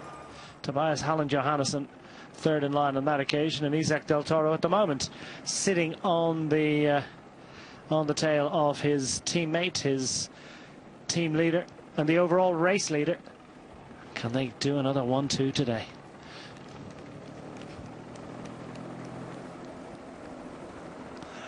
Hot pursuit. It is the Visma Lease a Bike squad with 4 riders now available for the red helmeted Jonas Vingegaard, the man sitting second overall, albeit 4 minutes and 36 seconds down on the overall race lead held by the man in yellow. He's got 2 teammates in front of him at the moment and 1 behind, and every reason to feel content about things with 4 stage wins already under his belt in this year's Tour de France. It's all going swimmingly at the moment for Tadej Pogačar. They've got to take it from him, and that's why this group of Visma Lease a Bike riders, including 2 who were in the early move of the day, Bruno Armorai and Victor Campenaerts, are the engines on the front, setting a relentless tempo as they pursue the group up front. Mauro Schmid now with a 21-second lead over the group, including Tom Pidcock, and the impetus and the effort of these riders is starting to have an effect, and the way things are going, it's going to be quite a small advantage for the riders up front by the time they get to this final mountain. Yeah, standards have really come down in this valley road, and that descent was around 2 minutes 45 for a long time, wasn't it? They really didn't seem to make an indent, but with Aberlai and Campenaerts, who are away in that break now, back in the peloton, they've really been able to push on and just get this breakaway under control, getting closer and closer to less than 2 minutes. Well, needs a bit of work by Mauro Schmidt, picking out a really good line through that bit of road furniture. Let's see how these riders get on with it, because it's a complicated one, and then, well, wasn't complicated at all. More complicated, I think, from the motorcycle, but Mauro Schmidt took an interesting line on the approach to it, didn't he? And he ended up flipping across himself. Oh no, that's Vingegaard. That's Vingegaard on the deck, and Del Toro. Would you believe it? Problems for the group, and the man sitting second overall, Jonas Vingegaard, hits the deck with hopes of stage glory today. Now he has hopes merely of making it back to the group. And has he sustained any lingering after effects? Well, he looks as if he's got a problem there. His shoulder is in pain, and the man sitting second overall, I don't think he feels too good about further participation in this one. For Isaac Del Toro, prepared to get back on his bike, as indeed he has done. Bit of a stall up front, I think, among these riders. They're not going to turn the screw, particularly with Isaac Del Toro yet to make his way back on. But Jonas Vingegaard here, John, doesn't look good. Yeah, the really bad time. We need to see that on the replay, but oh, what a shame. Visma Lease Bike have done everything to try and control. The doctor is calling for more now. This is what a terrible thing to see. It's absolutely not what you want to see. Yeah, no, it's really not. It's really not. And looks like Del Toro's gone down as well. Mark Rafe just stood on the side overseeing, but he's getting checked over by the medical staff. And it looks like they're putting his arm into a sling, which... it's collarbone, what a terrible way. Yeah. Here we go, we get the replay of it. Look through the... Just ran wide. I don't know what's happened. It looked like Vingegaard might have gone down first. Yeah. You just can't see it, covered by the tree. But it was a little technical point through the roundabout, the exit of the roundabout. And Del Toro going down over a teammate as well. Yeah. And of course, unfortunately, some of the spectators getting caught up in it as well. Really you can see how technical furniture it was. Yeah, with the traffic island. Here's Shai Hindley also caught up. Yeah, it was Vingegaard who went down first. And that's it. That's his Tour de France. Oh, that's just desperate to see right now. The man sitting second overall, two-time winner of Tour de France, and the agony and the frustration. He is absolutely immediately getting into the ambulance here. He knows it's done. He knows that I can only assume is a fracture, and that his hopes of Tour glory in Paris next week are at an end. Well, he's gone to the ambulance for a little bit of an assessment. I can only assume, though, that he's not coming back out of that vehicle. We would wish that it were so, but the door closes. And the door has closed on his dreams of glory today as Isaac Del Toro arrives back into the group with the news of how he feels about things. We'll have to have a bit of a conversation about this. That's stole the momentum of this chase group, but that's just a cruel moment, and that's the essence and the nature of bicycle road racing. But a dramatic moment here on stage 15. Isaac Del Toro back in the group of favourites, but they're all looking around themselves and they're not exactly sure what to do at the moment. Davide Pagenzoli just coming to terms with the news, no doubt being relayed to him on the radio, because you can imagine there'll be a lot of radio traffic there amongst the Visma Lease bike riders. Not sure what to do. Isaac Del Toro off his bike, but relatively soft landing for him. And I think it could conceivably have been on Grossschartner, actually. Yeah, Grossschartner, I think, he was the first UAE Team Emirates rider to go down. Like, he's really banged his leg. You could see him like trying to shake out the impact. Del Toro went over the top of that. Yeah, but now this group, look, 3 minutes to the group out front, and now it's down to Bahrain Victorious, who now have to come to the front and begin to ride. Wow, the effect of that. It has had a dramatic effect on the opportunity for the breakaway up front, but I think we're really still coming to terms with the sort of shocking instant departure from the fray of of Jonas Vingegaard. His teammate just landing on top of him, but with the first rider down, just clipping away, but just ran out of grip, really, I think, with the front end. I think he just lost his front wheel, Vingegaard. Such those things you can't plan for. It just happens. He might have caught, a little bit of a lip. Like you see the cobbles on the right-hand side, and it only doesn't take much to lose the traction of a front wheel and get confirmation. Abandon for Jonas Vingegaard. Well, the 16th rider eliminated from the Tour de France is certainly the biggest name, and it's Jonas Vingegaard. Well, you can tell that there's pain there, but there's also the agony that his Tour de France dream once again comes to an end. This time in a shocking and abrupt fashion. And a bit of a stall on here, and a bit of a conversation as well. They're trying to figure out exactly how to ride it from now on. Isaac Del Toro, I think, would like a relatively relaxed ride through to the final climb. Not sure whether he's shipping any lingering injuries there, but Tadej Pogačar will have absolutely no reason to continue to ride or to push on or to want to push on. It's other teams that are going to have to take up the chase of that breakaway group up front. Yeah, I think Skelmoser was asking, are you going to ride? And obviously they're saying we're not riding because we have Simmons up front. So I think that was just the general bit of the conversation that's going on there. But it's Bahrain and Victorious who have taken over proceedings on the front of that peloton. And Pogačar is not going to ride because he's got Yates up front? He's got Yates up front. There's no need for UAE to ride at all. In my mind, Adam Yates is the best climber in this group, and he's got a chance to win his second Tour de France stage. And actually it's changed a little now. He's now almost a little bit of contributing to the front. Because now he knows Visma aren't riding behind. So now, okay, let's try and increase this gap. Yeah, realistically, they're still not home and host in terms of deciding stage honours between them. We've got this beast, daunting climb to be dealt with. It's a new location for Tour de France, the Plateau de Soulaizon-Brisson today. Going to take the riders up to more than 1,500 meters elevation. It's a shocking moment as the riders behind are coming to terms. This is what we're facing into. The Plateau de Soulaizon-Brisson is over 11 kilometers at an average of 9%, and it's steady hard. There's no relief from the gradient, and there's plenty of kilometers in there greater than 8%.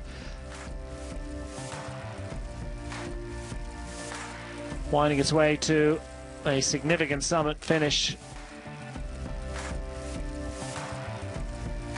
And the profile tells the story that this one is just relentless, never really gives up on the riders, never gives them an opportunity to recover. And there's the profile. It's just flat out horrific, anything but flat.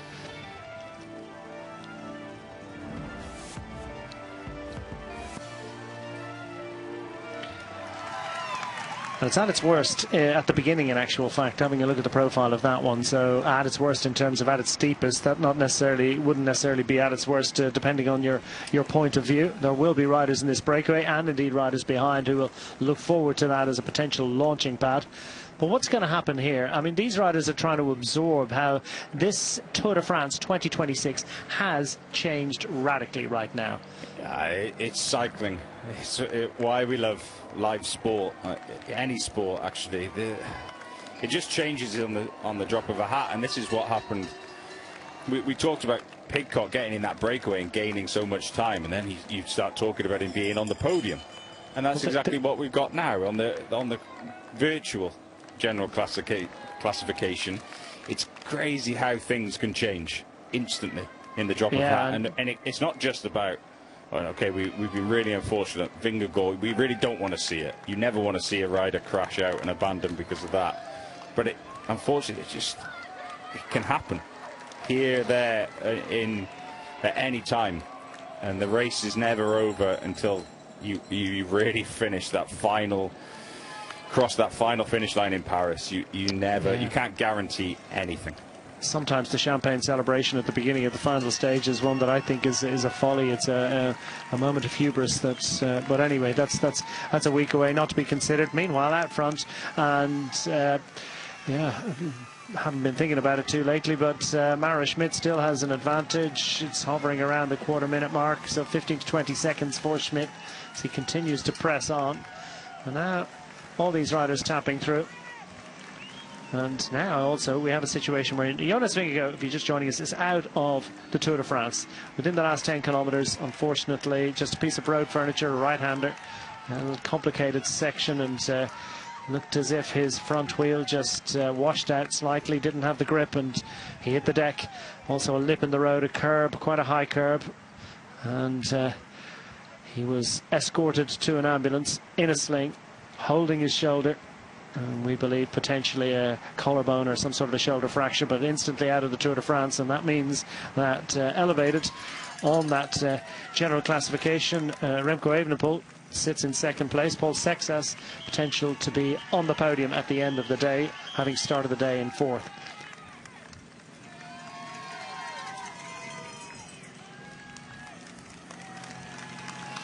Now within a kilometre of the start of this final climb of the day, we head towards the summit. Mara Schmidt will have the honour of leading Tour de France onto a first assault on the Plateau de Solaizon-Brisson.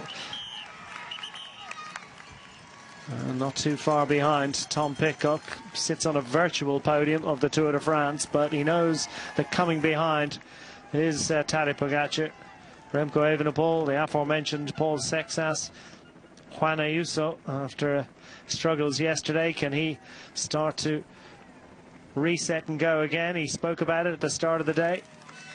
You want to have the legs recover. Paul Sexas, his second consecutive general classification day for him as a Tour de France rider. Florian Leibowitz sitting sixth overall, started the day, 5:44 down. Now the nearest challenger on the GC sheet is Remco Evenepoel, who began the day 5 minutes and 4 seconds down on Pogacar. Pogacar's chances of overall success have certainly looked, they look an awful lot better, and they look pretty good at the start of the day. But he, and I presume the other riders, will have got a little bit of a shock about that, won't they? That will certainly have, you know, the levels of confidence they were. I mean, that'll have given them a bit of a start. Yeah, it's such a shame, and yeah, no one wishes to see it, and you can see the difference straight away. Team Visma Lease Bike, all the riders have sat up from that group, no longer in the peloton. They really need to almost reset, and it's yeah, when you come with a clear aim of trying to win the GC, and to go out in a crash is awful. But now we go back to the racing. Mara Schmidt away, leading the 6 riders chasing as they begin the final climb of the day. So now he's been given an advantage of approaching half a minute on those chasing immediately behind, and after a somewhat abrupt stop to their chase, they're starting to close it up again. One of the Red Bull Bora Hansgrohe's got planned.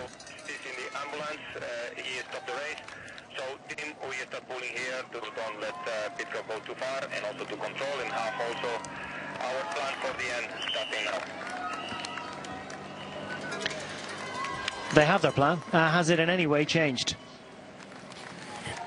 I don't think it's changed for the final climb. That would have stayed the same, but now exactly that. So they have to now take over the pacemaking. Obviously Visma Lease Bike were the riders who were controlling the breakaway, so that was the call for Tim van Dijk. He needs to then now contribute to the chase. Bahrain Victorious were first to do it, but Van Dijk will now contribute as well.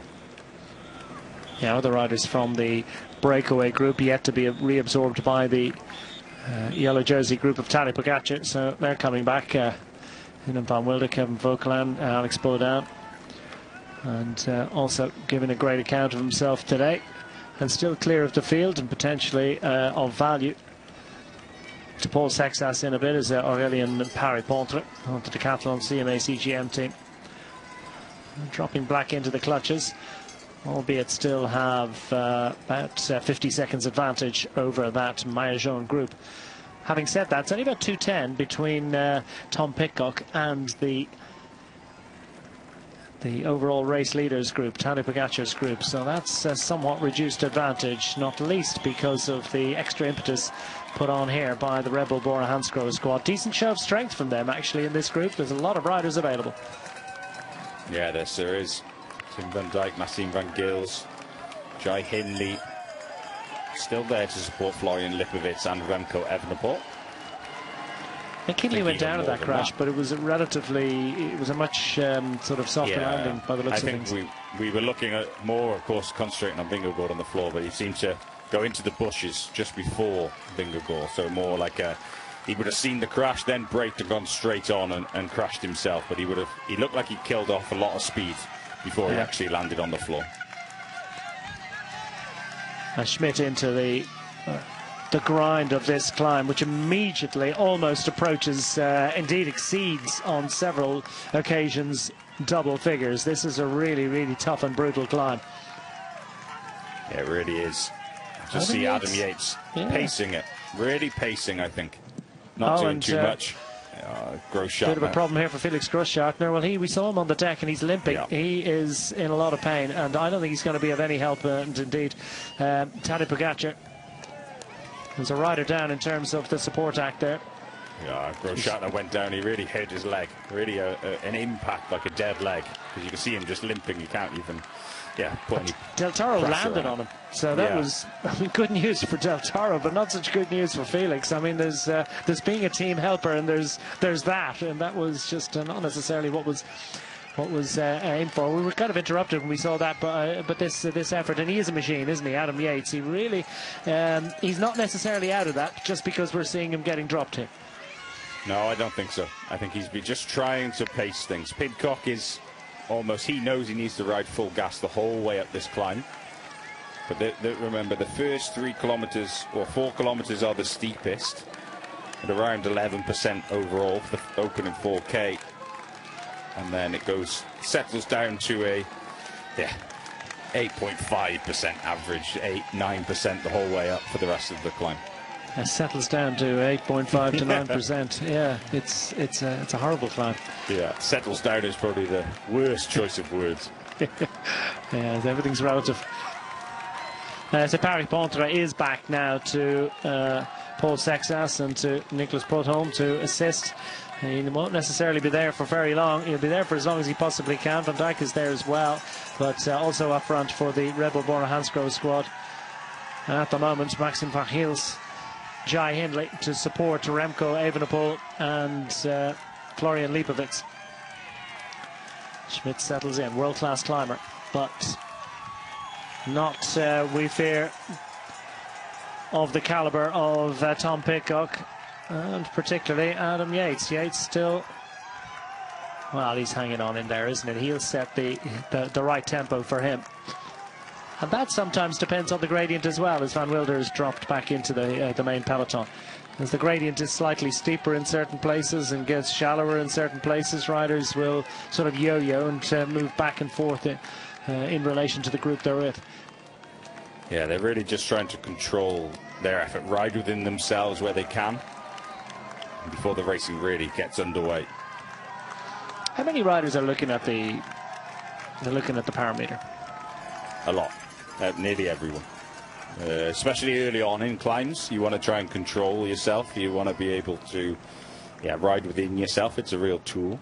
But when the racing starts, you look forward then. You look what you've got. And that's where, I spoke about it a little bit earlier, Vinokurov setting at the highest power of his whole life at 20 minutes and 10 minutes. That's because he's in the Tour de France and he's racing. And then these are the moments.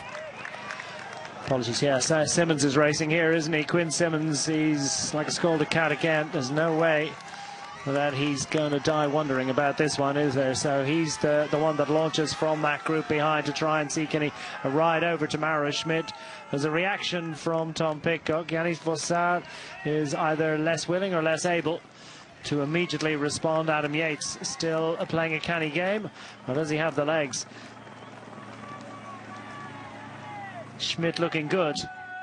but still 9 and a bit kilometres to the top of the mountain, and they're hoovering up riders left, right and centre from that early break. But fundamentally the key metric here, the key number, is 1:53 from Schmidt to Tadej Pogačar and friends.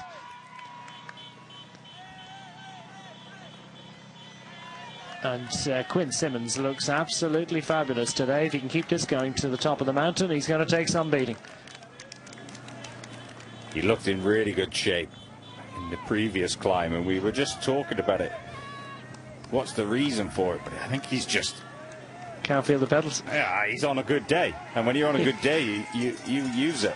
There's not many times as a cyclist when you really feel good and you're able to deliver it. And it comes, if it comes to the Tour de France like it is, like it seems like it's coming for Quinn Simmons, then he has to make the most of it.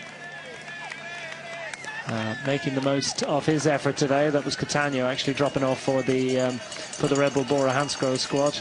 Van Dijk having led them into the bottom of the climb. Catania there for a while, but maybe not as far into the climb as they would hope. So reduced numbers. It's evened up a little bit amongst those squads in terms of the riders available. Immediately overhauled. Schmidt. So now still 9 kilometres to go on this final climb of the day. Stage 15 coming to a conclusion. The rest day beckoning. And Quinn Simmons wants to get there before everyone else. He's overhauled Schmidt, and Schmidt is labouring on the climb. Still effective work by the Swiss rider, but the the US National Road Race champion is absolutely flying. Potentially a huge moment in his career. He's had a couple of second-place finishes. This would eclipse that and take him to a new stratosphere. But a long, long way to go just yet. He's got the group including Tom Pidcock, Adam Yates and Yanis Vossard behind, also chasing. Just at 12 seconds, measuring their effort. And there's Dad, waiting to see how he's going to get on. Will there be time for a low 5 on the climb? The folks are out to see how he gets on. What a spot. They need to find the Dad, and even got his own graphic on the screen. It's pretty cool. Yeah, he's a celebrity now, isn't he? He's all branded up. He's certainly a distinctive figure. Pidcock group behind has overhauled Mara Schmidt. It's Pidcock that's doing all the legwork, most of the legwork at any rate. Vossard as well, also contributing. Adam Yates settling in to take his moment. Mara Schmidt, as he might have expected, is starting to go backwards.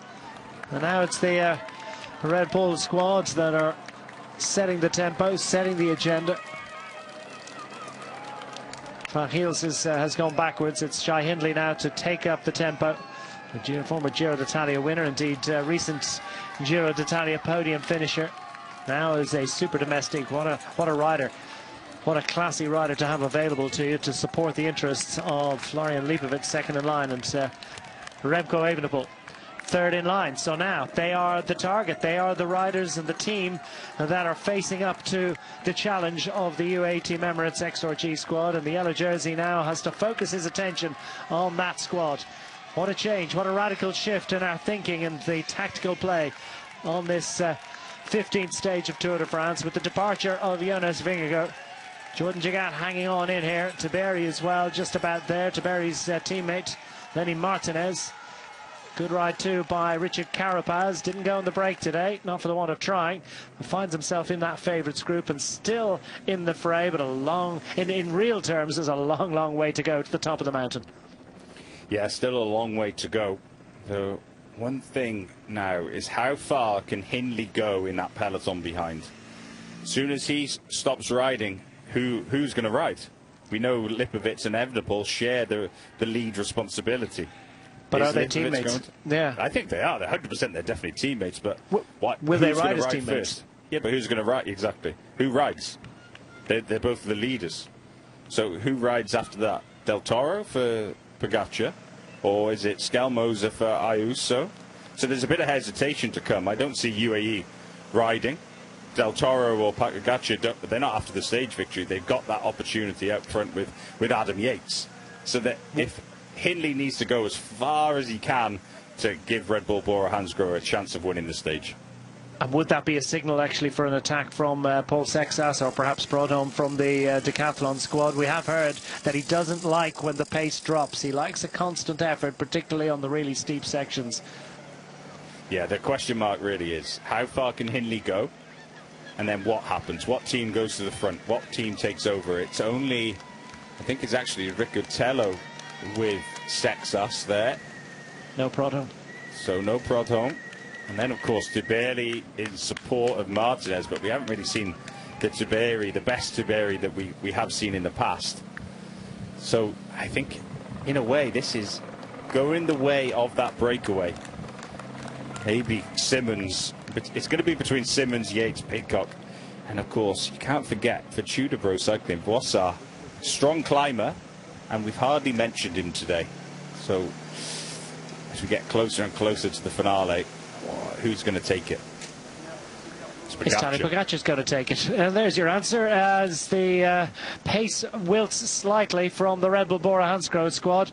It's a signal and an opportunity, and indeed Sexas is down to just himself. Oh no, he does have a teammate just behind. Indeed, Riccatello, we're hoping, is just about managing to hang on in there. Richard Carapaz as well. Jai Hindley has had a busy few months, to say the least. His focus was entirely on GC for Giro d'Italia. They asked him to come and do the work here in the Tour de France, and he's done it impressively to this point. Schelmoza is starting to go backwards here. Here is indeed Matthew Riccatello, who's just starting to flounder slightly behind Lenny Martinez.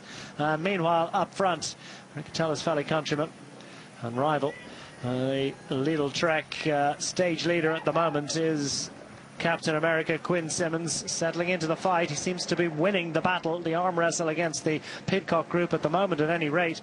Lenny Martinez has a bit of work to do to try and get back on terms, as we have various different ways of delivering this these images to you.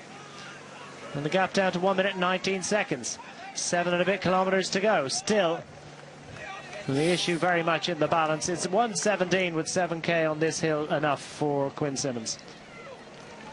Yeah, I'm just trying to work out now. It looks more like Pogacar is setting the pace with Del Toro on the wheel. The white jersey, Del Toro, is still in that battle with this man on the back of this group, Sexas. I think he's settling into a tempo as well. This group of 6. It's quite surprising.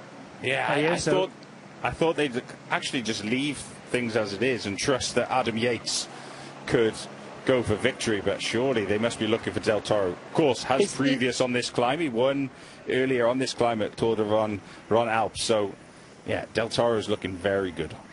Yeah, is this a sense that maybe the yellow jersey is actually trying to set it up as stage win for Isaac Del Toro, or trying to secure his position? And the white jersey, Sexas and Ayuso now being distanced. Del Toro is going ahead. So now Del Toro, it looks like he's going to be taking the white. So now it's starting to fracture. Impressive work being done too by Remco Evenepoel, we have to say. He's managing to match the pace of Remco Evenepoel, Isaac Del Toro, the UAE Team Emirates XRG duo combining to put the hurt on Red Bull Bora Hansgrohe. Florian Lipovic has a little anxious look over his shoulder.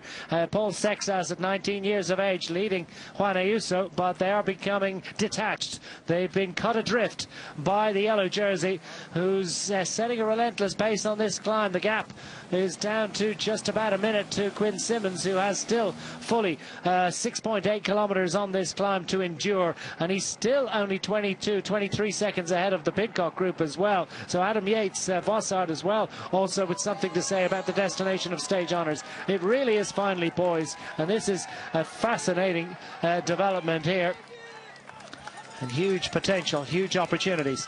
And UAE's looking in good shape, but I have to say Remco looks good too. Yeah, Remco looking very good, really in control. Pogacar doing everything for Del Toro. He has to be now. They're going after that other jersey. Sexas now setting the pace. He's caught Lipovic and Ayuso. There's still time to come. There's still time to come back. You go through phases. This is such a relentless and tough climb. Sometimes you feel like you're distant, you can't push any more power out, and then suddenly you come back round. That's exactly what Sexas has done. Don't let those points really dishearten you. You have to keep going. You never know what can happen up front.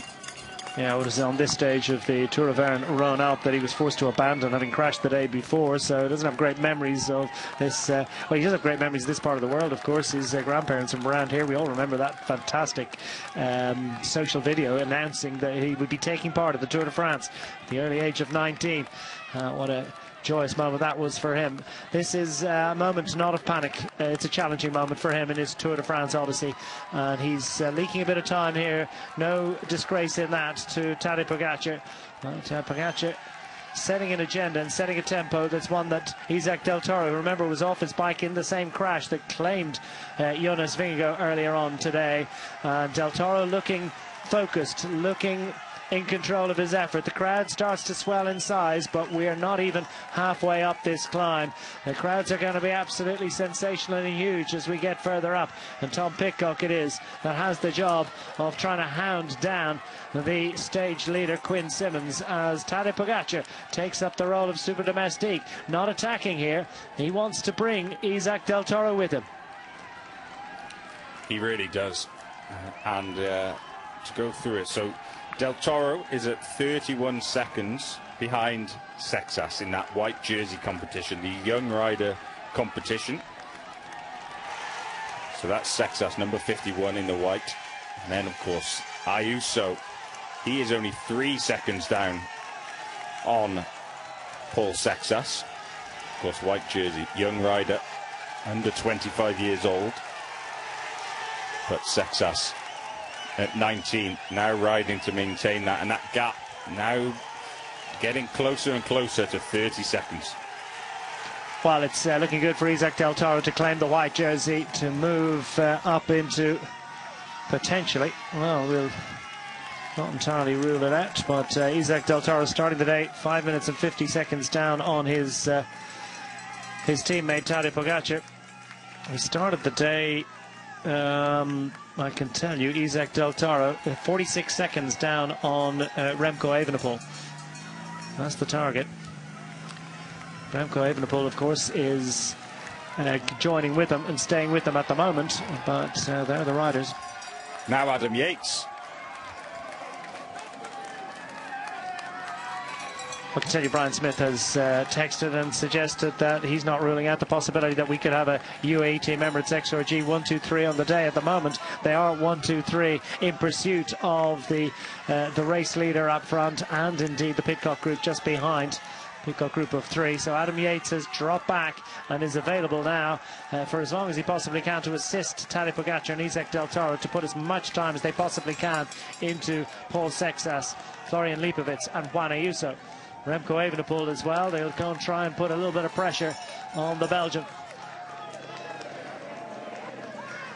He's in a secure second place overall as things currently stand, but nothing secure with still 5.5 kilometres to go on this hill. So just over the halfway point, just about. Don't tell Quinn Simmons that. He's been doing a lot of climbing, weary climbing, but continuing to put a little bit of time, a little bit of distance into Tom Pidcock and his Voissard as well. So he's showing that how impressive his form is, and that it wasn't necessarily a folly on that earlier climb, and that he's able to judge his effort nicely.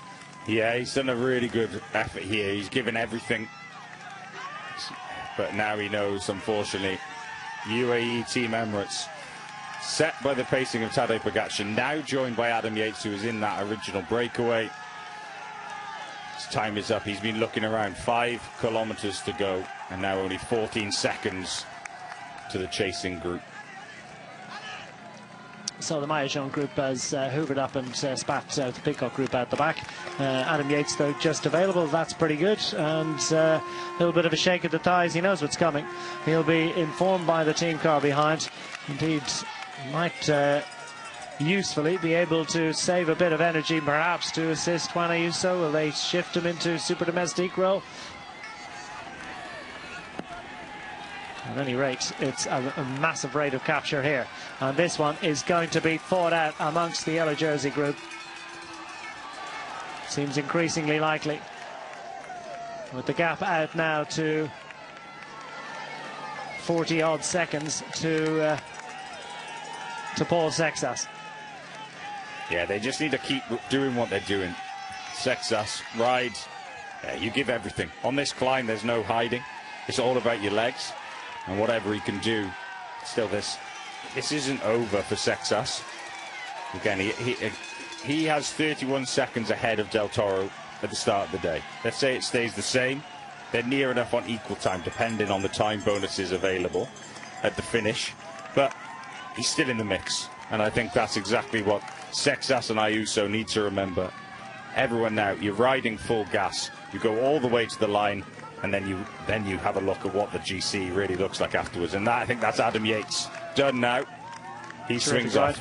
Useful to have him in the break today. It's not going to be a stage win for Adam Yates, but nonetheless, he's done what he could for the UAE Team Emirates XRG squad. It's back to tempo riding here. Very hard and searing tempo indeed from the yellow jersey, as he has a little casual look over his shoulder to make sure that Isaac Del Toro is feeling okay. Tom Pidcock starting to go south of the group. Yanis Vossart's staying latched on for as long as he possibly can to the group, including Juan Ayuso, has been suffering for a long time, I think, and he's starting to leak a bit of time. Dips the head and goes backwards. Lipovic and Sexas continue to set a metronomic pace, and Quinn Simmons here is going to try and assist Juan Ayuso as best he possibly can to try and recover from this one. But Sexas is measuring his efforts incredibly well. The maturity and the understanding of his body from a rider not yet 20 is a sight to behold. Yeah, what really wise head. The experience there, the confidence in himself. Sexas will be able just to ride, control his pace and ride, and you can see the difference. Ayuso now being distance. Sexas has the legs, and I think he's made the right decision. He couldn't go with Pogačar when he really went and wound up the pace, and now he's settling in very well. Well, 4K to go. Remco's still here. And Remco Evenepoel now just edges past Isaac Del Toro. What's the thinking there? Del Toro loses a bike length. Is this him starting to wilt a bit, or is that tactical? Del Toro just made a call on the radio, and Pogačar slowed down. Del Toro was getting distance. He made a call on the radio, and Tadej has turned around and dropped off the pace. I think Del Toro was just starting to struggle there. Well, is this a case that Remco Evenepoel is still with Tadej Pogačar because Isaac Del Toro is still with Tadej Pogačar? Possibly. I think Remco's in a good shape, but it's clear to me that they're riding for Del Toro today. For the white jersey and the stage. Simmons now trying to nurse Ayuso up these final 4 kilometres. Oh, what a terrific day for Quinn Simmons. He eased ever so slightly, I think, as the catch was being made, and that's allowed him to recover. But what an impressive day. And Juan Ayuso's another day where it's a real battle against the mountain. He's with a couple of early break riders. Yanis Vossart also giving a good account of himself and heading towards a great top 10 finish in this stage. Tom Pidcock is also riding well and benefiting, I think, from having been in that breakaway. Potentially an opportunity for him to solidify his situation in the top 10. But meanwhile, Paul Sexas and Florian Lipovic not assisting. He's got Evenepoel further ahead. 3.5 to go. At what point does Tadej Pogačar, I mean, how do you get Tadej Pogačar, or how does Tadej Pogačar get Isaac Del Toro to win the stage, or is it a case of just managing the gap for Del Toro over Paul Sexas, and then Pogačar goes on to claim the stage? I think they managed Del Toro. Del Toro's got that little punch, that acceleration. If you get him near the finish line, then you see what can happen. But it's sure to me that they want to have Del Toro with Pogačar. He's trying to go after that white jersey. Again, 31 seconds down on Sexas. Now that gap, 33 seconds to the chasing Frenchman. Well, Isaac Del Toro took a stage victory earlier in this race, courtesy of Tadej Pogačar, who's a huge ally to him now in his bid for a second stage success. Tadej Pogačar himself is 25 in his career and 4 on this race alone. And Remco Evenepoel has taken glory in Tour de France so far, but he's yet to win a stage in line, as they like to say on the continent, or a road race stage, as we might describe it. It's always been time trials to this point in his career, and Remco Evenepoel would like to secure a 3rd career Tour de France stage victory at the top of the mountain. Can he go sprinting against these 2 riders who are allied against him? The issue is finally poised, still 3K to the top, and Tadej Pogačar looks like he's out for a training ride. Yeah, trying to just communicate with each other. Pogačar asking the question how he was. Del Toro gave him an answer. Still 3 kilometers until the summit. They're really protecting Del Toro. They really are. This is the yellow jersey, the leader of the Tour de France, giving everything for his teammate. We don't see it very often. We have to remember this. Everything is always for Tadej Pogačar and the yellow jersey and the leader of the team. But today, it's the complete opposite way around. Pogačar riding to protect Del Toro, nursing him, trying to get him over this climb so he can try and move up in general classification. Paul Sexas, start of the day, 5 minutes and 19 seconds down on Tadej Pogačar. Izak Del Toro, by contrast, 5 minutes and 50 seconds down. So that's, by my calculations, 31 seconds between them. And, of course, you've got to add in the accumulation of bonus seconds on the finish line. So it's heading and cruising, indeed, towards the white jersey for Izak Del Toro today. The yellow jersey is secure on the shoulders of Tadej Pogačar. It's another stage win in prospect for the UAE Team Emirates XRG. Could Red Bull, Bora Hansgrohe, join the party? 2.5 to the top. Savage job done today, I have to say, by Quinn Simmons, but yeah, Hannah Ayuso wilting somewhat. 35 seconds plus the bonuses. It's nip and tuck, really, and will there be an opportunity for any sort of a recovery? Now, what does it look like from here to the top? Well, ever so slightly eases here, but the last 2 kilometers are absolutely cruel. A little bit of a change of the guard now. Pogačar kind of sat up. Now Evenepoel moves to the front. Still, a lot of conversation going on between Pogačar and Evenepoel. The last kilometre is about 7.5%, which is not an easy climb by any means, but is slightly less than it has been. They'll feel it ever so slightly. Nonetheless, that probably means they'll have to go for a slightly bigger gear. Still so much conversation going on, even between the team car at this point and Pogačar and Del Toro together. How do they play this now? There's 2 riders, they have to win the stage. If 2 against 1, you think, right, we need to win whatever happens. But I can just see that they really want Del Toro to win the stage.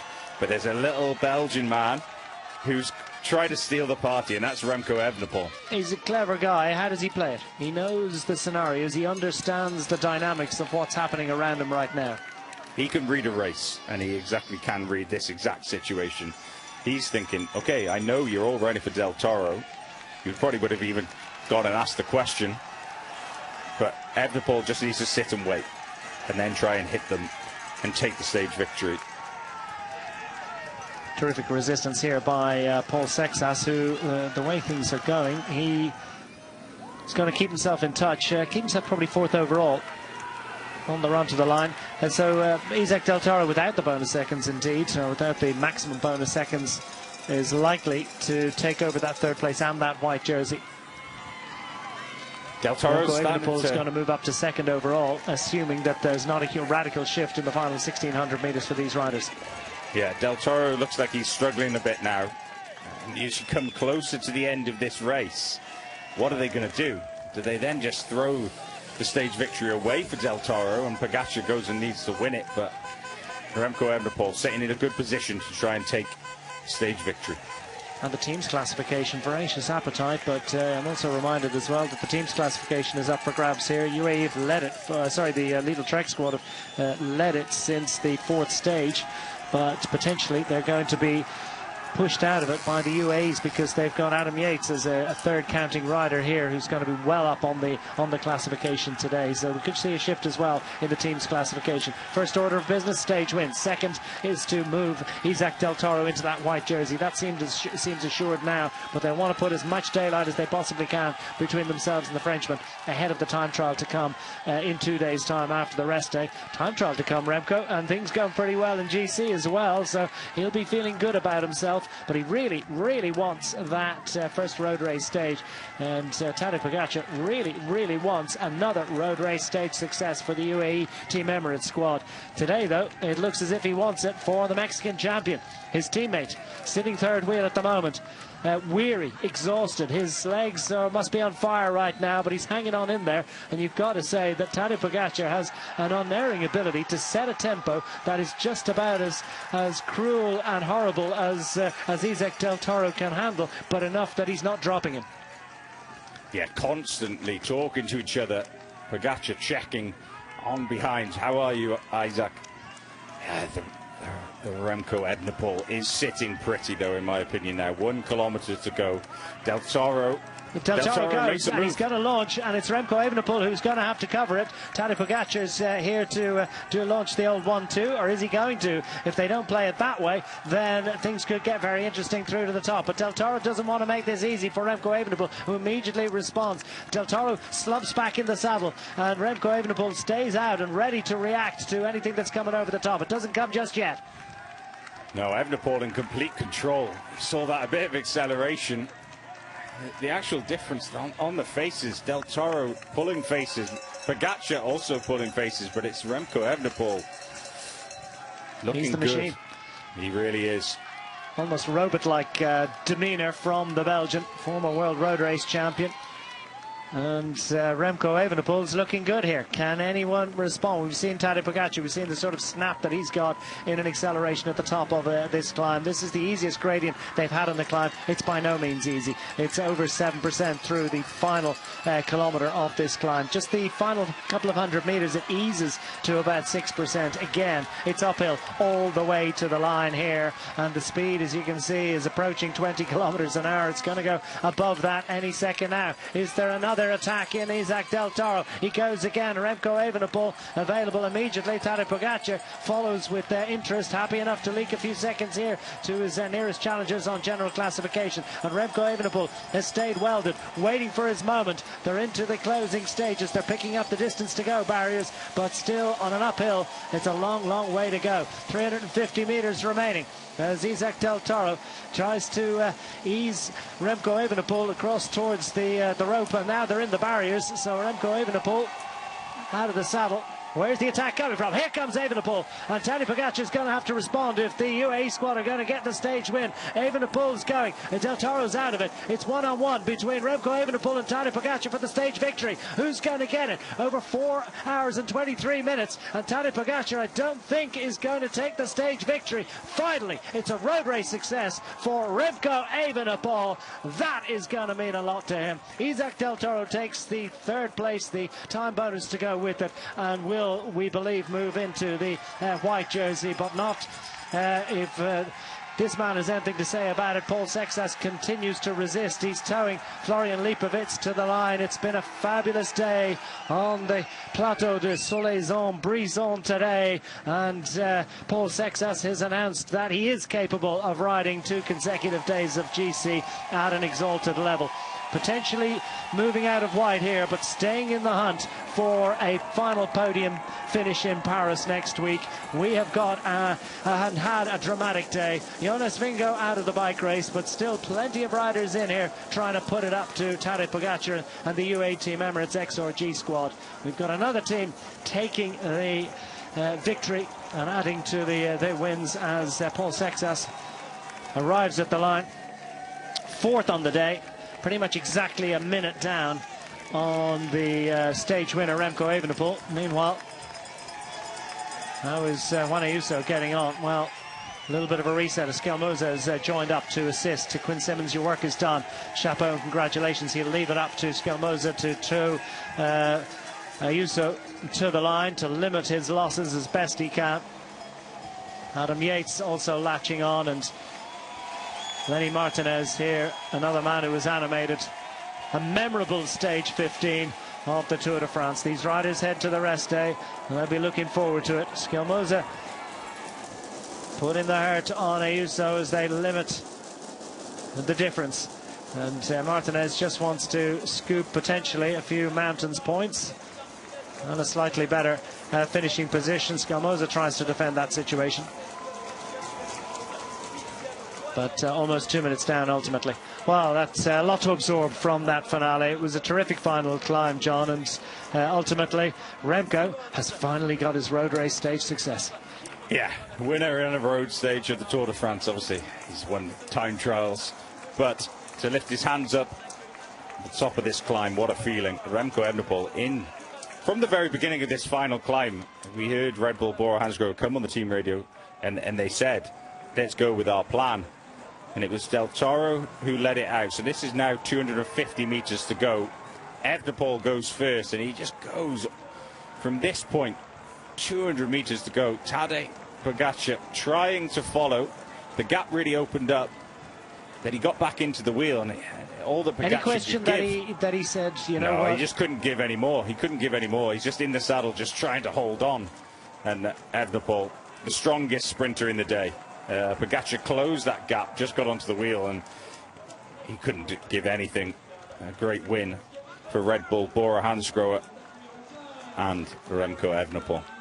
Any UAE regrets that they didn't back Tadej Pogačar 100%? I suppose they've got Del Toro in the jersey, so that would be the answer to that one.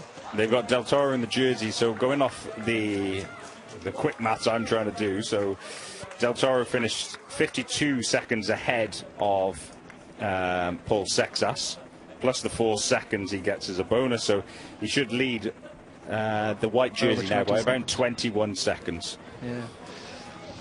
It's confirmation of the finishing order. What a dramatic stage 15 we've had, and it's Remco Evenepoel that has soared to the top at Plateau de Solaizon in the same time as the overall race leader Tadej Pogačar. Isaac Del Toro third on the day, moving up as indeed is Paul Sexas, Florian Lipovic, Martinez Schialmoze, Yuso Yates from the early break. Fine performance for him, as indeed it was from Quinn Simmons, the outside of the top 10.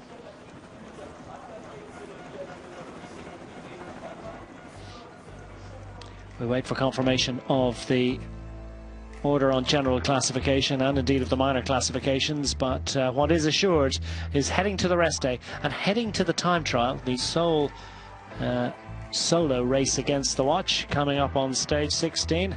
It is time trial specialist Remco Evenepoel that has taken his first road race success in Tour de France on stage 15 and moved up to second overall in the process.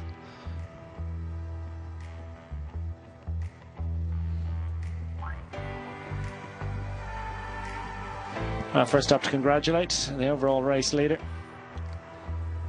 Advanced scenario for him. Isaac Del Toro also up to third overall, we believe, as well as leading the young rider classification.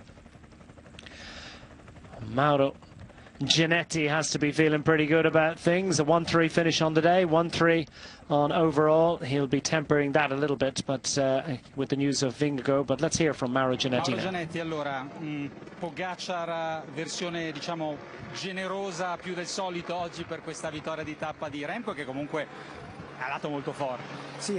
Very generous of the stage one for Evenepoel. Remco was very strong. He showed during the climb that he was very constant.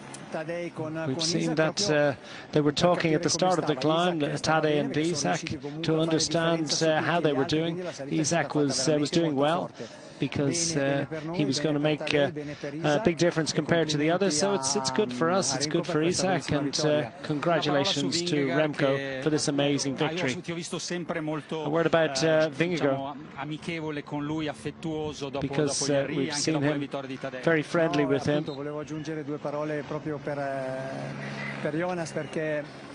Yeah, I would like to say 2 words about Jonas, because it's such a shame. He has been pushing the cycling to be better, and it's a shame to lose him in such a bad crash, because also because he's a very important rider on the tour. So it's a shame, and we hope that he will recover soon, because the tour would be different without him.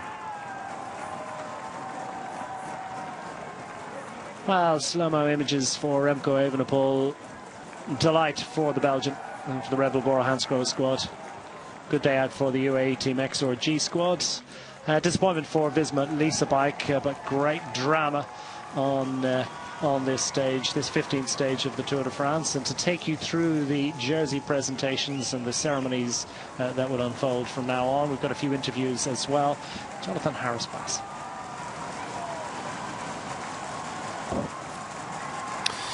Well, a first road stage win for Remco.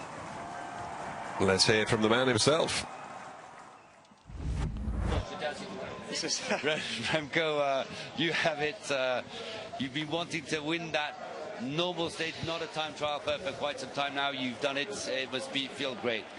Oh, it's amazing. I'm literally trembling from emotions. It's yeah, it's been a hell of a day. Like a pretty hard start. I was actually feeling really bad in the beginning, but I really got better and better during the day. So just yeah, I mean, you have to understand, like, I'm racing with the best guy ever, best rider ever, and he has been doing a hell of a climb to try to win the stage with Isaac. And you know, for me, it's a big step forward that I can follow this pace, because it was like a crazy hard pace. And also you have to understand, like, I always get so many critics about he cannot survive steep climbs and this and that, and I mean, it feels amazing. And just towards myself, everybody around me, it's yeah, it means a lot. It means a lot. Sweet revenge, and you powered when you needed to power. Yeah, exactly. I was not really expecting any attacks from Isaac anymore, but he went on the last steep part. It was a pretty hard attack, and then he went again. 400 to go, which was in the end for me the perfect way to make a sprint. And then I just tried to keep my momentum, tried to go as hard as possible to the finish line. And I mean, to win this beautiful stage, it's amazing. I've been doing efforts on this climb maybe 20 times when I was here on training camp in Combloux. I mean, it's amazing to get this victory and to go into the rest day with this feeling. You are here to get a victory. You're obviously here for the GC. A very good operation for the GC. Unfortunately, bad news concerning Jonas. Yeah, for sure. I mean, it's really bad news for, in first place, for himself, for his team, and also for the race that he's out. It's something you never wish to anybody.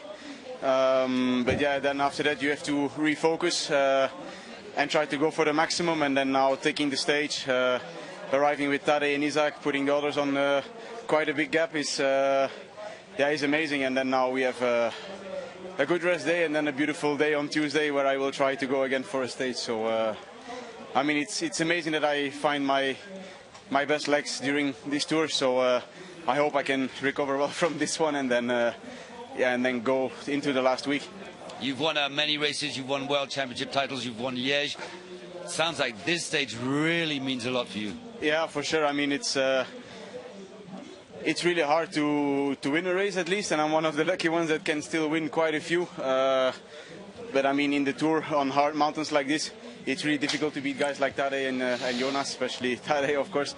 So whenever there's an opportunity, you need to grab it with both hands. And I mean, for me, this is my first proper mountain stage that I win from the GC group. So I mean, it shows that I've put a step forward, and now I hope to keep this for the last week, because it's not over yet, but this is a very, very nice one. Bravo. Thank you.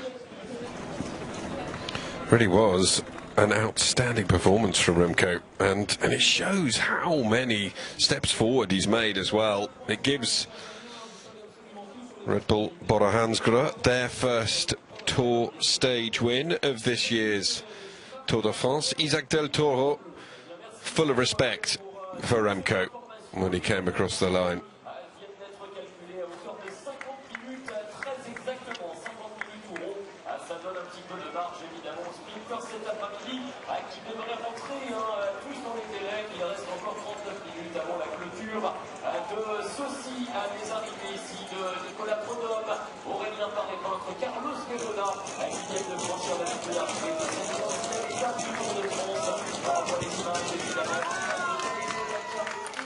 So we're going to see the overall standings. We're going to see exactly where things currently lie.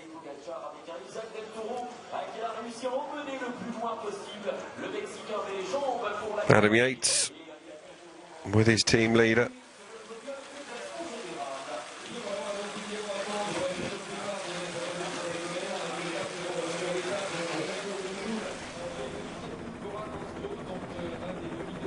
So here are the new overall standings. Remco Evenepoel up into second with a 58-second advantage over Isaac Del Toro. Pol Sexas stays in fourth position, but that's only because Sexas, of course, would have gone down one had it not been for Jonas Vingegaard pulling out of the race. Juan Ayuso goes down. There are a few who move up the odd place, but the battle for second becomes interesting. What a day, what a sad day for the team. Jonas crashing out of the tour. From your perspective, can you tell us, from what you know, what happened, and talk us through it? Yeah, we started the day with our plan. We want to do our race to try to win the stage with Jonas. We put 2 riders in the breakaway and everything went super well. They stop, they wait for us, and then we just try to go full to try to keep the lower possible the advantages of the breakaway, the gap, and just went in a roundabout quite fast. The motorbike maybe was just in front of the bunch and didn't do the best trajectory, and we just smashed on something, and I saw Jonas was just behind me and he crashed. Then we just tried to wait for him for a bit, and then they just saw to us that say to us that he was out of the race. So I have to say that I don't know what's happened to Jonas. So just for sure, maybe this night we will see some videos, I imagine, and then we know more. David, you're obviously here to help Jonas, support him. How was it to race the last bit, knowing that he was out of the race in the ambulance? Yeah, when we had this notice, for sure was super a bad moment for us, especially when you are in the race. Me especially, I was working before in the first climb, and I was there, and I don't know what I have to do, but I went to the finish line, and then tomorrow is a rest day. We will do a new plan for the next week. Thank you, David. Okay, thank you. Question here for Dan West. So a real mixture of emotions between the riders of the different teams, and for Team Visma Lease Bike, a really, really bleak day.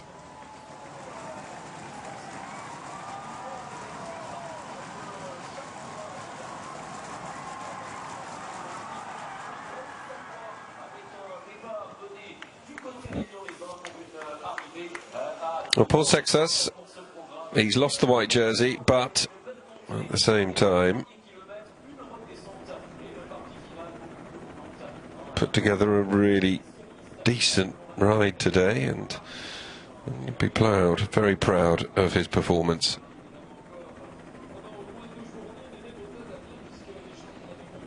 These the new standings in the white jersey. Pol Sexas down to second, Juan Ayuso down to third. Just 25 seconds, though, between Isaac Del Toro and Pol Sexas. So that battle is going to be a really interesting one. Quinn Simmons, so involved in today's racing. Just unable to get up those the last bit. Last 5 kilometres or so. Finished 10th on the stage in the end, Quinn Simmons.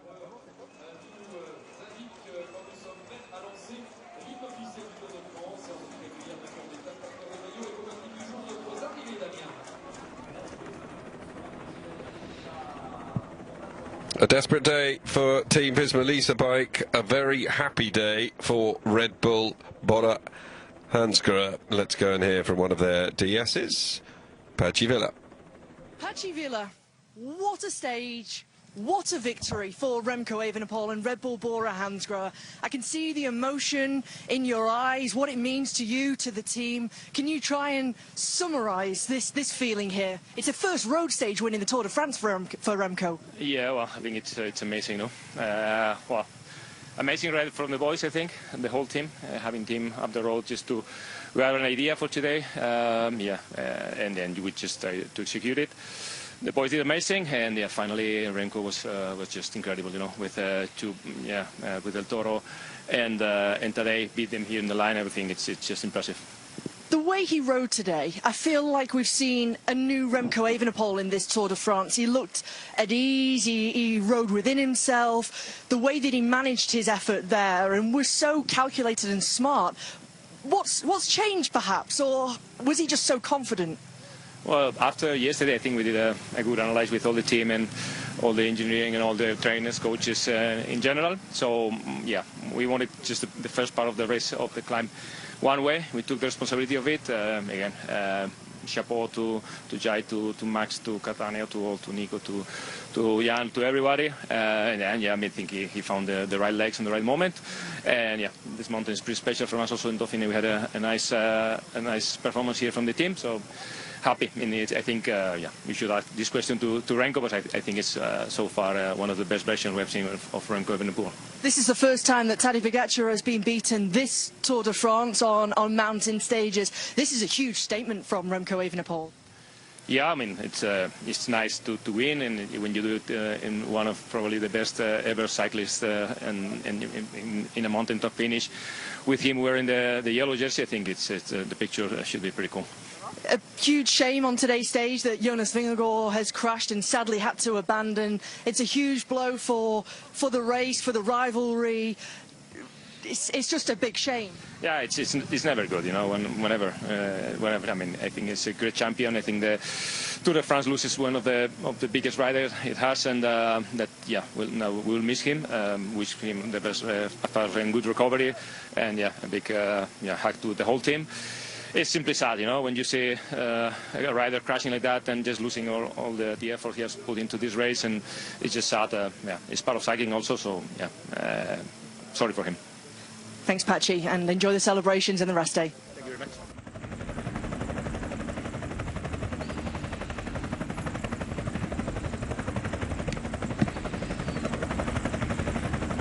much. So much unity in cycling.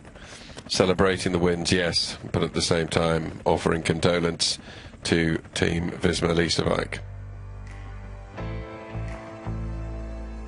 Remco Evenepoel out sprinting Tadej Pogačar for an outstanding win.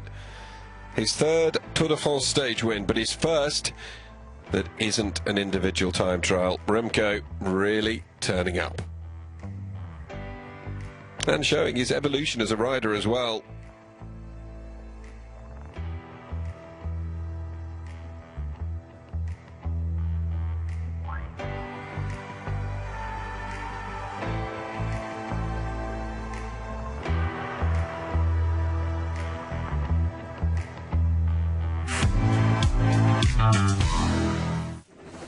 So let's take a look back at what was the best of today's stage.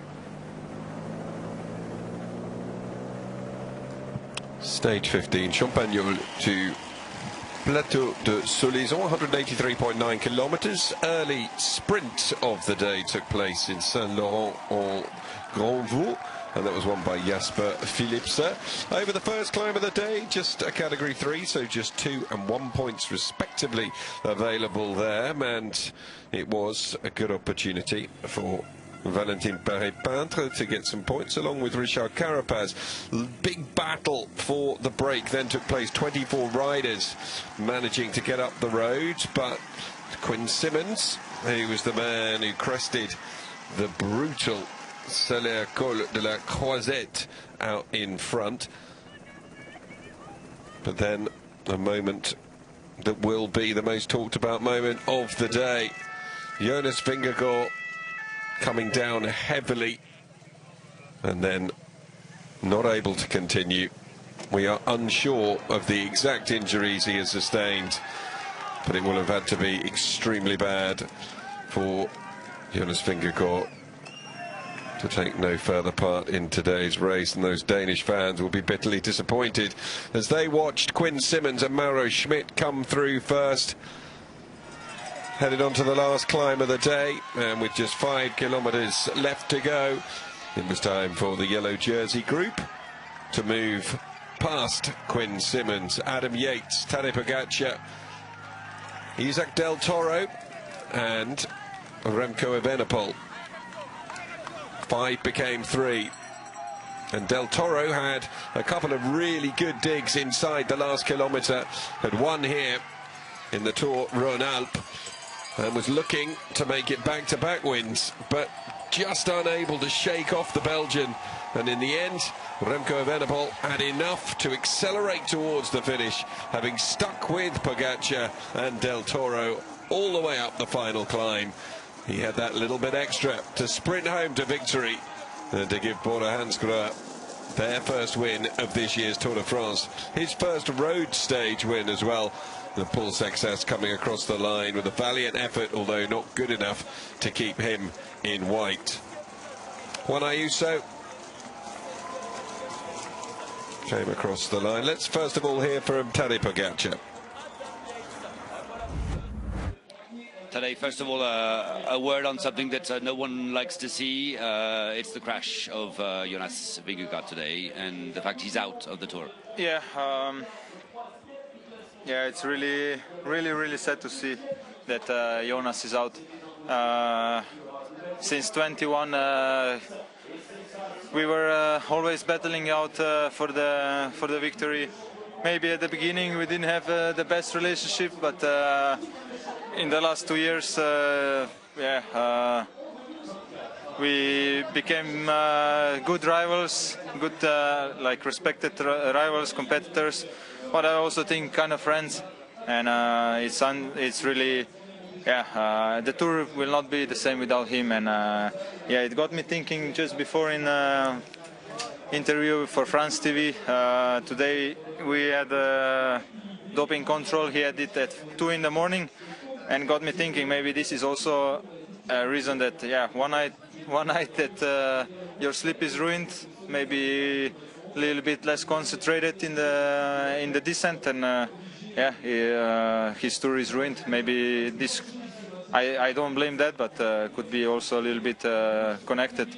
So it's just really sad to see him leave. It is indeed. What was the plan today? Because yesterday when we spoke, you seemed a bit worried about this stage and about this climb to sort of. Well, actually it helped us a lot that first 2 hours the break didn't form. So for us was a perfect day. And then Visma decided to go for the stage, I think, and was perfect. We had Adam in the front. He could go for the stage, and then when Adam was like Quinn Simmons, chapeau to him. He was supersonic today, and but we tried then with Isaac, and it's his climb, and but he also had a little bit pain, I think, from the crash, and lose a little bit confidence for the final. But anyway, I think good day for Isaac today, and can be happy with I think he's in the white jersey now, and good in the GC. So a word on Remco. When we spoke to him, he was very moved about winning here, winning a stage other than a time trial, and especially winning a stage against Tadej Pogačar. Chapeau to Remco today. I think on Solasson, it's like 30-minute test climb, and we did I think one of the best numbers. So I think Remco sometimes just needs a little bit I don't know, moral boost, and he's flying, and today he showed that he's a rocket, and he's gonna be a pain in the ass next week also. Thank you. Thank you.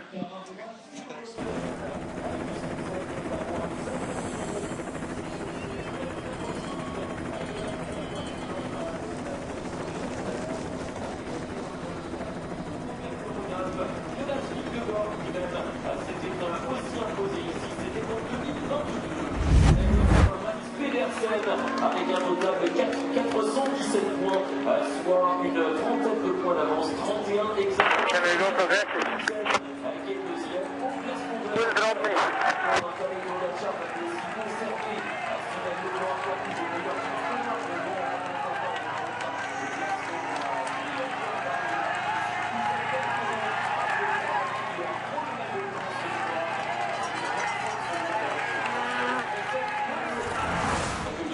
Well, interesting insight into the conversation between Del Toro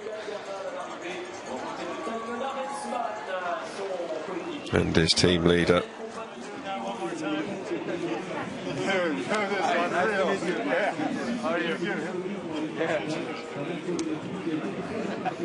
That's awesome. Well, let's hear from Quinn Simmons. Quinn Simmons, impressive yet again. I just heard you got most competitive and some familiar faces on the top greeting you.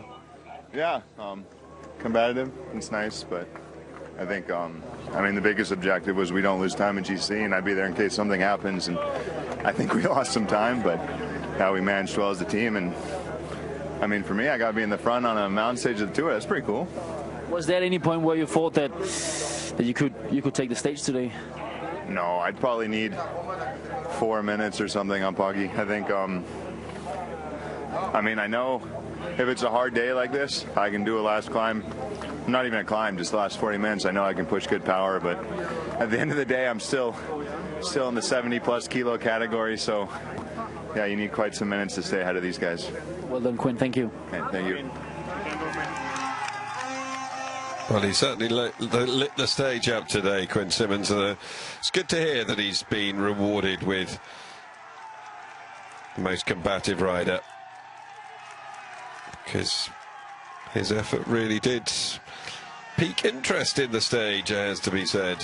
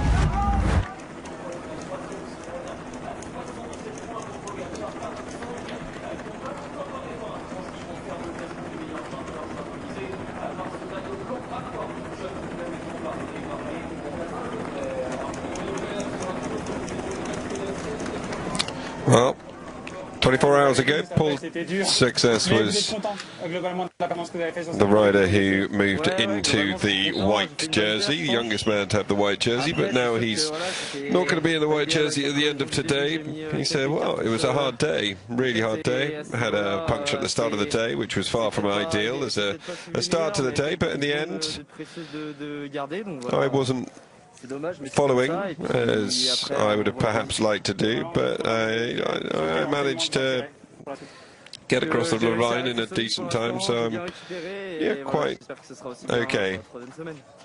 I'm pleased. The positives I take from today are that I'm strong, I've recovered well. Big day in the saddle. Just talk to us about the emotions. Yeah, of course, it was a special day for me, and yeah, it was a big day, and yeah, a lot of suffer, and that's it. What about the white jersey? And you managed it well, had an attack. You limited 52 seconds to Isaac Del Toro. You now should be third overall, but how was that day for you? It was good, of course. I did what I could, and yeah, I hope a bit better result, but that's life, and sometimes there are stronger guys, and they were stronger today, so chapeau to them. What about the white jersey? This is the great day. The media scrum around Paul Success. It's good to see he's being well marshalled and well protected. And one of the interviewers there incorrect, because Paul Success is not in third place. He is in fourth position now overall.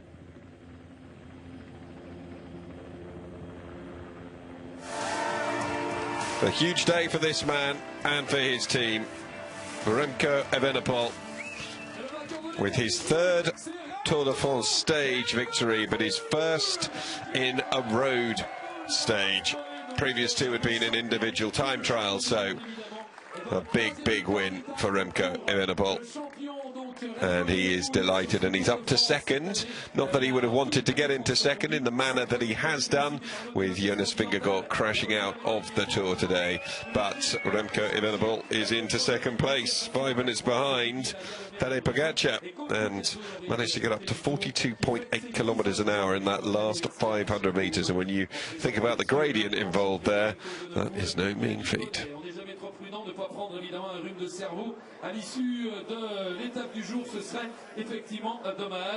The 500th victory by a Belgian in the Tour de France, and a 75th career victory for Remco Evenepoel.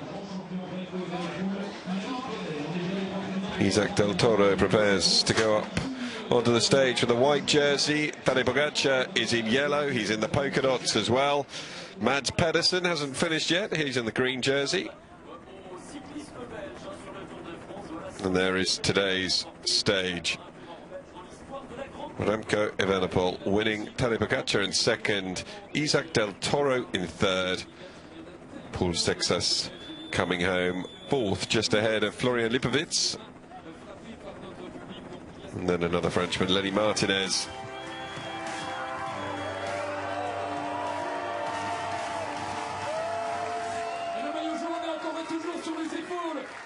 Well, Tadej Pogačar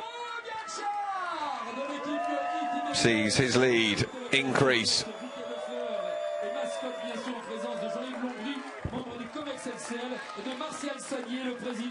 And his main rival no longer in the Tour after Jonas Vingegaard crashed out on the stage. Average speed for the last kilometre, 27.1 kilometres an hour. Again, unsurprising, considering the gradient of the day.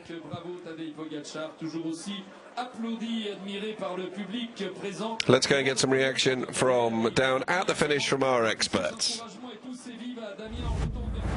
Remco Evenepoel winning a uphill finish, quite impressive ride by the Belgian.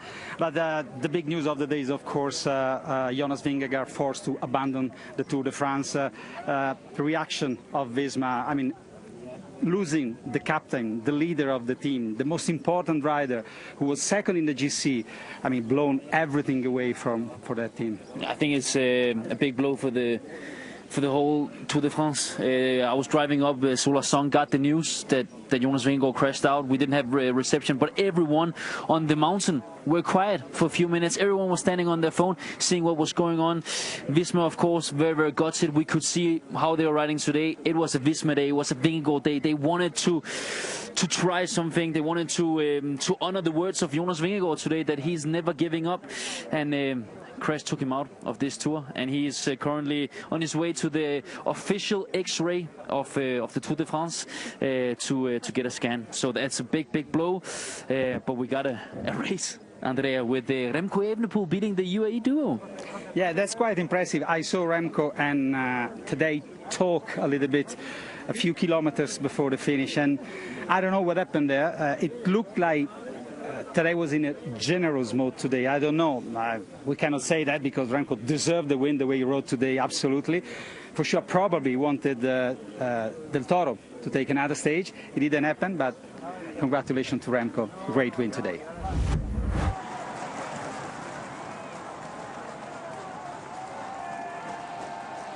If you just peek through, you can see the crash there of Jonas Vingegaard.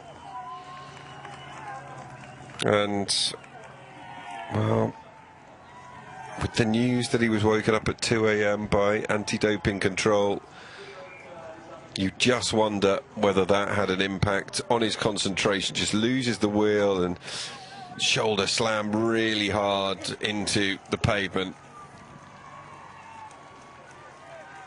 into that curb, and you look up ahead here as well.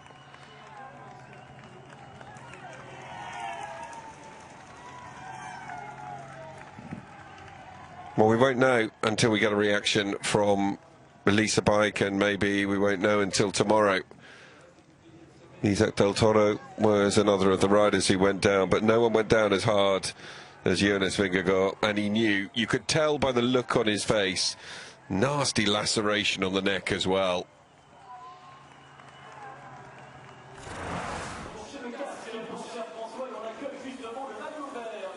Well, Mats Pedersen is making his way across the line. News that also came through, of course, was that Tim Merlier is not going to be at the start line tomorrow. Well, he wasn't able to post the stage when Isaac Del Toro, but he has moved into the white jersey.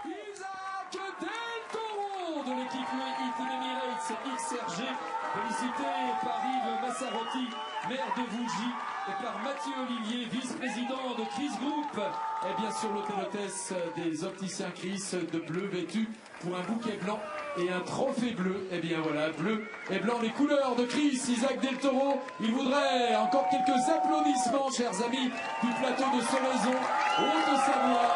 Et oui, voilà, regardez, du Toro. Ah, il a fait une bonne affaire aujourd'hui, évidemment, bonne affaire au niveau du général, notamment qui reprend le maillot blanc. Et oui, les retrouvailles avec le plateau de Solaison. Back in to white then, and it looks like it's going to be a really good battle between Del Toro, Success and Ayuso in the final week for that white jersey. Et du côté du podium partenaire Mathieu Olivier, vice-président de Chris Group.